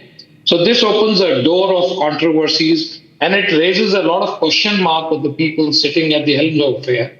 That if you allow our hockey team to come and play, then all the sports should also be allowed to come and play. And this is so unfair to whatever has recently happened, what we have seen, and also to an extent, I would say that our forces have done such a wonderful job. And what are we doing? I mean, we are undermining all the good efforts of our forces by allowing Pakistan to do it. I also want to get in a sense from you, Himanshu, since you've covered sports, the sports ministry sources are telling us the Olympic Charter says if we do not do this in the spirit of Olympics, then there will be sanctions against India. I don't see those happening here. Please go back and see America walked out, did not go to Moscow to play the Olympics. What happened? America is still very much there. I mean, we all know that there was a walkout by America and the countries, those who supported America. We have to draw a stand. We are a nation which is going to become a world power in everything. Why can't we take one stand here that they come kill our people, do whatever they want to do in whatever field they want, and still we are sticking to one thing, that sports has to go on. For cricket, I think it's been 15 years, and I've done hundreds of shows with Rakshita also. Talking against Pakistan, playing India, and at least in last few cricket tournaments we heard that India has to play because outside. So there was a neutral ground in Dubai. There were certain matches were played by India. But calling Pakistani team to India is absolutely an undone thing. I mean, the government should really think about it. And at this hour, the sentiment of the people. Just imagine people, those who were killed in Kashmir. what will happen to those families? What will they think? It is the same Pakistan. You attacked Pakistan for them, and now you're calling them to play, and you're going to welcome them. I mean, I'm a little shocked and surprised at this moment. I completely agree. America boycotted Moscow Olympics in protest, and at that time I remember, so as to say, the world applauded. But now, the India inviting Pakistan's hockey team to play here, Himanshu, this is also further going to possibly be followed in other sports, in international sports, and then India is going to look confused, compromised, and this is a playbook that we don't want to go by. I thank you for joining us on this story. It's a top focus that we'll continue tracking. But I also, before I go across to another story, want to go across to the other guest who is joining us, Shekhar Vijayan, veteran sports journalist, also patched on the phone line. Shekhar, the Pakistan team is going to participate in Asia Cup. How are you looking at this? Is this disappointing for India, especially after we launched Operation Sindoor, we won that war, and now we're hosting, greeting, putting out the carpet for Pakistan? I think it's ridiculous. The fact that, India is such a wholesome country right now, so galvanized post Operation Sindoor. And here you have, the sporting ties being regenerated again with the hockey team coming in. It really makes no sense. At one stage you have, us condemning Pakistan, saying that's a global terrorist. And here you're going out and playing sports with them, which absolutely makes no sense. I think India needs to take a firm stand. This India should be a little different from the India of the past. When I say that, if India needs to be a global superpower, India needs to stand for what it believes in. And if they need to, let the world know that, there is a problem in Pakistan, they should let them know it. And if that means you don't play cricket with them, you don't play sports with them, that should happen.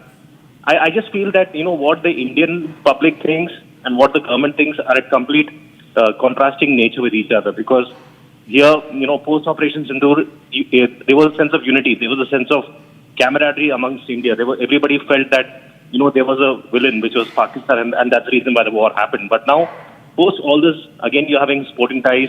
You're treating them like nothing has really happened. It really makes no sense. People say you should not mix sports and arts and politics together, but this is very important. This is a matter of national pride. We should at least think about the soldiers who are fighting for us right there at the borders. This absolutely makes no sense. It's ridiculous. And it also goes against the fact of India's foreign policy. India's foreign policy has always been about, in the recent past, we've been speaking about, Pakistan being a global terrorist. Our foreign policy is all about that. We had ministers from the opposition and from the ruling party who had actually gone out and, tried to create India's image abroad, saying that Pakistan is the problem behind the Pahalgam attacks. And now you want to go ahead and engage with them in terms of the hockey team. I think it's ridiculous. It makes no sense. It is very disheartening. It only brings us back to point one. That means nobody will take India seriously in the world arena, because India itself seems very confused right now about how to take things forward. They're not very sure about how to navigate this. India has to take a firm stand. If India really needs to stand up and believe in itself and be a superpower like we claim to be, this is a time to take action. This is a time to be very clear that we will not engage with a country which kills our countrymen. As simple as that. Countries in the past have done that in the past, and they've taken a firm stand. Why can't India take a firm stand now? I think that should be the entire motto, that should be the entire mindset, and that's what is going to be really important for India as a sporting nation. I completely agree with you. And this is only looking down, Shekhar, this is only making India look worse. I also want to ask you, it said that there will be sanctions under the Olympic Charter against India. How is India to proceed now? See, all these things about sanctions and charter, it's happened in the past with other countries too. There are other countries too which have done it in the past. And like I said, I think India, if it has to stand for itself, if it has to believe in itself, India should be ready for this and much more. Because you are fighting against terrorism, you are fighting against a country which has waged a war against you through natural means, unnatural means, through various other means. And there is a way to stop this engagement. I think at one level you want to stop the engagement. At one level, you don't want to engage with Pakistan. It has to be very clear. It has to be put in, it has to be put in writing about what you plan to really do. Because you cannot I don't think this can go hand in hand. At one point of time, they're getting terrorists and they're killing our own countrymen. and here you want to engage with them in sports. India should be ready for any sanctions which comes its way. And I think these words which we see about sanctions, about UN and various things around, these are just heavy words which are being used nowadays. I think if a country needs to stand for itself, needs to believe in itself, like the superpowers of the future, in which India is right now because of its intellectual capital. And I think India is miles ahead of other countries. India really needs to believe in itself and take a firm view over where it stands vis-a-vis national security, vis-a-vis sports, vis-a-vis what is India's potential in the real world, and vis-a-vis what does India really think about itself. Because right now it looks very confusing, it looks very disheartening, and I'm sure a lot of Indians may not agree with this. They will feel that, India should really take a firm stand and be ready for it and be very clear that we don't engage with neighbors who come in and use the terrorist on us. As simple as that. Wholeheartedly, and I hope this decision of the government is recalled. Thank you for joining us. It's a part and a time for national pride. This is how Indians have been feeling. This kind of a sentiment cannot right now be allowed to go down. Meanwhile, on the similar focus now, the breaking news that's coming in, Raksha Mantri has now approved the defense purchase of over 1 lakh crore. Complete purchase to be done domestically that has to be made. So this is a purchase of 1 lakh crore.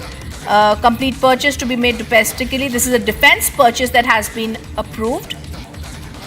Aishwarya Kapoor, our executive editor, politics, joining us on the phone line. Aishwarya, the Defence Acquisition Council under the chairmanship of Raksha Mantri Shri Rajnath Singh has accepted that there will be a capital acquisition proposal of rupees 1.5 lakh crores. Give us more details. Well, absolutely. At this point of time, Rhythm, as you just mentioned, the Raksha Mantri Rajnath Singh himself has approved, and I repeat, this is Operation Sindoor, of over 1 lakh crores, and this complete acquisition is going to be domestic. It's going to be under Made in India. One thing has been made very clear, that all the latest defense technology under which this 1 lakh crore has been approved is going to be 100%, I repeat, not even 1999, 100% made in India. So the complete orders are going to go to the companies which are making in India and just not assembling. So it is very clear that the screwdriver technology which was being used by certain companies, stating, because there was a certain bypass which was being used by certain specific companies under the Made in India, that they were not actually making in India but just screwdriving it, that is getting stuff from overseas, from countries, in certain cases even countries to the like of Turkey, and then just assembling it in India and then supplying it under the tag of Made in India. All of that has been completely removed. Certain conditions have been made very, very stringent, to a point that when Raksha Mantri says under Made in India, it's 100% Made in India. No more screwdriving will be allowed. And this is a massive, massive acquirement as far as the defense technology is concerned. This is post-Operation Sindoor, and this is just the first of several other, we are being told it's going to be more than 10 lakh crores within the next 6 months, Rhythm. Thank you, Aishwarya, for giving us those details. Now, the other big breaking news that's coming in, the Delhi High Court, Justice Anish Dayal has dismissed the petition filed by Jacqueline Fernandez, actor, challenging the complaint filed by ED in the money laundering case involving Sukesh Chandrasekhar, the 200 crore case. And the Delhi High Court has given a blow to the actor Jacqueline Fernandez, who had sought the quashing of the money laundering case against her. The ED had booked her in relation to the alleged 200 crore money laundering case. Bollywood actor sought the quashing of the ED ECIR. Let me go across to Riyanka, who's joining us live. Riyanka, it's very clear that this is a blow to her. We remember the kind of letters Sukesh Chandrasekhar had written to Jacqueline from inside the prison. The Chandrasekhar, remember, has been accused of posing as a high-level government official acting on behalf at that time of the government. Fernandez has also appeared before the ED several times. Give us more details, Riyanka.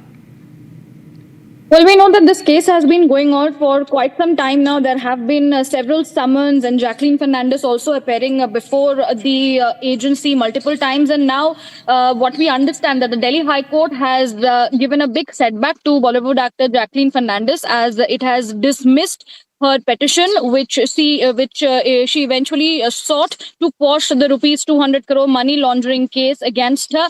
In her petition, she in fact sought the quashing of the ED's ECIR as well as the second supplementary charge sheet, which was in fact filed by the Enforcement Directorate, in fact naming her as the 10th accused in the case. And essentially, in her plea, the actress had in fact gone ahead and said that the evidence which was in fact filed by the ED would prove that she's an innocent victim of Sukesh Chandrasekhar's targeted attack. To this, it is a big setback for Jacqueline Fernandez, as the Delhi High Court has gone ahead and dismissed that particular petition filed by her in order to dismiss this 200 crore case, and the ED is naming her as one of the accused. Thank you, Riyanka, for that update. A big blow coming in for the actor. Now, we're also going to be getting you more news and updates from across the nation. Bharat 1 Minute brought to you by Canara Bank. Together we can. In a dramatic rescue operation, the Uttarakhand State Disaster Response Force has successfully rescued 40 Kedarnath pilgrims stranded due to a landslide near Sonprayag, a key point on the pilgrimage route. The landslide, triggered by heavy rainfall, occurred late Monday night, blocking the path and trapping the devotees. Himachal Pradesh Chief Minister Sukhvinder Singh Sukhu conducted an aerial survey of disaster-affected areas in Thunag and Janjeli, Mandi district on Wednesday. Due to landslides disrupting road connectivity, Sukhu reached the areas via army chopper, where he distributed 172 relief kits containing food and essentials. In Rajasthan, heavy rainfall has wreaked havoc in several regions, with Tong and Bhilwara receiving heavy rainfall. Intense downpour led to waterlogging, road blockage, disruption. Low-lying areas in both districts have been flooded, causing distress to residents. Waterlogging caused traffic jams in several parts of Jodhpur following heavy rains yesterday.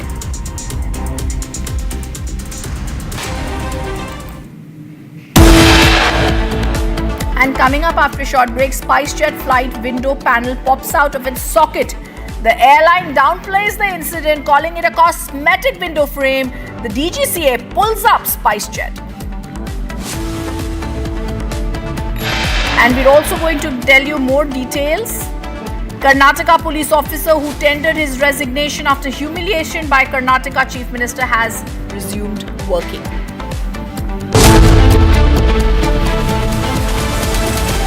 MDH की हल्दी मिर्ची धनिया करे कमाल, ये रंग दे, ये खुशबू दे, ये तीखा, ये कम पड़े, क्या निराला MDH masala. Hi, this is Chef Ranveer Brar. Guarantee you brilliance on behalf of IAHM.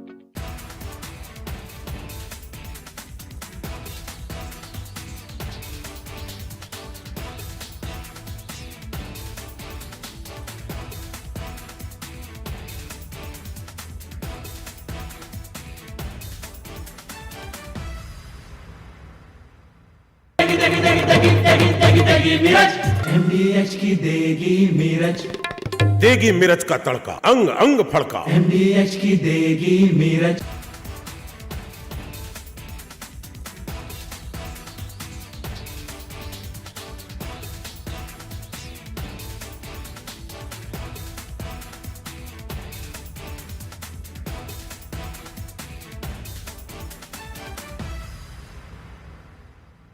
Future wars will be conducted based upon intelligence input gathered from enemy's territory.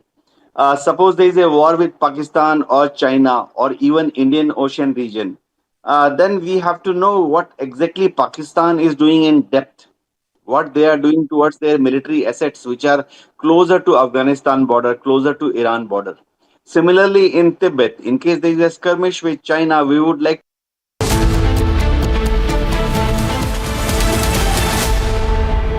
MDH की हल्दी मिर्ची धनिया करे कमाल, ये रंग दे, ये खुशबू दे, ये तीखा, ये कम पड़े, क्या निराला MDH मसाला. केसरिया से मन जोगी हुआ रे, दिल झूमे देखो मतवारा हुआ रे. केसरिया से मन जोगी हुआ. हर पल मनाओ केसरी त्योहार. विमल, बोलो जुबान केसरी. MDH की देगी मिर्च. देगी मिर्च का तड़का, अंग अंग फड़का। MDH की देगी मिर्च।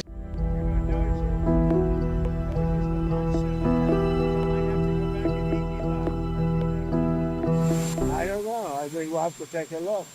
We might have to put Doge on Elon. You know what Doge is? Doge is the monster that might have to go back and eat Elon. Wouldn't that be terrible? He gets a lot of subsidies, Peter.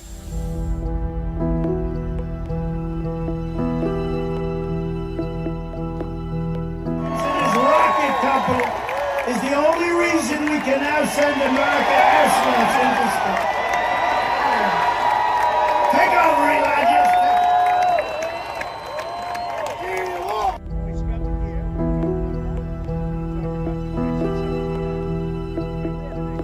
But Elon's very upset that the EV mandate is going to be terminated. And you know what? When you look at it, not everybody wants an electric car.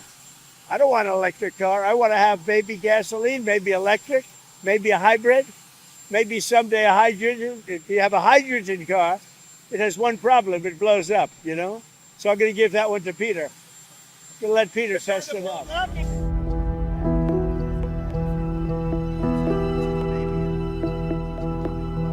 This is not the end of Doge, but really the beginning.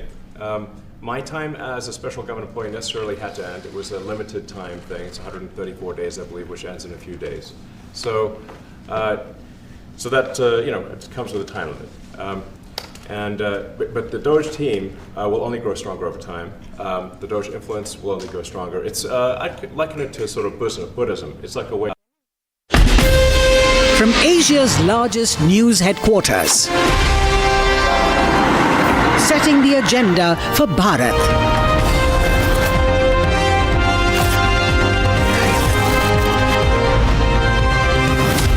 You're watching Republic.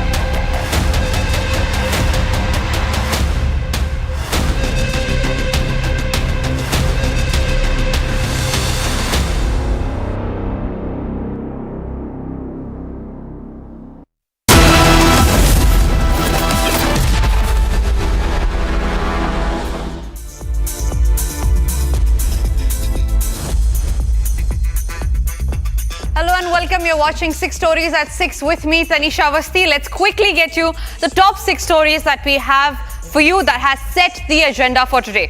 The airline safety and aviation tragedy is back in focus once again, and this time the incident is from a SpiceJet aircraft.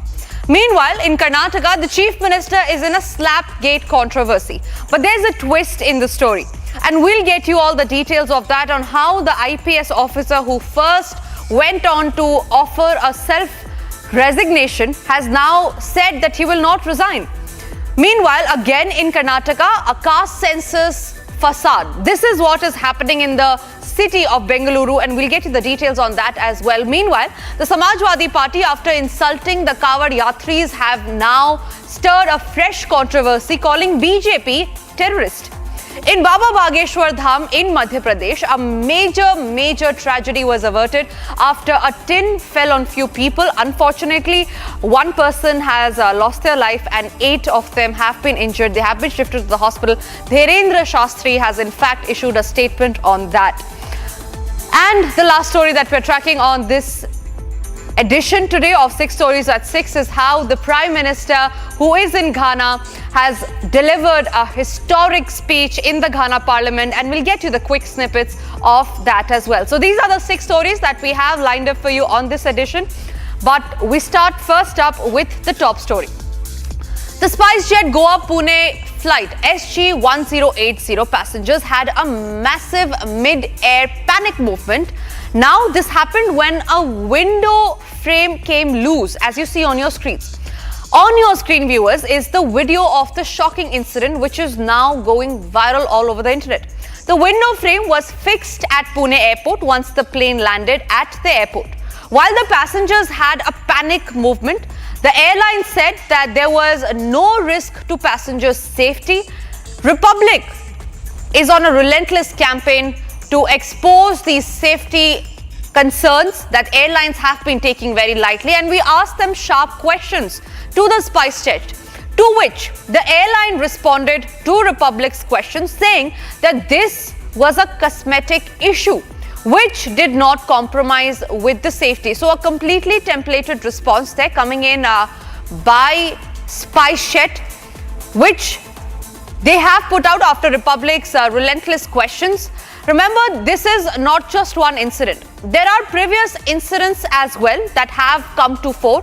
Now, this one is from SpiceJet that happened earlier in the month, in fact, where the Boeing 787 flying from Delhi to Dubai had to return to Delhi late after the engine suffered a failure, and that's the exact video. And this video specifically that we're getting to you is from December 9, 2024, where there was a technical glitch on the SpiceJet aircraft. This was a SpiceJet SG723 flying from Patna to Delhi, who made an emergency landing. The next visual that we're going to talk about is of a June 19 video, 2022, where a SpiceJet flight which had a failure, pressurization failure, had to make an emergency landing. It leveled at, in fact, 6,000 feet.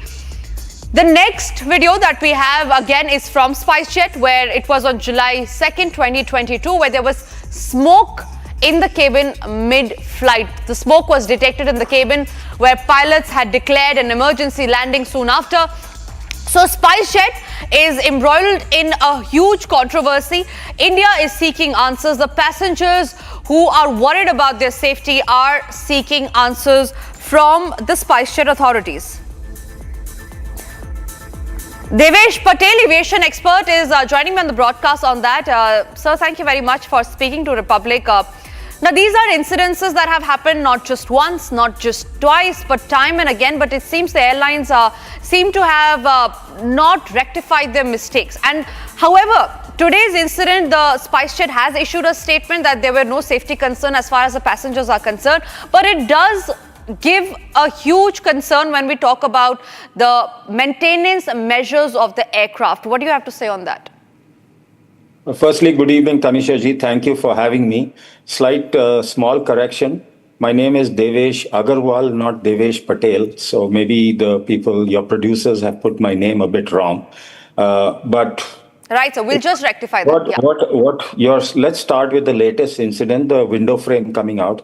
I fully agree with the airline. It is just a cosmetic thing. It is literally, a plastic frame containing the window shade. Actual window, there are two very strong polycarbonate windows made out of polycarbonate shatterproof material, which are actually fixed into the fuselage of the aircraft, the actual body of the aircraft outside this frame. This frame literally just sits on the plastic. What you're seeing inside is not the actual wall of the aircraft, that white portion. What we see inside the aircraft is literally a piece of plastic that is put over the aluminum body of the aircraft. So this frame coming loose, yes, it is. How would I use the word? Somebody has not quite checked clearly at the last checkup or something like that. So it is definitely something that the airline should do, keep an aircraft up in good quality. But other than that, there is nothing with this. Both the windows remain intact. The thing is pressurized. Then you had shown a video of an engine having compressor stalls on takeoff. Right. This this is so common. It is not it's unbelievable. The engine, believe it or not, almost costs half the cost of the aircraft. It is as expensive, and it is the most technically complicated, you can say, item on board any aircraft. And it, like any of our engines, will have sometimes a failure. Right, sir. All pilot and all aircraft are certified to take off with one engine failed at full maximum weight. They have to undergo this test. It is a mandatory requirement as part of the aircraft certification. And pilots also every 6 months go into the simulator, and they are checked very regularly with exactly this scenario, that I've taken off and my engine has failed. What do I do? There's a very, very simple procedure. I mean, they level off below 10,000 feet because they don't want to deploy oxygen masks, and they will circle around. If they have to dump fuel, they'll dump fuel so that they make a normal weight landing, and they will land.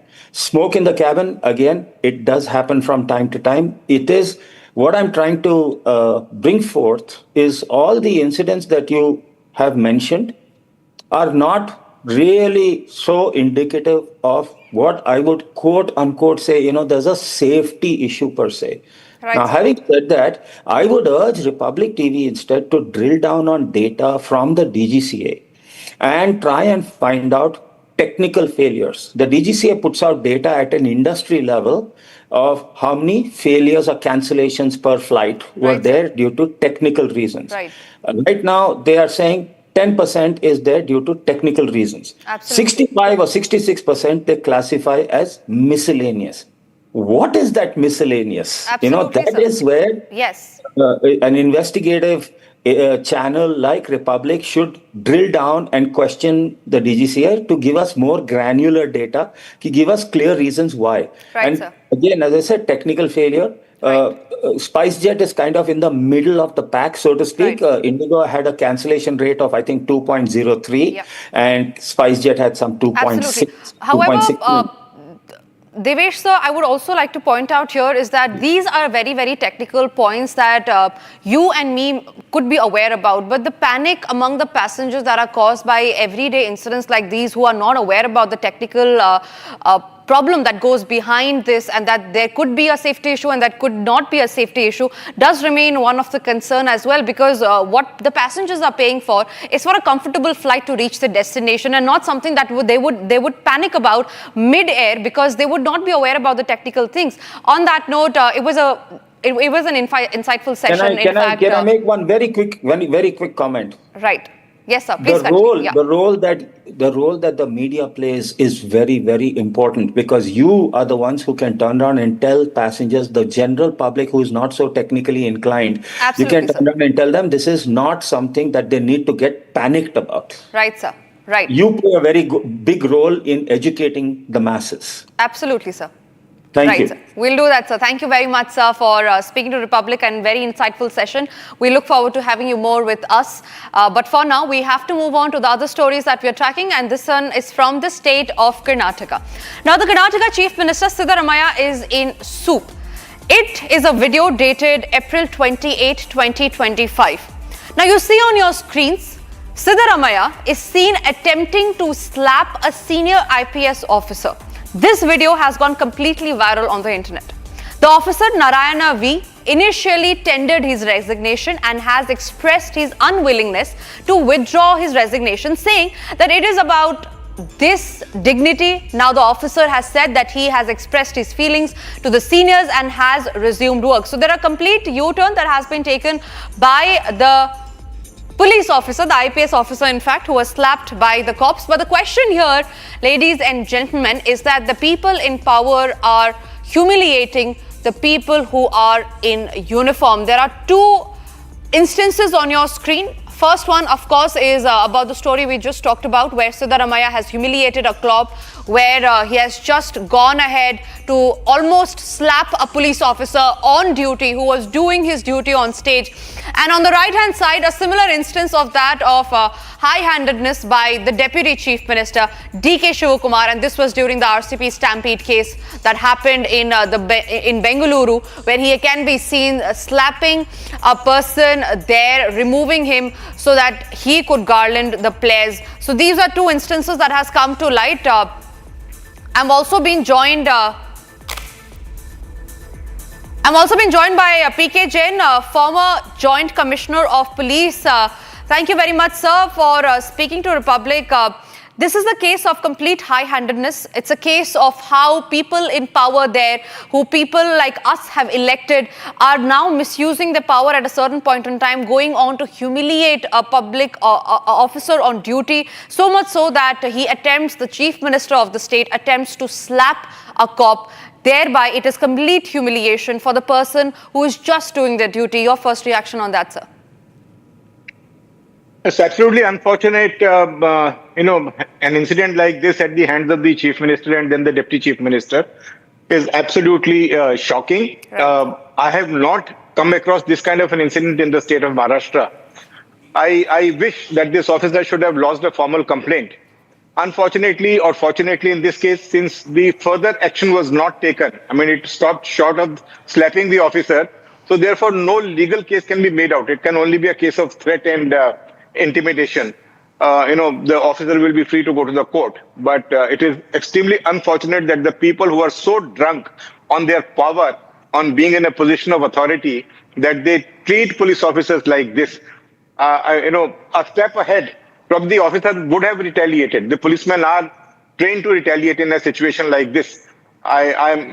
Thanks to the situation that he stopped short. Otherwise, maybe the Chief Minister himself would have been manhandled by the officer concerned. It's absolutely shocking. And the second case, where Mr. Shiv Kumar has slapped an officer on duty, that may be an error of judgment because he was not aware that this particular officer who was in plain clothes was a police officer. So I don't know the actual facts of the story, but of the case. But in that case, I can still give him the benefit of doubt. But in the case of the Chief Minister, it is unfortunate.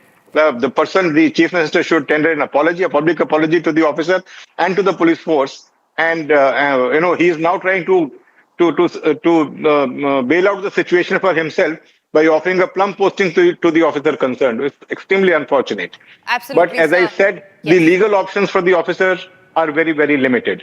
Absolutely, sir. Complete state of high-handedness there coming in from the state of Karnataka. PK Jain, thank you very much, sir, for speaking to Republic on that. We move on to the other story. This one again is from the state of Karnataka, where the Karnataka government has come under massive fire. Now, the state caste census in Karnataka is under scanner after they showed that the government staff was pasting survey completion stickers without actually conducting the survey.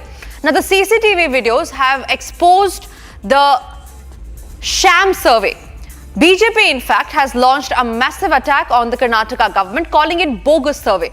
On your screen are the CCTV visuals where you can see that the workers are actually pasting the stickers of the survey completed without actually doing it. So this is a complete facade that has come to light from the state of Karnataka. This one specifically from the city of Bengaluru. Remember, the BBMP officials who had pasted these stickers have now been suspended or action has been taken. But the question is, why is a fake survey being conducted, keeping in mind that the caste survey, the caste census is extremely important as far as India is concerned, for which the government of India has also given a green signal.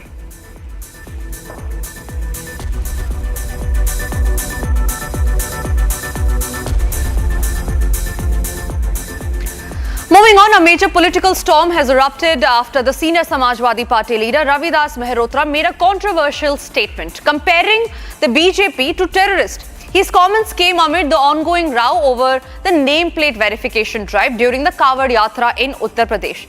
Now, this Samajwadi Party MP alleged that the BJP workers were targeting shopkeepers based on their religion.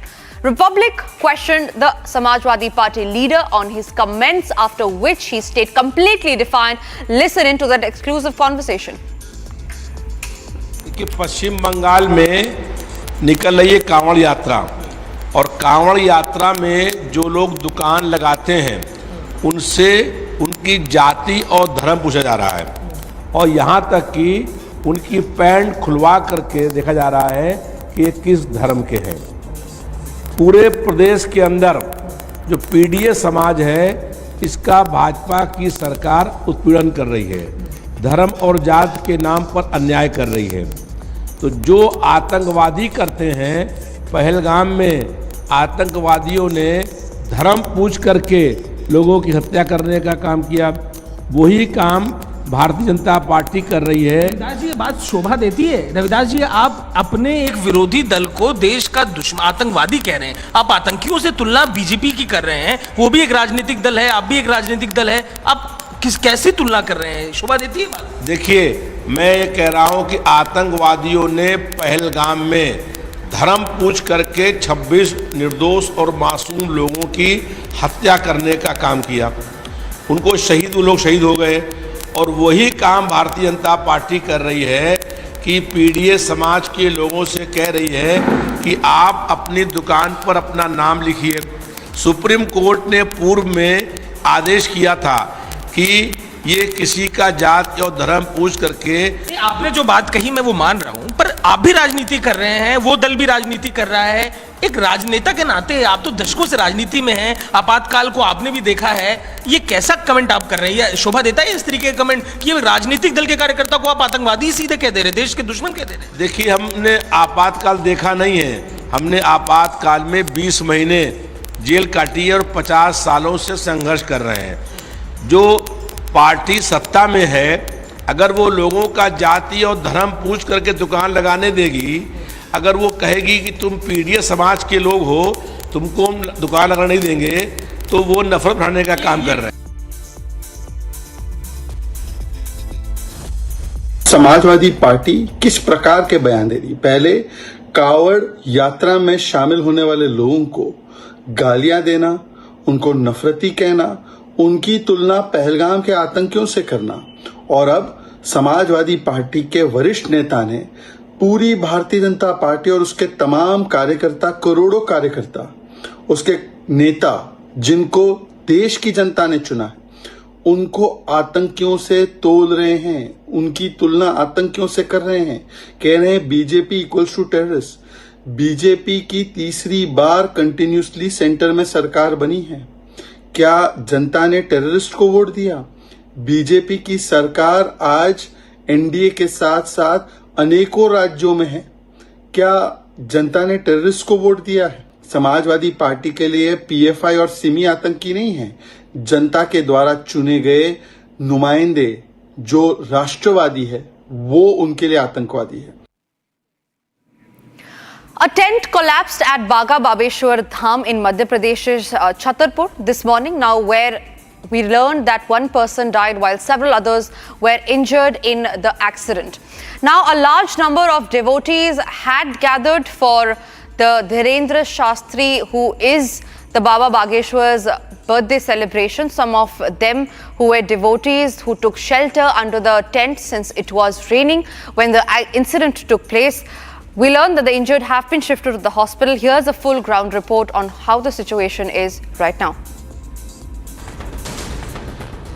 Today, a group of devotees gathered in the Bageshwar Dham, located in the Gada village of Chhatarpur in Madhya Pradesh. They were there to celebrate the Bageshwar Maharaj's birthday. The aarti commenced in the morning and then they gathered under the tent to avoid the rain.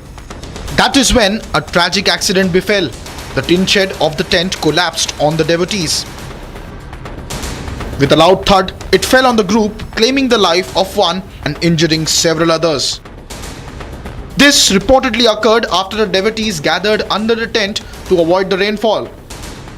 किसी ने गलत news चला दी कि tin shed गिर गया, तो हमें लगा कि इतना मजबूत टीन शेड एक ही दिन में गिर गया, बल्कि वो बहुत पीछे जहाँ पुराना स्थान है, ग्राउंड है, उस ग्राउंड में पॉलीथिन में अत्यधिक पानी भरने के कारण सुबह से ज़ोरदार बारिश हो रही थी, तो पॉलीथिन में अत्यधिक पानी भरने के कारण जो पाइप वाला छोटा टेंट लगा था, उस टेंट का ऊपर का एक पाइप गिरा और न्यूज पर बड़ा चढ़ा करके उसको कह दिया कि टीन शेड गिर गया। The deceased Shyamlal Kaushal had come to visit the Bageshwar Dham with his family. धाम पे आए थे क्या करने? हेलो, दर्शन करने आए थे। जन्मदिन था महाराज का। हाँ, हम दर्शन करने आए दिन आते रहते, हर महीने आते हैं। कौन है आपके जो कौन खत्म हो गए? पापा हैं। मेरे पापा हैं। पिताजी आपके? Rajesh Kaushal, his son-in-law, told that this accident occurred at around 7:30 a.m. this morning. हम लोग तो कल रात में 10 बजे पहुँचे हैं, रात भर सोए खाए भंडारा, उसके बाद में सुबह 7:30 बजे की घटना हुई। क्या हुआ? पानी बरस रहा था, 3 छाजन जो छाया था वो गिर गया। कितने लोग घायल हुए?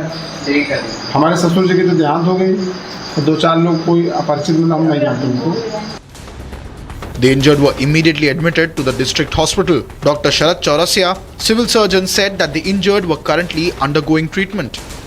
अभी तक हमारे पास 3 लोगों की एमएलसी हुई है, जिनमें से एक को मृतावस्था में लाया गया था, तो उसका पोस्टमार्टम हो गया है। बाकी एक मरीज भर्ती है, उसका भी सीटी स्कैन हो रहा है, वैसे उसकी कंडीशन भी ठीक है। और एक और मरीज जिसकी एमएलसी यहाँ हुई है, उसको सामान्य चोटें थी। The injured are said to be in stable condition at the moment. Prime Minister Narendra Modi is on 5-nation tour. He addressed the Parliament of Ghana and held delegation-level talks with Ghana's president. Now, Prime Minister Narendra Modi also put emphasis on the shared values between India and Ghana. Earlier, the Prime Minister had also received Ghana's National Honour Officer of the Order Star. Here are quick snippets from his visit in Ghana so far. It is a privilege to be in Ghana, a land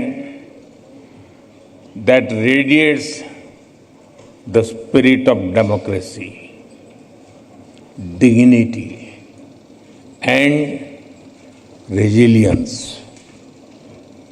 As the representative of the world's largest democracy, I bring with me the goodwill and greetings of 1.4 billion Indians.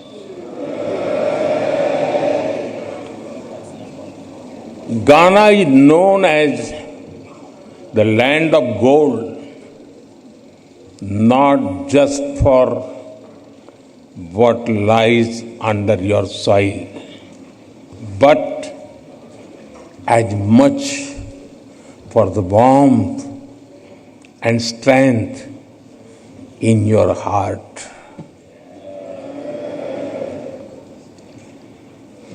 When we look at Ghana, we see a nation that shines with courage, that rises above history, that meets every challenge with dignity and grace.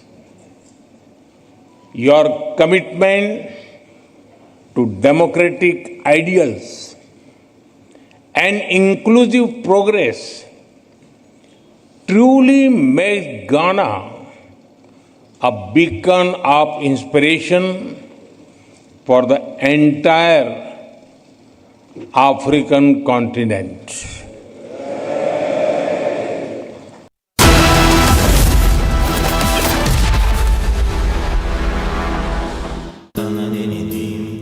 Amity has been ranked among the top universities globally for producing the most employable graduates by the Times Higher Education UK.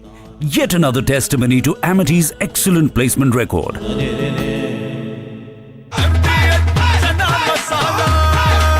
अब छोलिया हो या लोबिया, सफेद चने या काले चने, सब कुछ मजेदार बने। इसको घर पे लगाओगे तो शादी का तो पता नहीं, पर घर पक्का नहीं टूटेगा। रुंगटा नहीं तो घर स्ट्रॉन्ग नहीं। रुंगटा स्टील TMT बार एकदम सॉलिड। पहाड़ों में एक हाइकिंग शिप भी बन सकती है।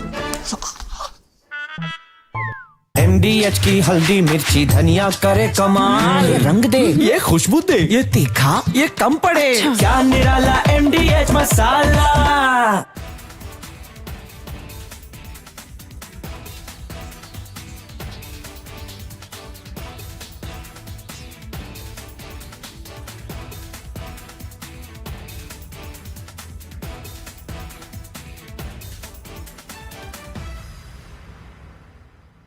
Future wars will be conducted based upon intelligence input gathered from enemy's territory.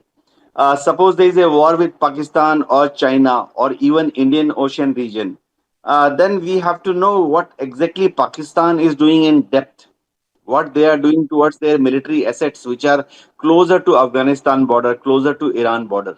Similarly, in Tibet, in case there is a skirmish with China, we would like to know what is PLA doing in Tibet, or even in depth in China. Similarly, in case there is a war, Pakistan Navy or PLA Navy may operate from Indian Ocean region to cause damage to our coastal installations, both military as well as civilian. So we would like to know.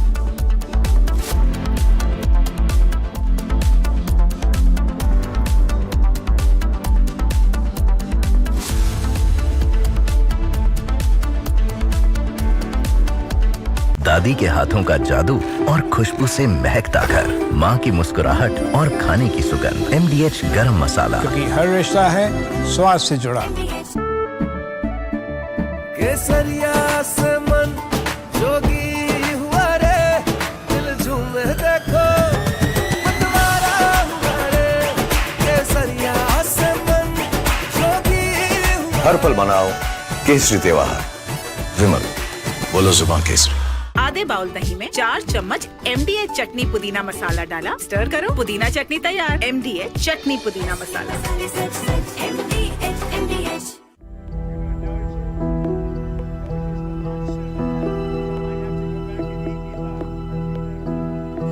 I don't know. I think we'll have to take a look.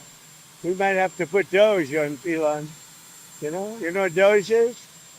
Doge is the monster that might have to go back and eat Elon. Wouldn't that be terrible? He gets a lot of subsidies, Peter.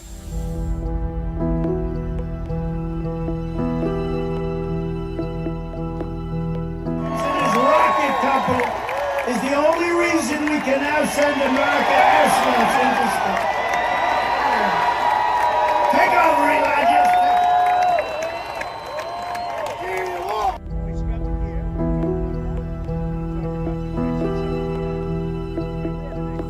But Elon's very upset that the EV mandate is going to be terminated. And you know what? When you look at it, not everybody wants an electric car. I don't want an electric car. I want to have maybe gasoline, maybe electric, maybe a hybrid, maybe someday a hydrogen. If you have a hydrogen car, it has one problem. It blows up, So I'm going to give that one to Peter. I'm going to let Peter test it out.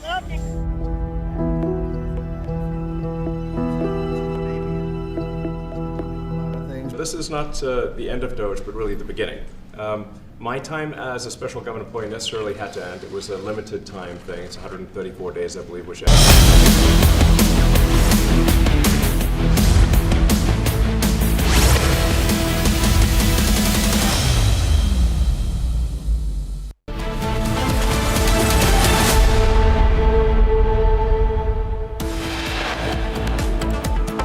Sports Ministry sources say Pakistan hockey team will travel to India for the Asia Cup. NPR को implement करना, इस system को implement करना अभी feasible नहीं है। इसलिए जो बाकी स्टेट्स के अंदर जब आप बाकी जिस तरीके से NCR के अंदर जब आप इसको इम्प्लीमेंट करेंगे, साथ साथ में तब तक हम भी अपने आप को टेक्नोलॉजिकली इसको जानकारी लेकर उसके बाद ही इसको भी हम भी इम्प्लीमेंट करने की स्थिति में होंगे। It's a huge Republic impact. Under the pressure from the common man, Delhi government reconsiders old car ban policy. SpiceJet flight window panel pops out of its socket. Airline downplays incident, calls it a cosmetic window frame. DGCA pulls up SpiceJet.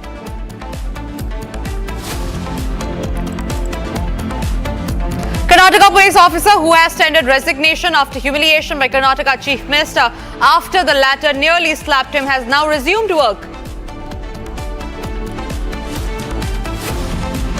Samik Bhattacharya appointed as the new West Bengal BJP chief.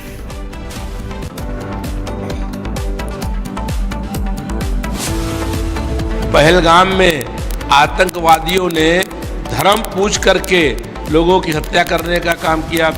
वही काम Bharatiya Janata party कर रही है। After ST Hassan, another Samajwadi Party leader insults Hindu Faith Republic, questions SP leader Ravidas Mehrotra.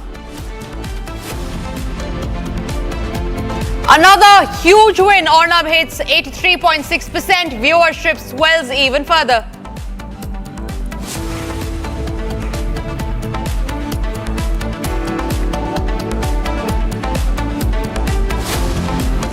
And to start this edition with the big breaking news coming in, remember the India has allowed Pakistan team to play the Asia Cup 2025.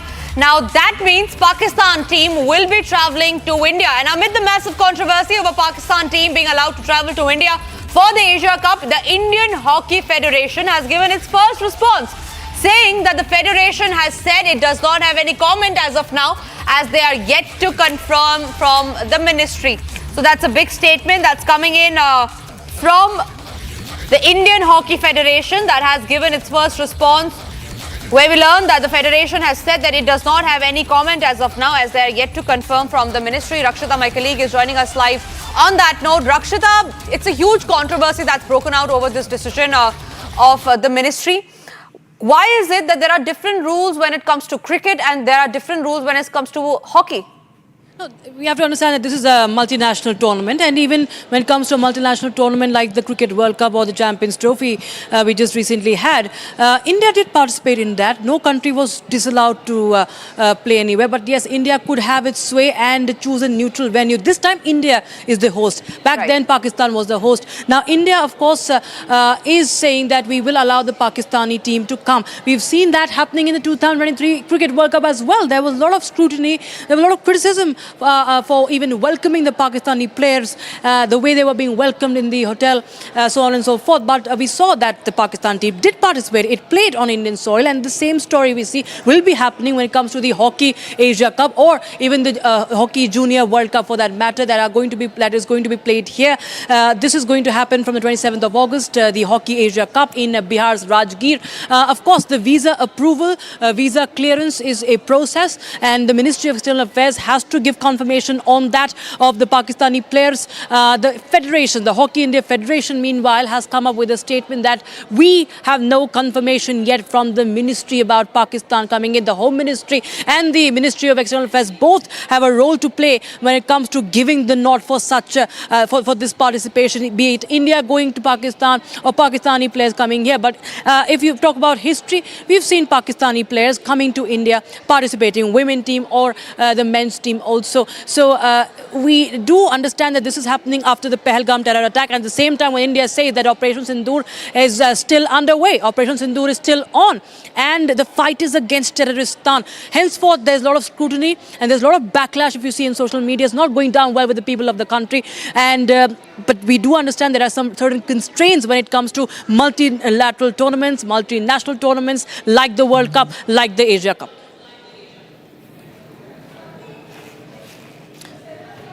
All right, we seem to getting more updates, viewers. For all those who are tuning in right now, just a while back we had information from a sports ministry source that the Pakistan team will not be stopped from coming to India. But now the federation, the Hockey India Federation, is saying that they do not have any confirmation from the ministry yet on Pakistani team travelling to India.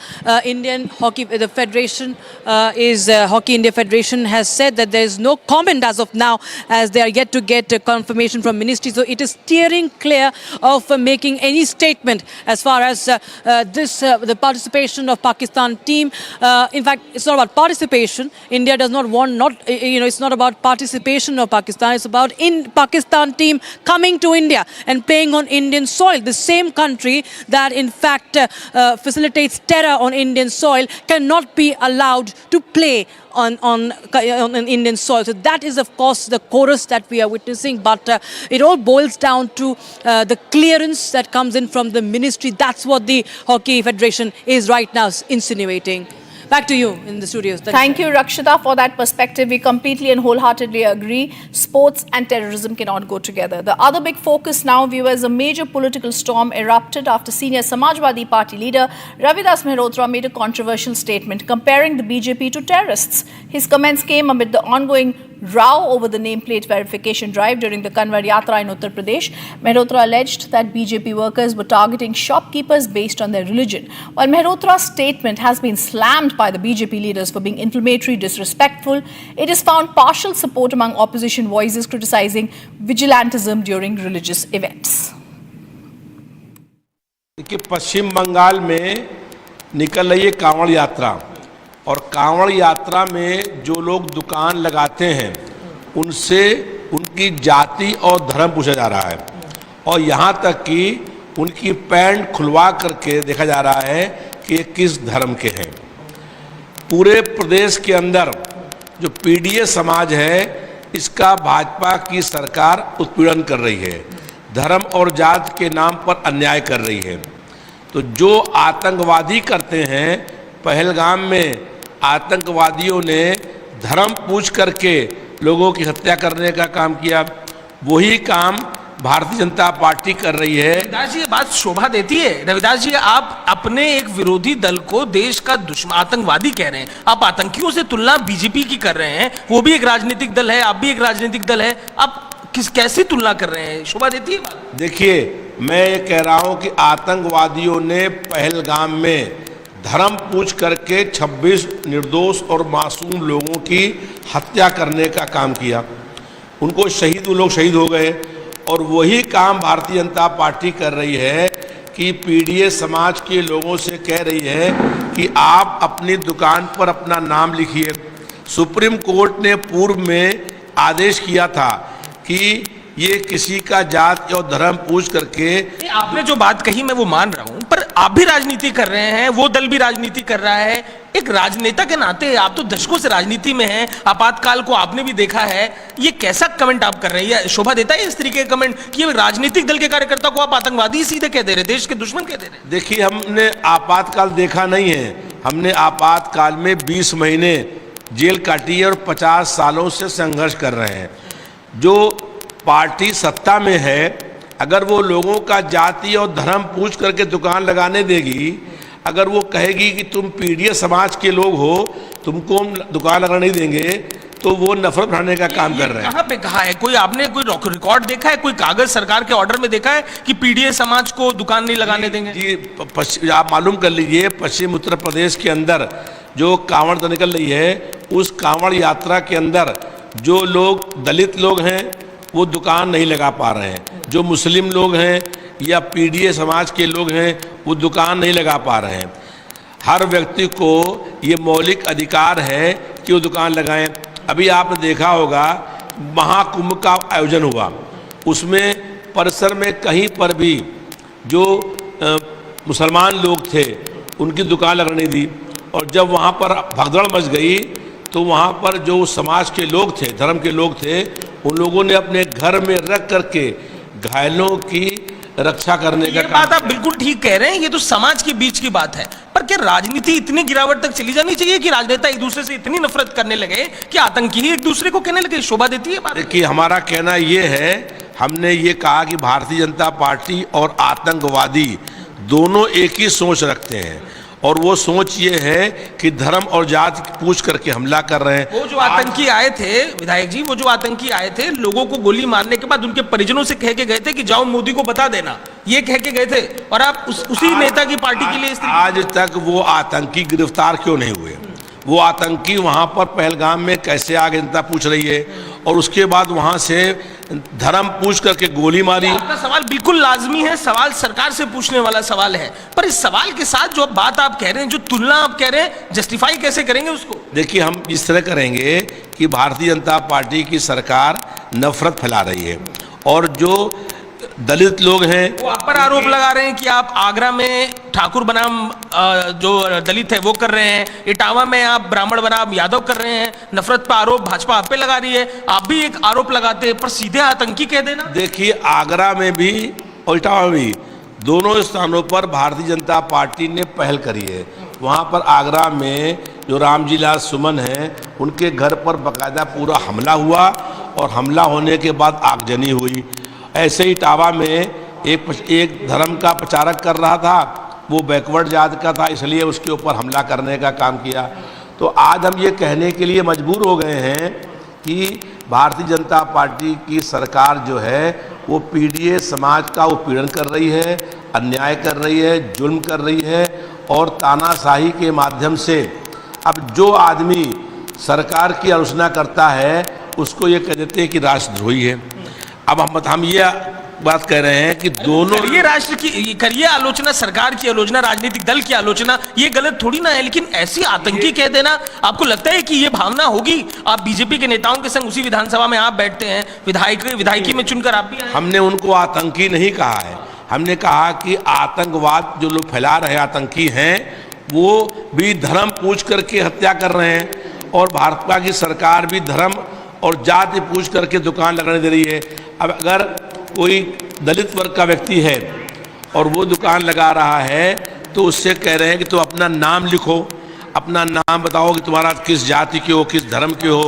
तो इस तरीके से भाजपा की सरकार नफरत फैलाने का काम कर रही है। Meanwhile, the BJP slammed Samajwadi Party for politics on Kanwar Yatra and insulting the Hindu faith. Samajwadi party किस प्रकार के बयान दे रही? पहले कांवड़ यात्रा में शामिल होने वाले लोगों को गालियां देना, उनको नफरती कहना, उनकी तुलना पहलगाम के आतंकियों से करना, और अब समाजवादी पार्टी के वरिष्ठ नेता ने पूरी भारतीय जनता पार्टी और उसके तमाम कार्यकर्ता, करोड़ों कार्यकर्ता, उसके नेता जिनको देश की जनता ने चुना है, उनको आतंकियों से तोल रहे हैं, उनकी तुलना आतंकियों से कर रहे हैं, कह रहे हैं BJP equals to terrorist. BJP की तीसरी बार कंटिन्यूसली सेंटर में सरकार बनी है। क्या जनता ने टेररिस्ट को वोट दिया? बीजेपी की सरकार आज एनडीए के साथ साथ अनेकों राज्यों में है। क्या जनता ने टेररिस्ट को वोट दिया है? समाजवादी पार्टी के लिए पीएफआई और सिमी आतंकी नहीं है, जनता के द्वारा चुने गए नुमाइंदे जो राष्ट्रवादी है वो उनके लिए आतंकवादी है। An interim trade deal between India and the United States is likely to be finalized in the next 48 hours, with negotiations underway in Washington. India's trade team extended its stay in Washington last week to iron out key differences as the two sides look to clinch a mini deal before the July 9 deadline when the pause on US tariffs is set to be lifted. Both sides dug in their heels over a number of issues, including Washington's demand India open its market to genetically modified crops, a long-standing red line for New Delhi due to risk to its farmers. And the big news here, the big inside scoop on India and the US trade deal, the negotiations working on a mini deal. The preliminary aim is to meet the July 9 deadline, is what our sources are telling us. This deal could be sealed soon. And we're also being told that it's possible that there could be a full and final agreement that could be likely by September. We're also being told both sides are working at this deal. Let me quickly go across to Senior Executive Editor, my colleague Abhishek Kapoor. Abhishek, give us more details of this scoop that you've picked up. Well, Rizam, so what we are getting to hear is that instead of a full-fledged deal, just to meet the timeline or deadline July 9, President Trump, India and the United States and the negotiating teams might go in for a mini deal for the time being, which would include most of the uncontested or non-controversial clauses and sectors, but the difficult ones, for example, the steel and aluminum sector levies, for example, the automobile sector exports, those might be kept for later, say, in the month of September, by which time President Trump, in fact, is expected in New Delhi to participate in the Quad Summit, and that would give that much more time for the negotiating teams to really come to find a common ground. There are ticklish issues like the genetically modified crops, including soybean and maize, which the Americans really are pushing in. We don't know whether as yet there has been a solution found to this, and would it be included in the mini deal that's likely to be announced over the next few days, Rhythm, but substantial ground covered insofar as the non-contentious and the non-controversial sectors and aspects of the trade deal are concerned, and on that both the sides are moving forward to make an announcement. Thank you, Abhishek. We'll get more details on that in the next few weeks. The big story on Republic TV, the ED has now made big claims in the National Herald money laundering case in the court today.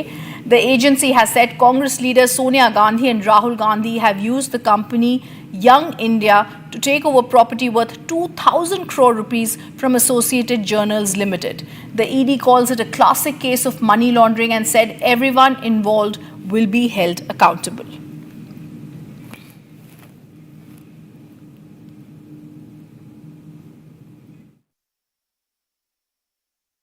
I have completed my arguments, subject to my rejoinder. The other side was to argue at 2:30, but it was inconvenient, so they've asked time till tomorrow, which the court has agreed. I made out a case that it's an absolutely fabulous case as far as taking of cognizance is concerned. It's an open and shut case. Sir, you made a submission before the court today that Young India is a vehicle, a paper entity that was used. What was this and what your submission was? You are all present in the court. Young Indian was used for the purpose of usurping properties worth almost 2,000 crores of AGM. That's our case. I have completed my arguments, subject to my rejoinder. The other side was to argue at 2:30. But it was inconvenient, so they've asked time till tomorrow, which the court has agreed. I made out a case that it's an absolutely fabulous case as far as taking of cognizance is concerned. It's an open and shut case. Sir, you made a submission before the court today that Young India is a vehicle, a paper entity that was used. What was this and what your submission was? You are all present in the court. Young Indian was used for the purpose of usurping properties worth almost 2,000 crores of AGM. That's our case. And it's documented. It's an open and shut case. Karnataka Chief Minister has now sparked another row. Siddaramaia's April 20th video where he is seen attempting to slap a senior IPS officer is going viral.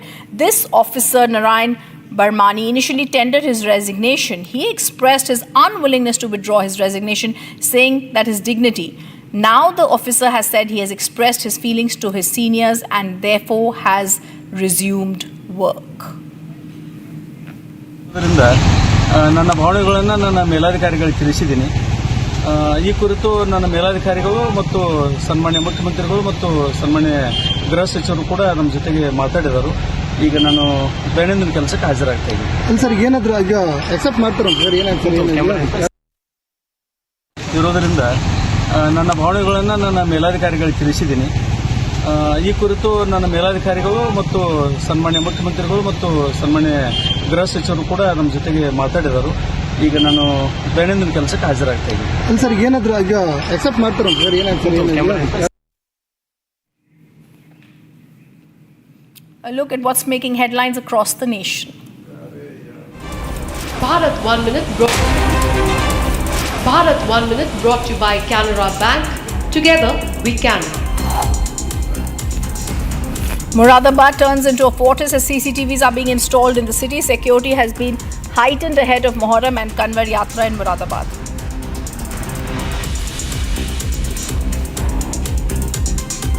देखिए आगामी जो हमारे कांवड़ यात्रा और मुहर्रम का जो त्यौहार है इसको लेकर के हम लोगों ने हम अपनी लगभग सभी तैयारियां पूरी कर ली हैं. इसमें जो भी होमवर्क हमारे लेवल से होता है हम लोग के लेवल से सारी हम लोगों ने पूरी कर ली हैं. सभी थाना क्षेत्रों में सभी लेवल्स पे जो पीस कमेटी मीटिंग्स वगैरह होती हैं सब पूरी की जा चुकी हैं. Amarnath Yatra begins in Jammu and Kashmir. Devotees start their trek towards the holy cave of Sri Amarnath from Baltal base camp.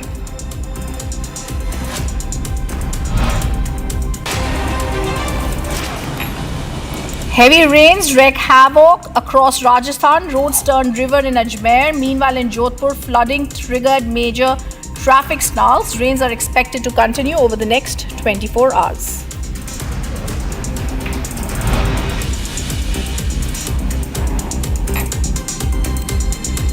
SDRF rescued around 40 devotees stranded in the Sonprayag landslide zone while on their way back from Kedarnath Dham. Debris suddenly fell late at night near Sonprayag on the way to Kedarnath Dham, due to which more than 40 pilgrims were stuck.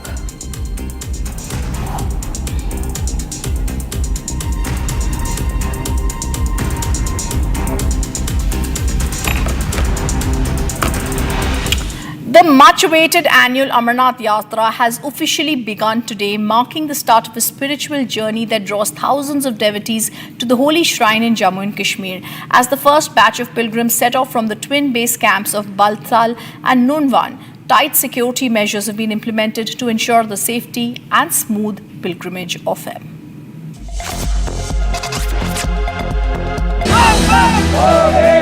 The annual Amarnath Yatra began this morning. The first batches of pilgrims set off from the twin base camps in Baltal and Nunwan. The Yatra started early morning from the twin tracks, the traditional 48-km Nunwan-Pahalgam route and the 14-km Baltal route. The batches of pilgrims, including men, women and sadhus, left from the Nunwan base camp in Pahalgam and Baltal base camp in Sonmarg area of central Kashmir's Ganderbal at the first light of the day. Bholenath को देखने जा रहे हैं। बहुत अच्छा लग रहा है क्योंकि सदियों से हमारा परंपरा रहा। यही समय में अमरनाथ का शिवलिंग बने पूरा देश से, विश्व से। मैंने कल देख रही थी हमारे होटल में, बाहर देश से बहुत लोग हैं। ऐसे विश्व का लोग आए भगवान को देखे। हम सबको भगवान आशीर्वाद करे। सबके लिए मैं अपने देश के लिए दुआ करती हूँ कि सब स्वस्थ रहे, तंदुरुस्त रहे और मस्त रहे। बहुत अच्छा लग रहा है। उम्मीद नहीं थी कि हम लोग यहाँ आएंगे। पहले जगताते मैं हालांकि मैं 2-3 साल से आ रही हूँ, बट पहली बार मैं पहले जगताते में मतलब पहली यात्रा पहले कर रही हूँ। अब बता नहीं सकते कितनी खुशी है।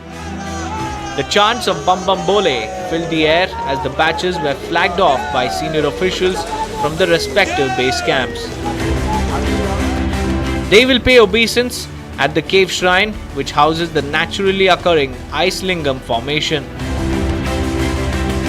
Stringent security arrangements have been put in place for the smooth conduct of the yatra. Thousands of security personnel from the police, CRPF, Indo-Tibetan Border Police and other paramilitary forces have been deployed to ensure security. Aerial surveillance will also be carried out. Mid-air scare in SpiceJet. Window frame pops out. SpiceJet says no risk after mid-air window horror. DGCA summons SpiceJet, but is it too late? Debating tonight at 8:30 p.m.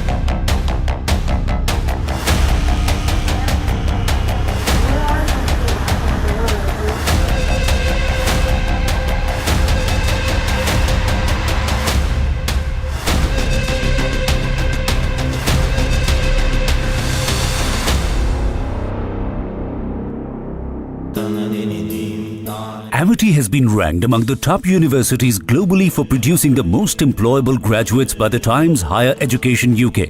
Yet another testimony to Amity's excellent placement record. ये है secret recipe MDH का जीरा SIP जल जीरा मसाला। SIP SIP जीरा SIP MDH का जल जीरा सिप MDH का जल जीरा SIP.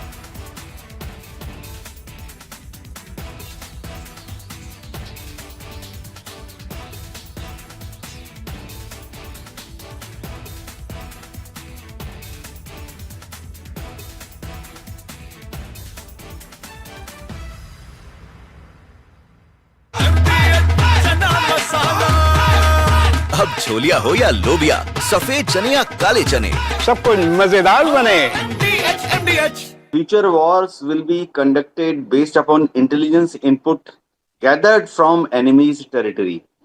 suppose there is a war with Pakistan or China or even Indian Ocean region, then we have to know what exactly Pakistan is doing in depth, what they are doing towards their military assets, which are closer to Afghanistan border, closer to Iran border.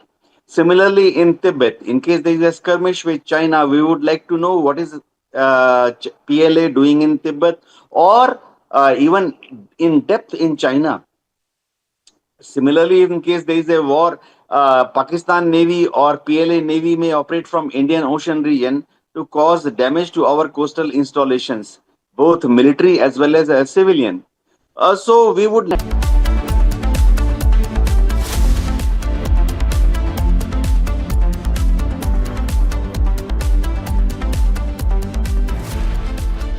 Hi, this is Chef Ranveer Brar. Guarantee you brilliance on behalf of IIHM. MDH की देगी मिर्च, देगी मिर्च का तड़का, अंग अंग फड़का। MDH की देगी मिर्च। केसरिया से मन जोगी हुआ रे, दिल झूमे देखो मतवारा हुआ रे। केसरिया से मन जोगी हुआ। हर पल मनाओ केसरी त्योहार। विमल, बोलो जुबान केसरी। MDH की हल्दी मिर्ची धनिया करे कमाल, ये रंग दे, ये खुशबू दे, ये तीखा, ये कम पड़े, क्या निराला MDH masala.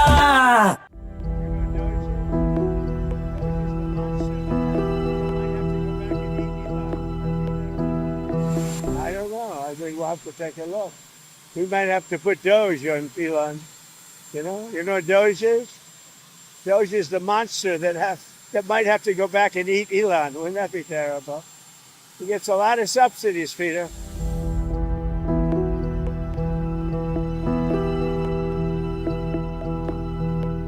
This rocket company is the only reason we can now send America astronauts into space. Take over, Elon. Just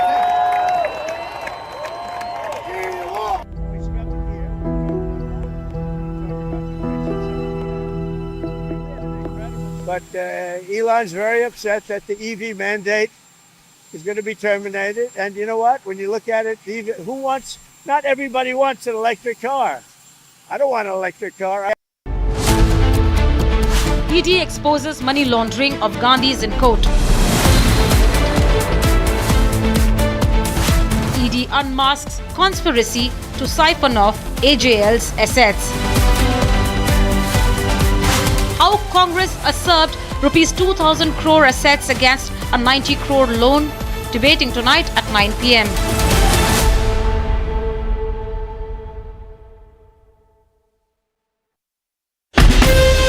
From Asia's largest news headquarters,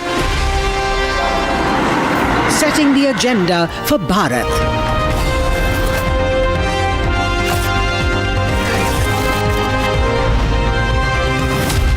You're watching Republic.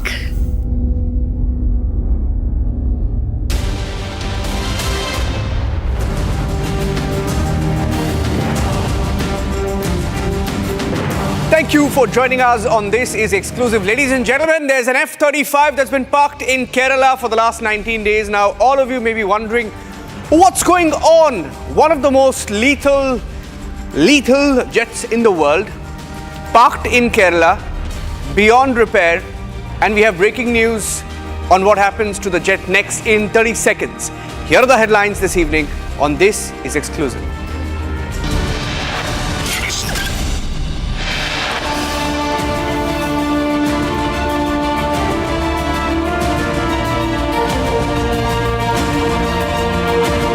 Big identification controversy on the Kavar Yatra. It appears that the man who claimed he was Gopal was not Gopal after all. His real name is Tajamul. He confesses to Republic.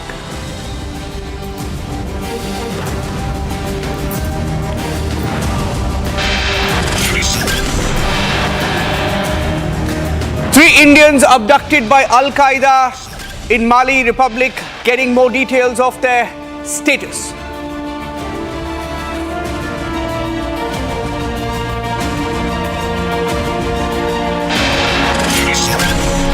Sports Ministry sources confirm Pakistan men's hockey team will be allowed to travel to India for the next month Asia Cup.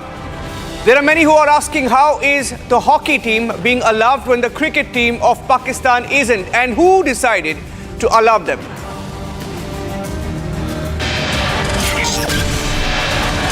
And it's now official, the F-35 will take a lift out of India. It will be flown in a C-17 Globemaster back home to the UK.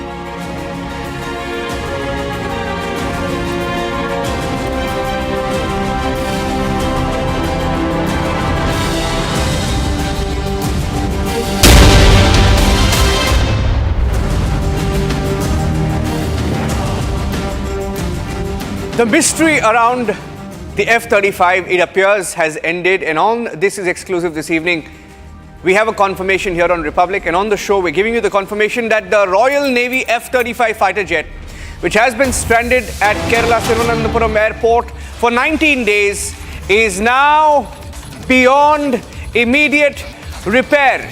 The advanced stealth aircraft is now set to be transported back to UK using the C-17 military transport aircraft. The C-17 Globemaster will have to give the F-35 a lift back home. And this goes on to prove the logistical challenges of maintaining the fighter jet. It's not a good advertisement for F-35. It is the worst kind of advertisement. It will now be taken back. Now there are reports that it could be dismantled as well. Let me see if I have Soumya with me. Soumya brought us those details that the F-35 will be dismantled. But before that, I want to get in a word from Air Marshal Sanjeev Kapoor as well. Good evening, Air Marshal. This is it's such a bad advertisement, I would say, for the F-35. Many saw it as one of the most lethal jets in the world, right? And there was speculation whether India could be in talks or talk to the US as well on the F-35. But this is the worst kind of advertisement. If a fighter jet stuck here for 19 days will now be flown back in a C-17 Globemaster. As an expert, as someone who's flown fighter jets, what is your takeaway from this episode? See, all the modern aircrafts are very difficult to maintain, especially the fifth generation fighters, and they are absolutely filled with antennas, sensors, radars. Even the coating and the surface is of a different make and quality. There are huge amount of antennas and sensors all across the body. So while it is parked in the open for last 19 days, the teams which I read have come and gone, but it requires opening up. Now for opening up, you need special equipment, tools, jacks, slings, and other features, some sort of a crane kind of a thing to hold. So these specialized repairs generally take place in a hangar. Now, coming to the specific question of advertisement, yes, it is not a good advertisement. It's a very difficult aircraft to maintain and doesn't have a very good track record, F-35s. It has had about 8 to 10 accidents in the last few years. And also the operating cost is very high. I was reading somewhere it is about $50,000 to $60,000 per hour to operate this aeroplane. It's not the initial cost of $100 to $120 million which you pay. The hourly cost to fly and sustain this aeroplane is also expensive. Now the hydraulic failure, the hydraulic snag is a complex one wherein you need to open the complete engine. You need to access all the base. And I'm not sure how the Royal Navy or the Lockheed, which have manufactured this aeroplane, would have happened. So generally in any warlike situation or in case the aircraft is down for a reason, and carried in a C-17. Now this process itself is quite cumbersome because the vertical stabilizers, the wings, the horizontal stabilizers, the sensors, the radars, the pitot tubes, the other accessories, the hard points which are below will have to be systematically removed first, created. Now a C-17, if I gather, is around 88 feet long and is about 18 feet wide. So this fuselage fits into that, and the vertical stabilizers, fins and other parts are adjusted on the side. and this is a process probably they'll have to do to carry it back, whether to UK or to any other US base which has the servicing schedule. I'm not sure of that. But yes, the F-35s have been carried in C-17s, and this too can be carried. I'm hearing, Air Marshal Kapoor, that it could be dismantled. It will have to be dismantled, right? It will have to be dismantled to be flown back. Absolutely, absolutely. This aircraft now, the teams will come with equipment, probably the C-17 which comes will, or two aircrafts may come. It will bring in the equipment to dismantle this. It is not completely dismantled. It is just dismantled in a way so that the main body, the wings, the vertical fin, and the lower part which houses the undercarriage and other parts be taken out, and then the specialized crane will lift this fuselage, and this has to be done with precise care so that absolutely no damage takes place. Yeah. Thank you for joining us, Air Marshal Sanjeev Kapoor. This is a it's been a story that is, been in the news for 19 days now, and everyone was wondering what's going on. At least now they know that it's going back. And it's really it's like I said. I mean, it's not a good thing for the Americans who've been trying to push this plane, to the Indians and to the table. But thank you, Air Marshal Sanjeev Kapoor. It's going back, and it's going back in a C-17. It will be flown back. It will take a lift back. Let's move on and get you the other big story that we are tracking here on Republic TV. The second big story and the second exclusive that we have for you on the show is on the Kavar Yatra. There's a controversy that erupted in Muzaffarnagar, just ahead of the Yatra, and it's raising serious questions about identity, faith, and the communal undercurrents. You've heard the different kind of statements that are coming in from political parties, and this particular episode proves why there is an undercurrent. A man who claimed his name was Gopal, working at a dhaba, has now turned out to be Tajamul. Now, why did he fake his identity? Take a look at this story.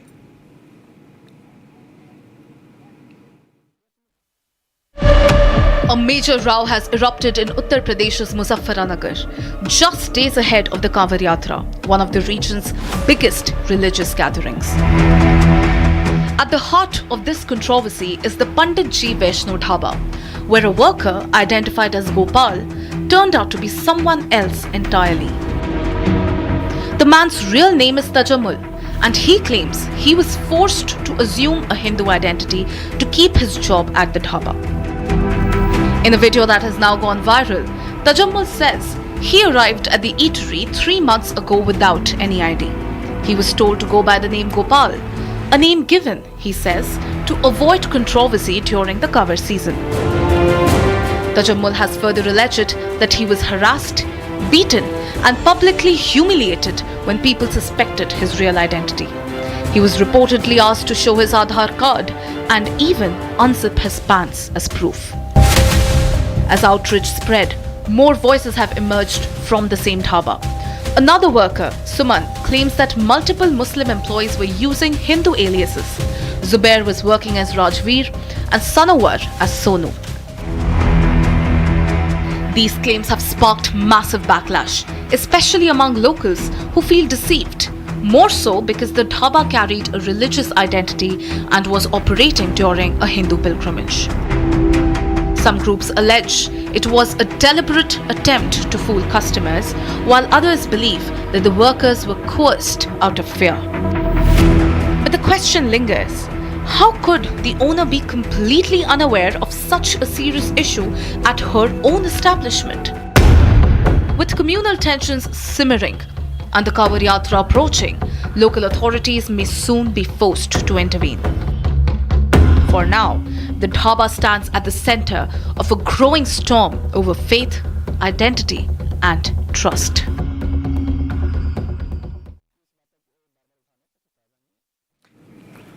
And we spoke to Tajamul, who claimed he was Gopal, and that's the exclusive input on the show this evening. Here is that conversation.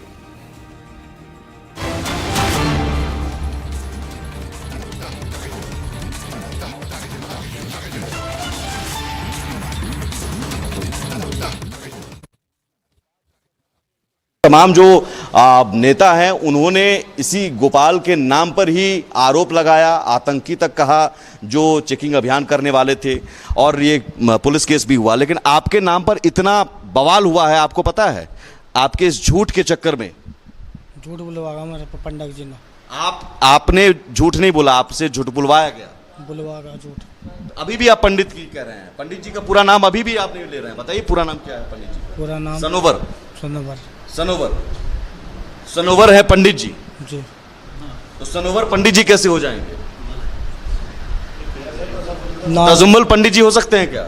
नाम धर रखा था ना उन्होंने अपना नाम धर रखा था कि मुझे कोई बुलाए तो पंडित जी, तो ढाबा का नाम पंडित जी के नाम पर। वही सनोवर से पहले कौन काम करता था यहाँ पर? पहले होटल पता, रिक्शा शर्मा पता है, पहले होटल। कब से आप यहाँ का काम कर रहे हैं? 3 महीने से। 3 महीने से सनोवर ने आपको काम पर रखा जी। और उसके बाद वहाँ पर जुबैर कारीगर था। मेरे चले गए थे उनसे पहले चले गए। पहले तो यहाँ शुरू में। और आदिल भी काम करता था? आदिल फिलहाल यहाँ काम कर रहे हैं। आदिल काम कर रहा था ढाबे पर? हाँ। वो क्या करता था? खाना पकाने में। आदिल कौन था? आदिल कहाँ से आ गया? सनोवर नहीं, उसको भी वही सनोवर पर जिसे आप पंडित जी कह रहे हैं। उसका लड़का था वो।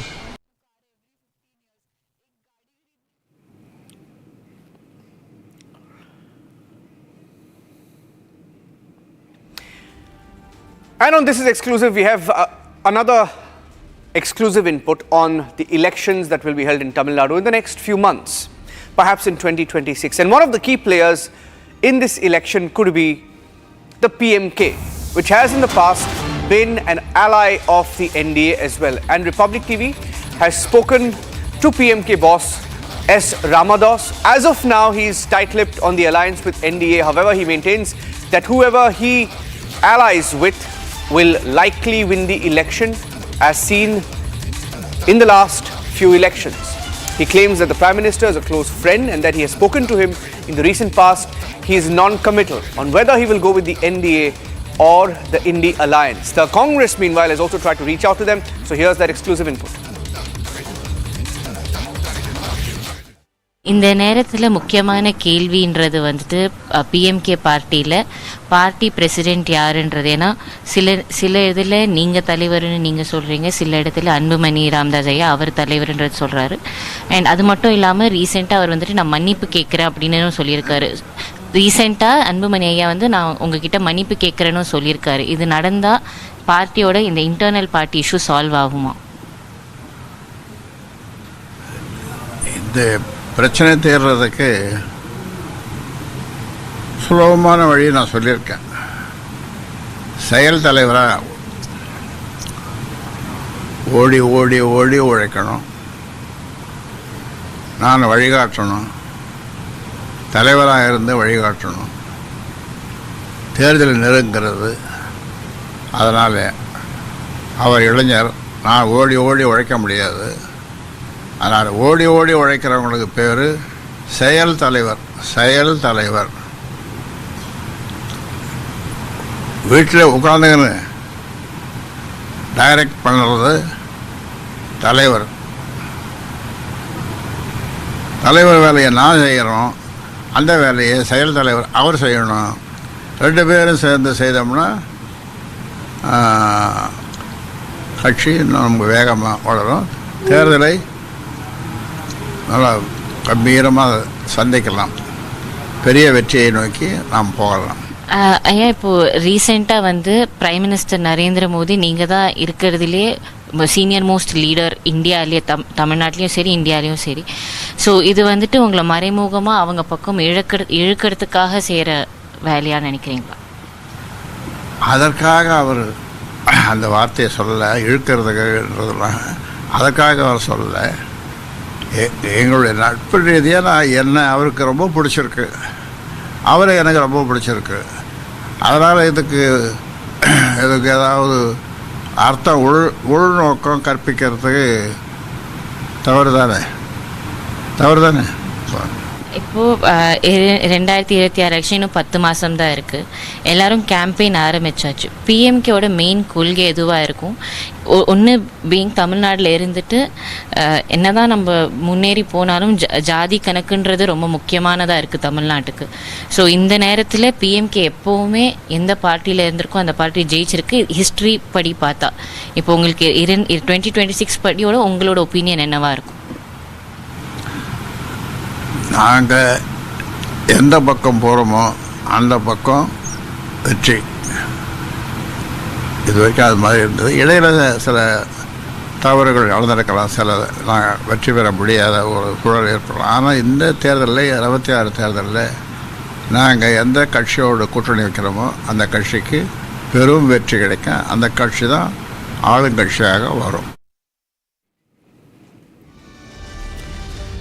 I'm taking a short break on This is Exclusive, getting you more breaking news updates in just a few minutes. Stay tuned.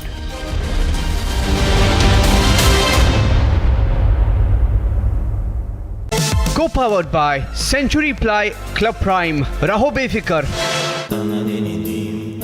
Amity has been ranked among the top universities globally for producing the most employable graduates by the Times Higher Education UK. Yet another testimony to Amity's excellent placement record. पैसा लगाना है तो century ply club prime पे लगाओ. डूबेगा नहीं, जलेगा भी नहीं, कोई खा नहीं जाएगा, धोखा नहीं देगा, ऊपर नीचे भी नहीं होगा, सेफ रहेगा, सिक्योर्ड में मिनिमम 30 साल का रिटर्न देगा. अब इससे बेटर इन्वेस्टमेंट है तो बताओ. सेंचुरी प्लाई क्लब प्राइम, रहो बेफिक्र. दादी के हाथों का जादू और खुशबू से महकता घर, माँ की मुस्कुराहट और खाने की सुगंध. MDH गरम मसाला, क्योंकि हर रिश्ता है स्वाद से जुड़ा. इसको घर पे लगाओगे तो शादी का तो पता नहीं, पर घर पक्का नहीं टूटेगा. रुंगटा नहीं तो घर स्ट्रॉन्ग नहीं. रुंगटा स्टील TMT बार एकदम सॉलिड. पहाड़ों में एक हाइकिंग शिप भी बन सकती है. आधे बाउल दही में 4 चम्मच MDH चटनी पुदीना मसाला डाला, स्टर करो, पुदीना चटनी तैयार. MDH चटनी पुदीना मसाला.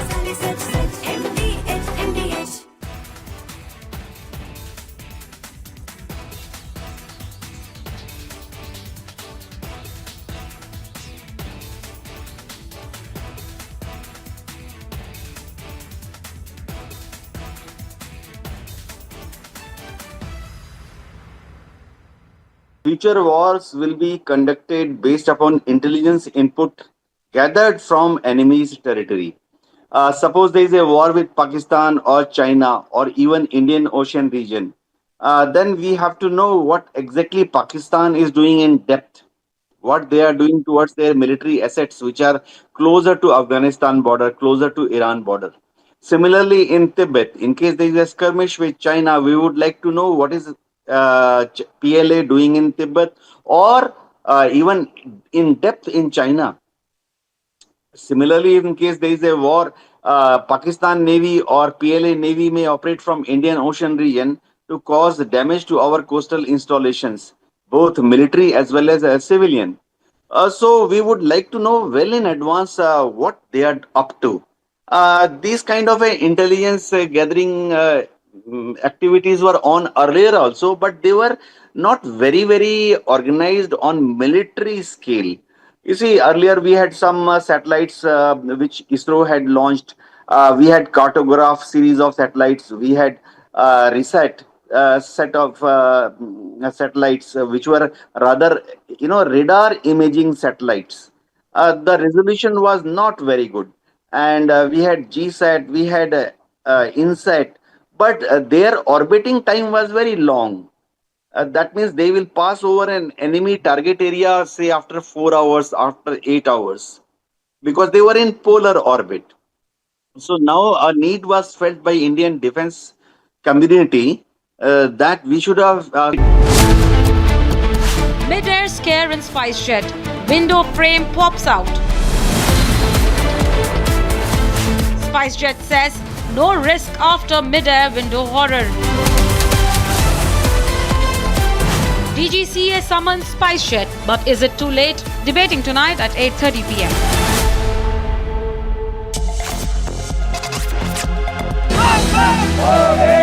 The annual Amarnath Yatra began this morning.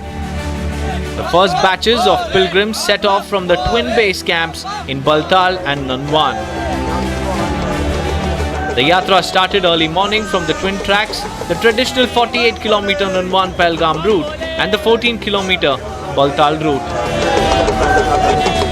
The batches of pilgrims, including men, women and sadhus, left from the Nanwan base camp in Pahalgam and Baltal base camp in Sonmarg area of central Kashmir's Ganderbal at the first light of the day.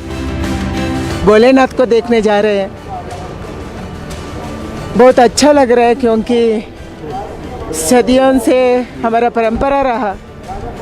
यही समय में अमरनाथ का शिवलिंग बने पूरा देश से, विश्व से। मैंने कल देख रही थी हमारे होटल में, बाहर देश से बहुत लोग हैं। ऐसे विश्व का लोग आए भगवान को देखे। हम सबको भगवान आशीर्वाद करे। सबके लिए मैं अपने देश के लिए दुआ करती हूँ कि सब स्वस्थ रहे, तंदुरुस्त रहे और मस्त रहे। बहुत अच्छा लग रहा है। उम्मीद नहीं थी कि हम लोग यहाँ आएंगे। पहले जगताते मैं हालांकि मैं 2-3 साल से आ रही हूँ, बट पहली बार मैं पहले जगताते मैं मतलब पहली यात्रा पहले कर रही हूँ। अब बता नहीं सकते कितनी खुशी है। The chants of Bam Bam Bole filled the air as the batches were flagged off by senior officials from the respective base camps. They will pay obeisance at the cave shrine, which houses the naturally occurring ice lingam formation. Stringent security arrangements have been put in place for the smooth conduct of the yatra. Thousands of security personnel from the police, CRPF, Indo-Tibetan Border Police and other paramilitary forces have been deployed to ensure security. Aerial surveillance will also be carried out.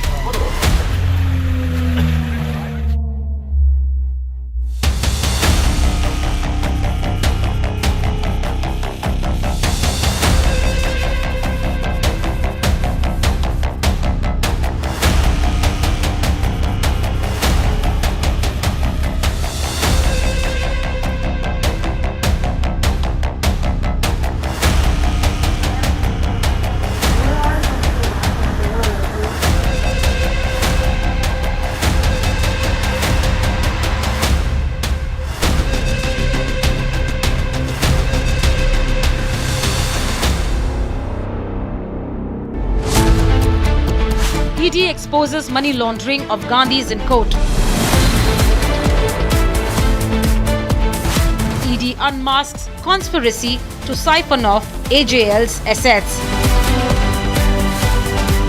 How Congress usurped rupees 2,000 crore assets against a 90 crore loan. Debating tonight at 9 p.m.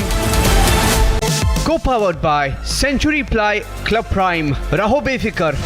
ये है secret recipe MDH का जीरा SIP जल जीरा मसाला। SIP SIP जीरा SIP जीरा SIP MDH का जल जीरा सिप MDH का जल जीरा SIP. Hi, this is Chef Ranveer Brar. Guarantee you brilliance on behalf of IAHM.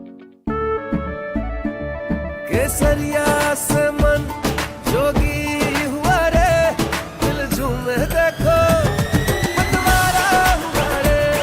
केसरिया से मन जोगी हुआ। हर पल मनाओ केसरी त्योहार। विमल, बोलो जुबान केसरी। अब छोलिया हो या लोबिया, सफेद चने या काले चने, सब कुछ मजेदार बने। MDH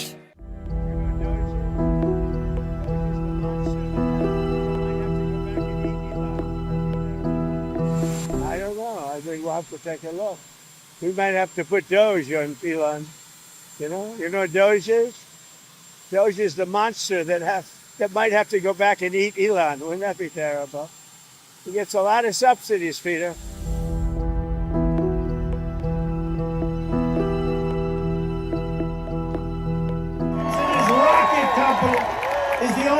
reason we can now send America astronauts into space. Take over, Elijah.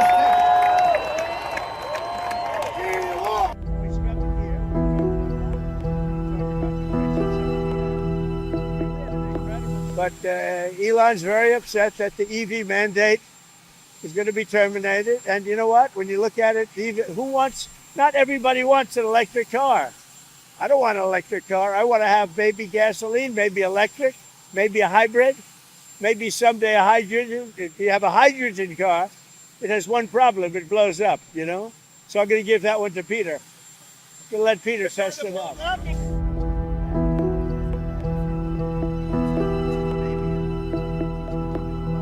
This is not the end of Doge, but really the beginning. My time as a special government employee necessarily had to end. It was a limited time thing. It's 134 days, I believe, which ends in a few days. So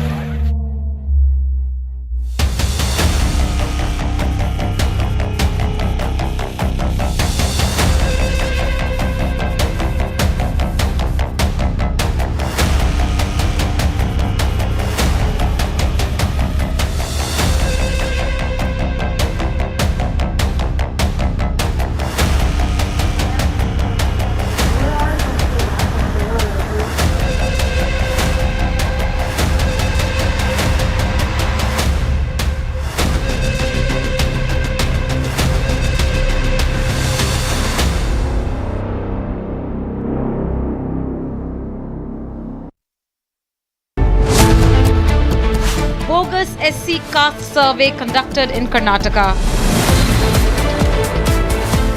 CCTV exposes the reality of Congress caste survey. No enumeration, only sticker distribution. Debating tonight at 9:30 p.m.